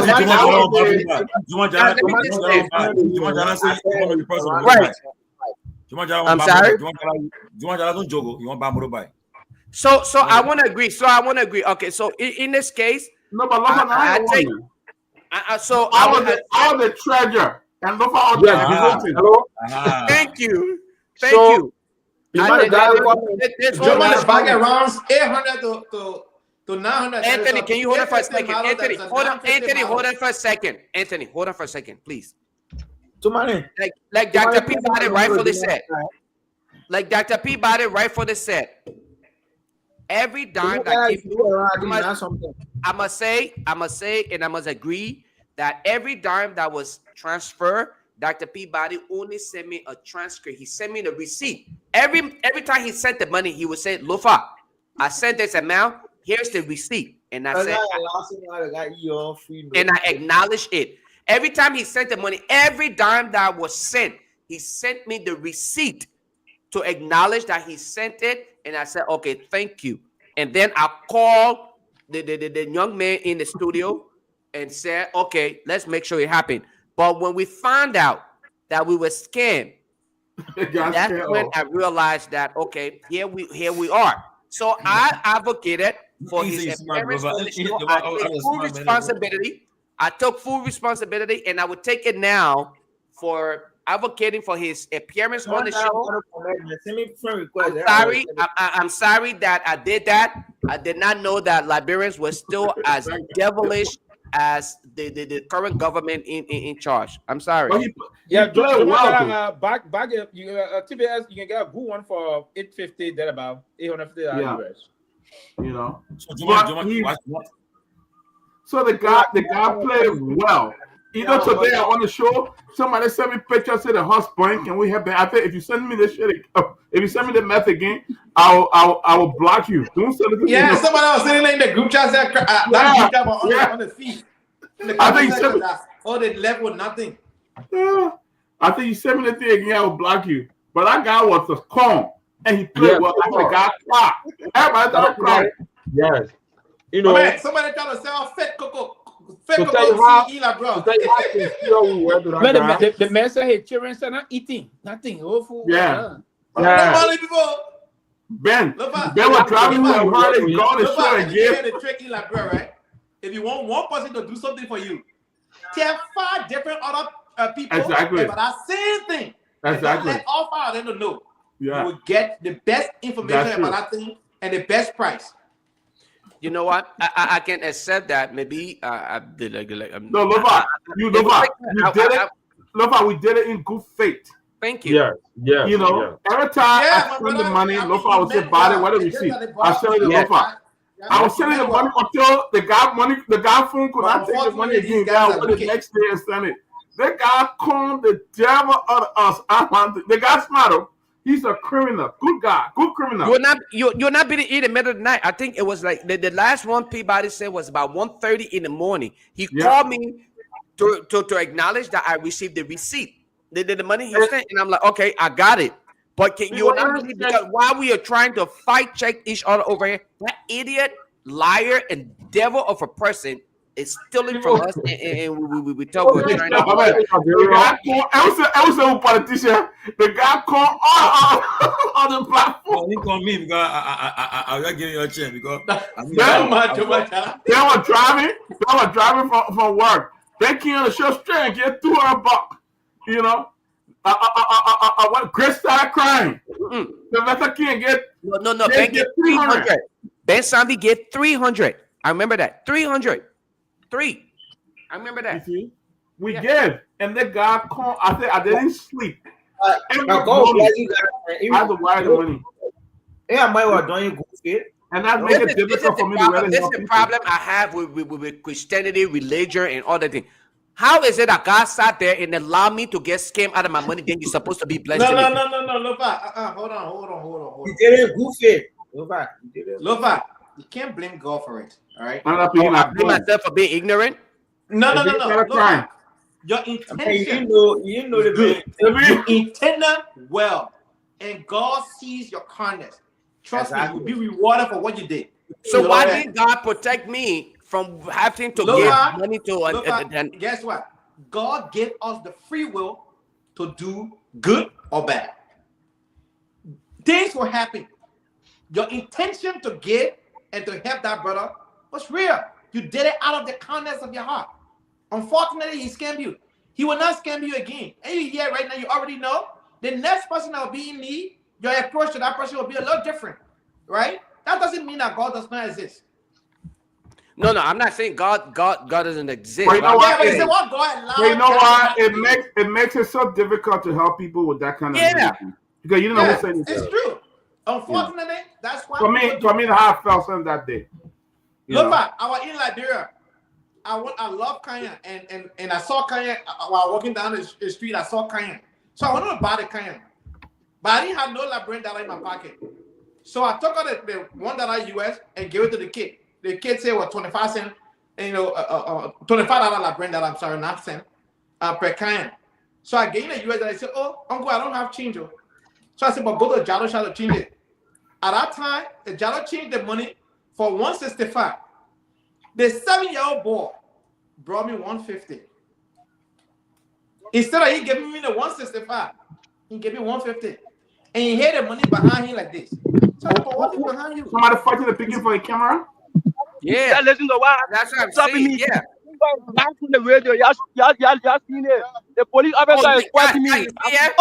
The police officer is fighting me as he speaks. Yeah, what's he doing that? Oh my God, as you speak, the police officer is fighting me.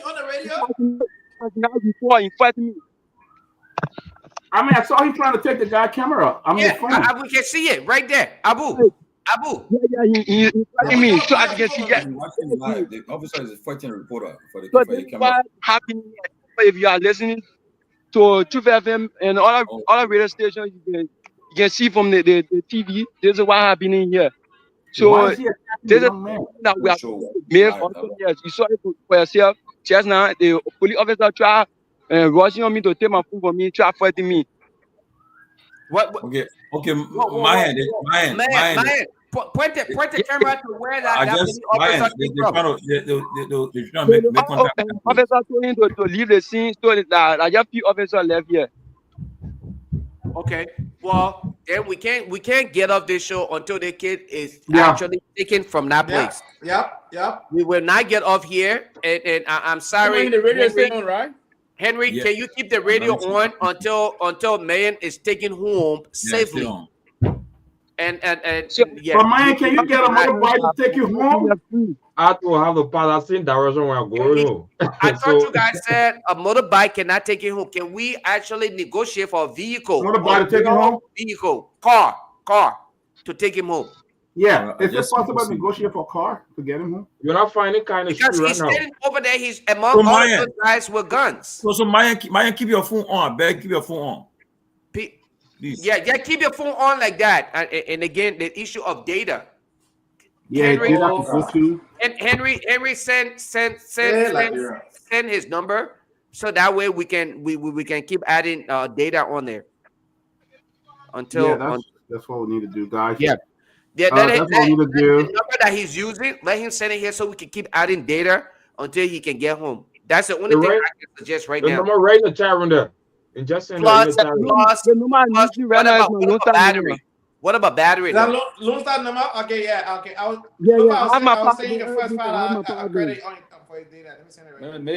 $20 No, just send it. Just Anthony, don't send it to me. Just send it to him right away. Just send it to him. I'm gonna tell him, man, $20 data. Wait, my file. Okay, I was saying $20. You know what?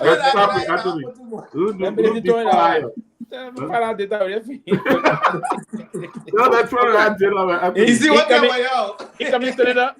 He coming to it up. We definitely got a Bible, but we definitely. Oh, that's a police car right there. Okay, there's a police car. That's a police car. That guy is on patrol. Man, come on. No, they can't help. No, they should have. If you're gonna pushing ahead. That guy is on patrol coming to Duboro Junction to Duboro Main Junction. Yeah, but he got. I mean, we gotta let him go home. I don't know who we can call to carry him. Abu, can you get motorbike for somebody there? Abu, dude, let's get with Abu. All the big mouth. Can you chat on motorbike? Abu is the only person who can help us right now. Abu, Abu live around the Duboro area. Abu. I'm going to come You're right, Lofa. Abu can help us right now. No, seriously, that Abu's the only person who can help us because he's the only one in government. No, I would have picking. I mean, with all his thing, he's a nice kid.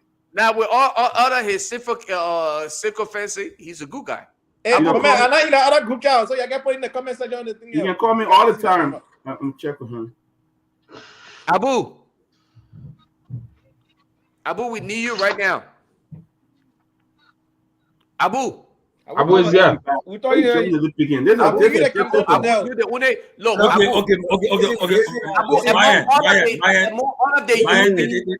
The RG says that we're now, so he's calling them right now. Okay, yes. No, but seriously, amongst all of the UP supporter, the guys who really represent UP to the fullest in the intelligentsia, the case makers. Abu, baby, picking the play. So I keep on why even eat. I've been sitting here. But go eat. I contacted. I have to get there. Get in the bag and eat money and come back. I contact one police officer. You got one police officer. One police officer. The boss man say one police officer. One police. Talking to the old boys. We done. Oh, they said the argue that take that argue. Man, I just see what you just say. I mean, I take that love the camera. that I mean, it's an avenue graduate. We talking about one people. You just one police officer. What is he asleep or he's up? So you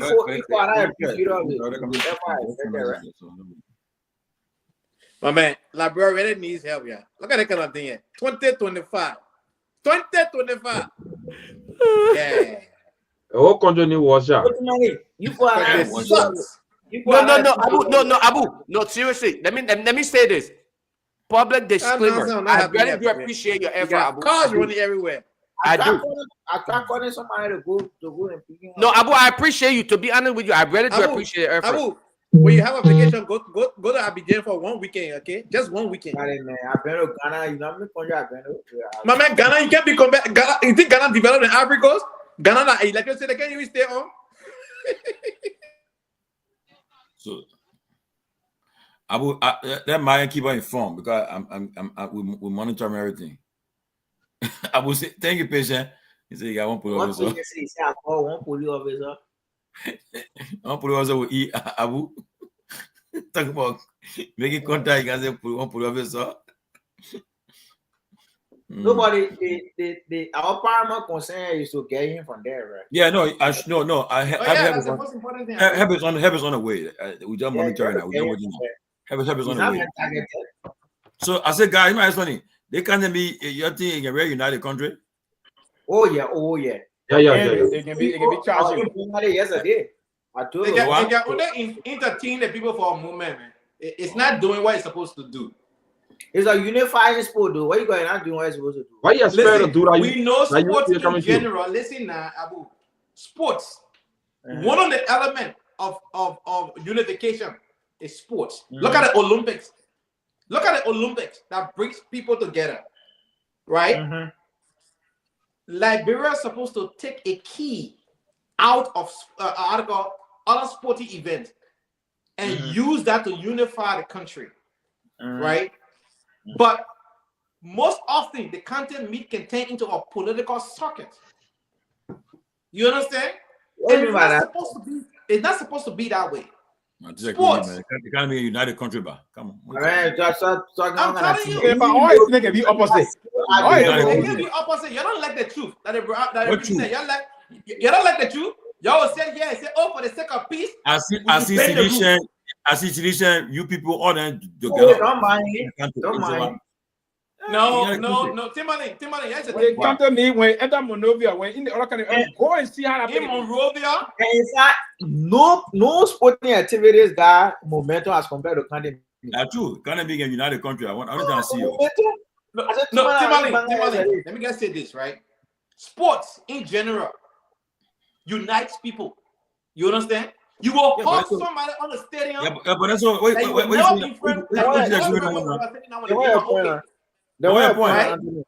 your point? Huh? Where your point? If you give me a chance, you'll get my point. But you can't give me a chance. How you gonna get my point? Well, you just said there is the point I'm driving here. The point I'm driving here, much as sport unites people, most often they counter me and in chaos. That's not true. That's not true. That's not true. That's not true. Wait a minute, that's not true. That's a blatant lie. That's not true. The team is very organized. That's not true. It's not very organized. Where Some teams don't even receive that funding. I'm begging you. We shouldn't put it Maybe Greg Kande. Maybe Greg Kande said the other thing. Forget my counting here. Forget my counting. Do you see? No, hold on. Outside of Monrovia, show me one sport complex that was the effort of content. Show me one. Wait. Pewee. But listen, Anthony, what FIFA have done over the years, FIFA gave LFA 1 million every year. And what they have done throughout the country, right? They've been eat up Yes, stadium. We need stadium around the country. I'll tell you that one for a fact. FIFA. No, you must give that But Tomalin, I think very dry, flat land. I think Let me say this. So let me say this real quick, right? I think Anthony. What's the money going to that? I think Anthony's point here is this simple. The entire structure. I think the entire structure and process of the entire league of what I would say the tournament is what Anthony is referencing as, you know, to some extent being a failure, because at some time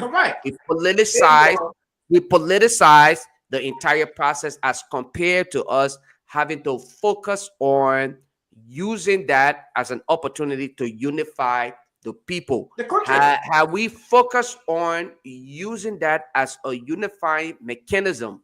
Okay, I think we will achieve the goal here, because if you are to look at it, the entire process requires some level of unification.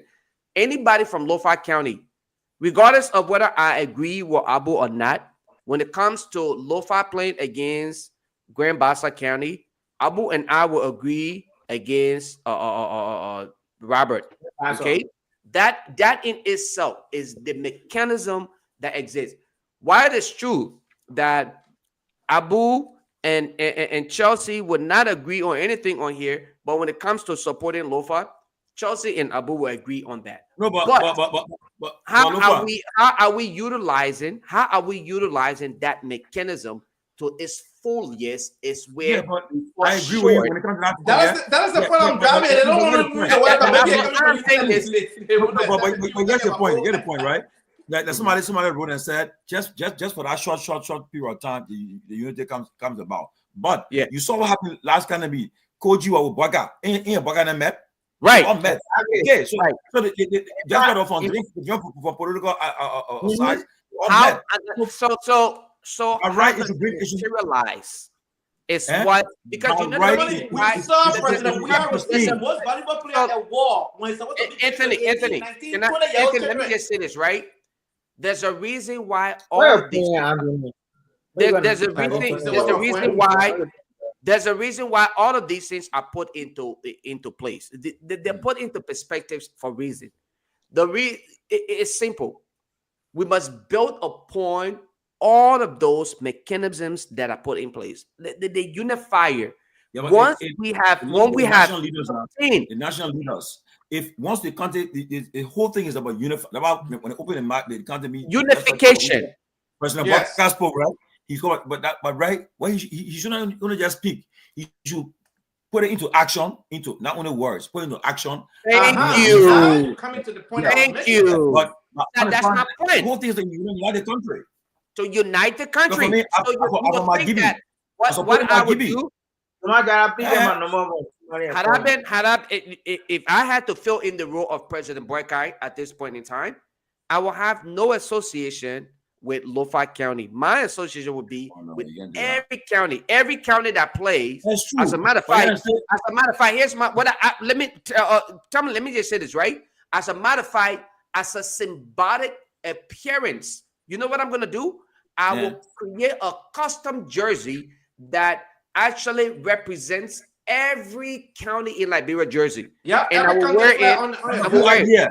Yeah, but I will wear it to every event. Do it. Elena do it. Tirana do it. That's why in our era. So Tomalin, in our era, in our day and age, we have to think innovatively. That's why we would 100%.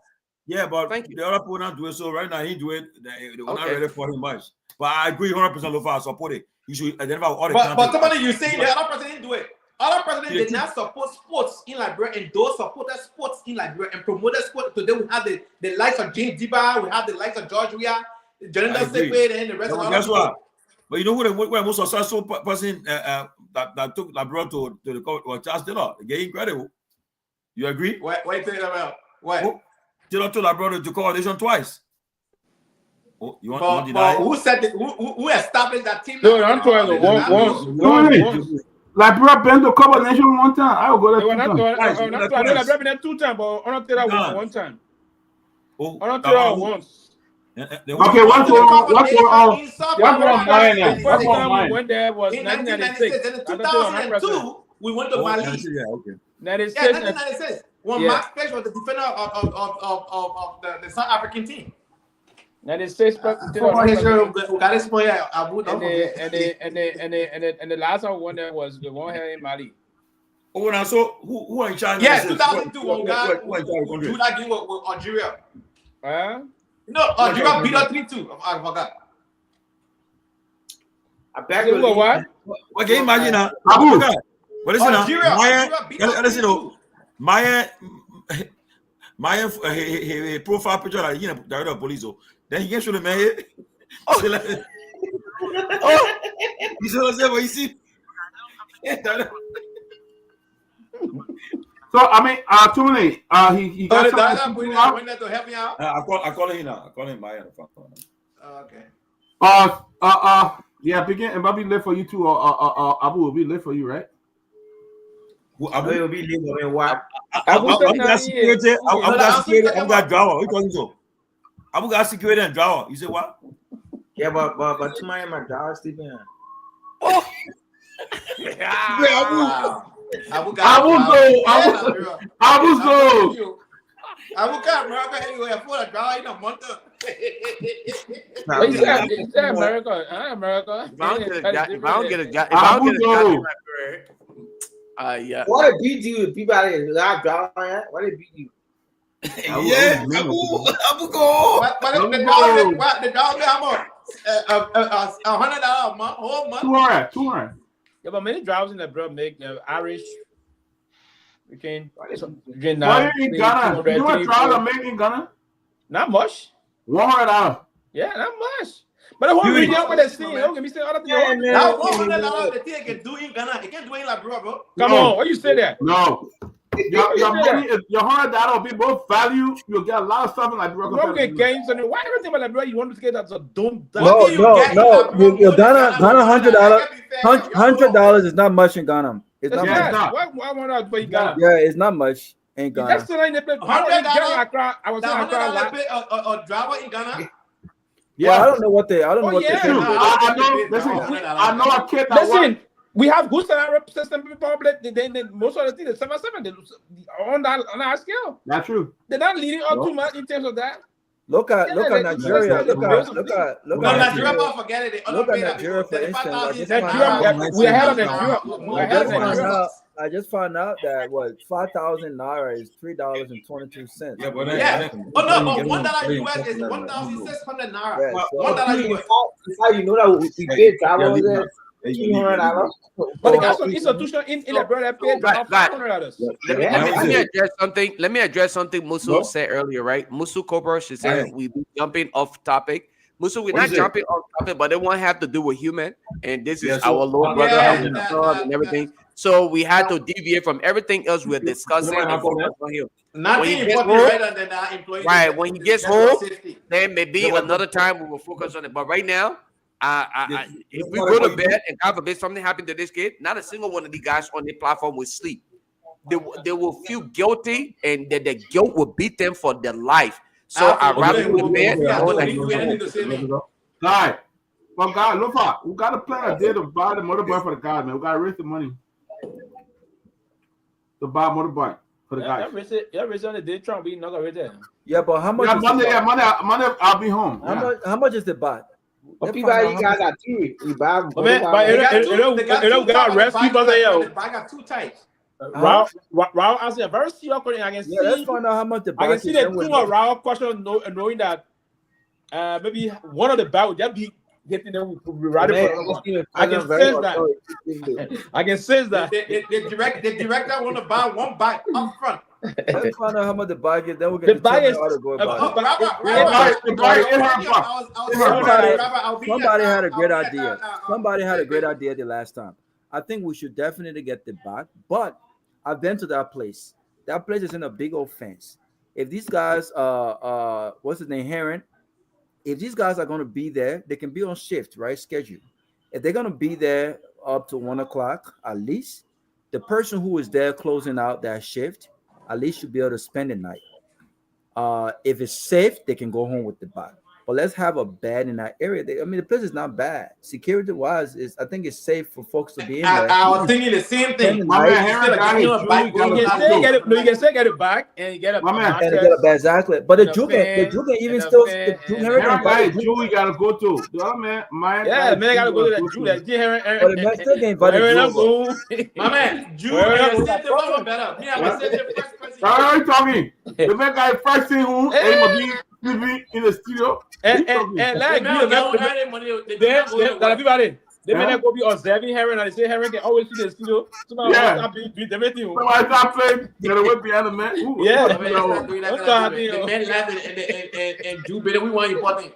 No, but I think we should definitely let's get the back. I think we should give it some time. Let's give it some time. Day, yeah. And get the back. And do a little fundraiser to get it back. Yeah, if it's $800, we can afford that. Man. $800 for a motorbike, yeah. Yeah, we can afford. Or one by three. Garguah. Yeah. One get Austria and then one. You see, we're talking about racing it here. The former chairman, I can't be. But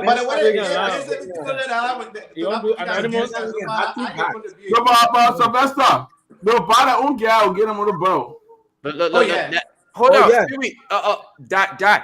Did you just say buy each one of them one bike? Yeah, 3 bucks, man. Yeah, $3. Let me just openly say I oppose that suggestion. Maintenance is also as important. I would say we start with what? Man, the men will find it. Me and Lofa, they get an opportunity. They will find it. No. Let me just. I will say my opposition. Let me oppose it. Lofa, start using American way of thinking on the beginning. Yeah, Lofa, man. Okay. They will manage it. 3 back. Aaron one. I begin one. I said Lofa. Let me see what the chairman said that way. I said Lofa, where your problem? You think that everything that North Carolina is stand up? Yeah, right. I see where you were yelling by the time you saw the car going through. But car going through. Lofa, that country, and I tell you. Please do that clip. He's fighting for the bike. That country again. I was listening to you. I was laughing the way you were yelling. Oh yeah, I got to make. I said, "Come down, my brother. Come down." Lofa. Let's get the 3 back, Lofa. Let's get the 3 back. Each of them can have one, and then we can figure out. I think once you get, I agree. I think the 3 bikes make sense. Yeah, 3 bucks will be good. 2,700, right? 2,700. I can make it 3 G. So I'm okay. No, but you're not getting the money. Then what would do?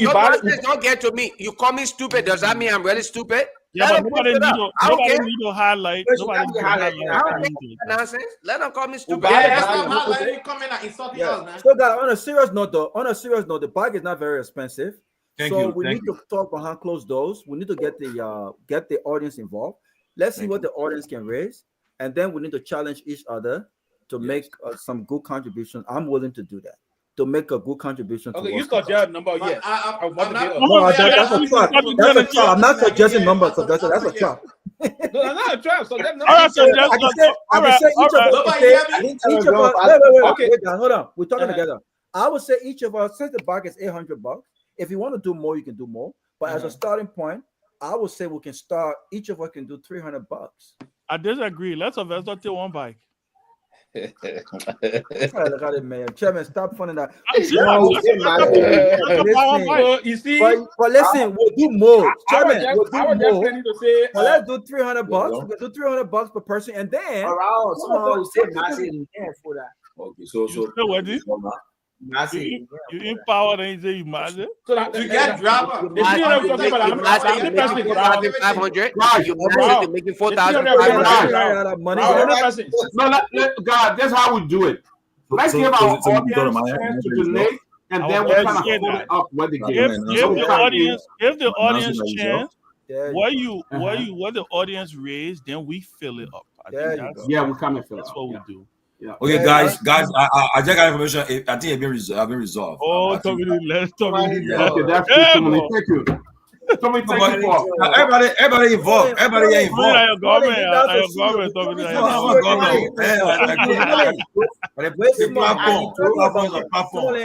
We're talking about the men in back. That back would be a great help to this man. I agree. But we had to mention the ball. Robert Garguah is the chairman for the back. Just by what Robert said, we are 6 on this show. Or we are 6. Just 6 person get 1,800 SU. That's it. That's what I'm saying. And no, but that's why I say. So let I think let the people, like Peabody said, let the folks donate, let the folks contribute. Then we come in and you're starting nothing. You're starting nothing. Now you get 1,800 already. The poll. Yeah, that's what I was saying. No. But Ben, the intent of it is to raise that they buy money. They're going to buy. What you have to do for the first package, you get each of them like 200 to start the gas and other things moving forward. So then they can start. The bike. Don't forget to know when you buy the bike, you have to register the bike.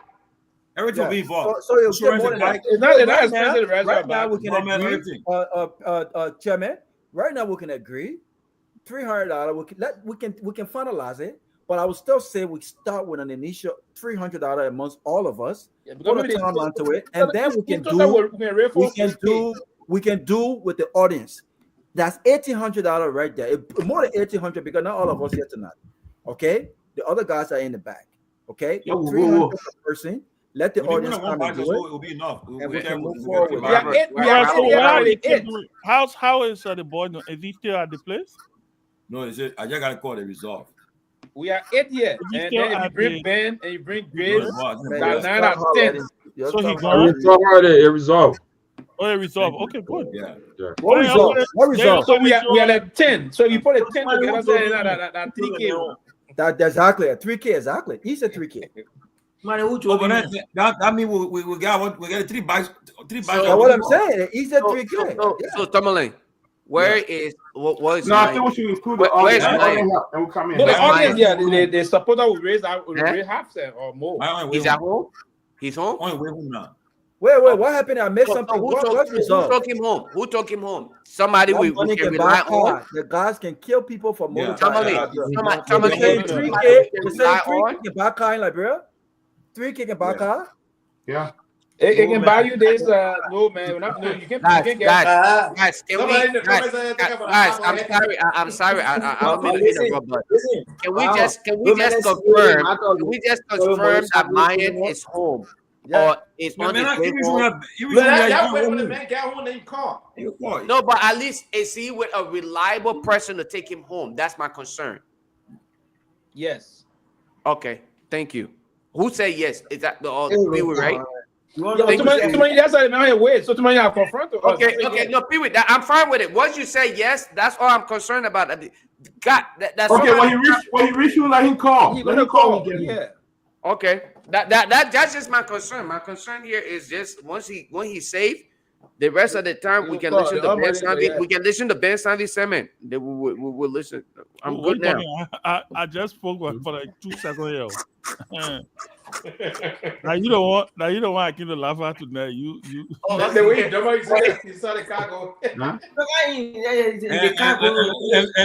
let me announce, right?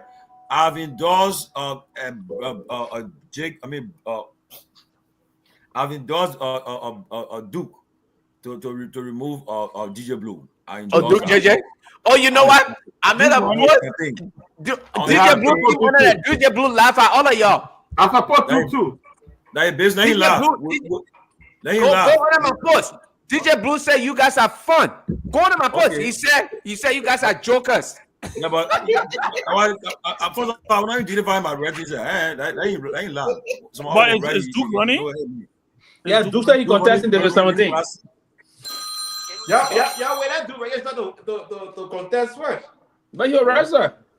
Well, that having an aspiration and becoming a candidate are 2 different deals.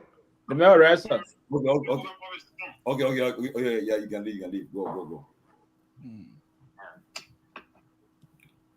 The man saying contesting this is 17. That man, knowing Duke and what he have done there, that DJ Blue be making fun. When funny back on y'all see. I was support part of two projects. I was supposed to do. Go like bro, we're going to district and people do. Me, I'll do it. Too many are better did it out into your 17 recently. DJ Blue doing some work there. Well, where there? How big you are? They don't know why you're doing that. The money getting if you did to go remove the speaker. Money getting remove the speaker. Why you doing that? I'm talking about Abu, the over 75 days in minutes pay at the hotel. Who pay for it?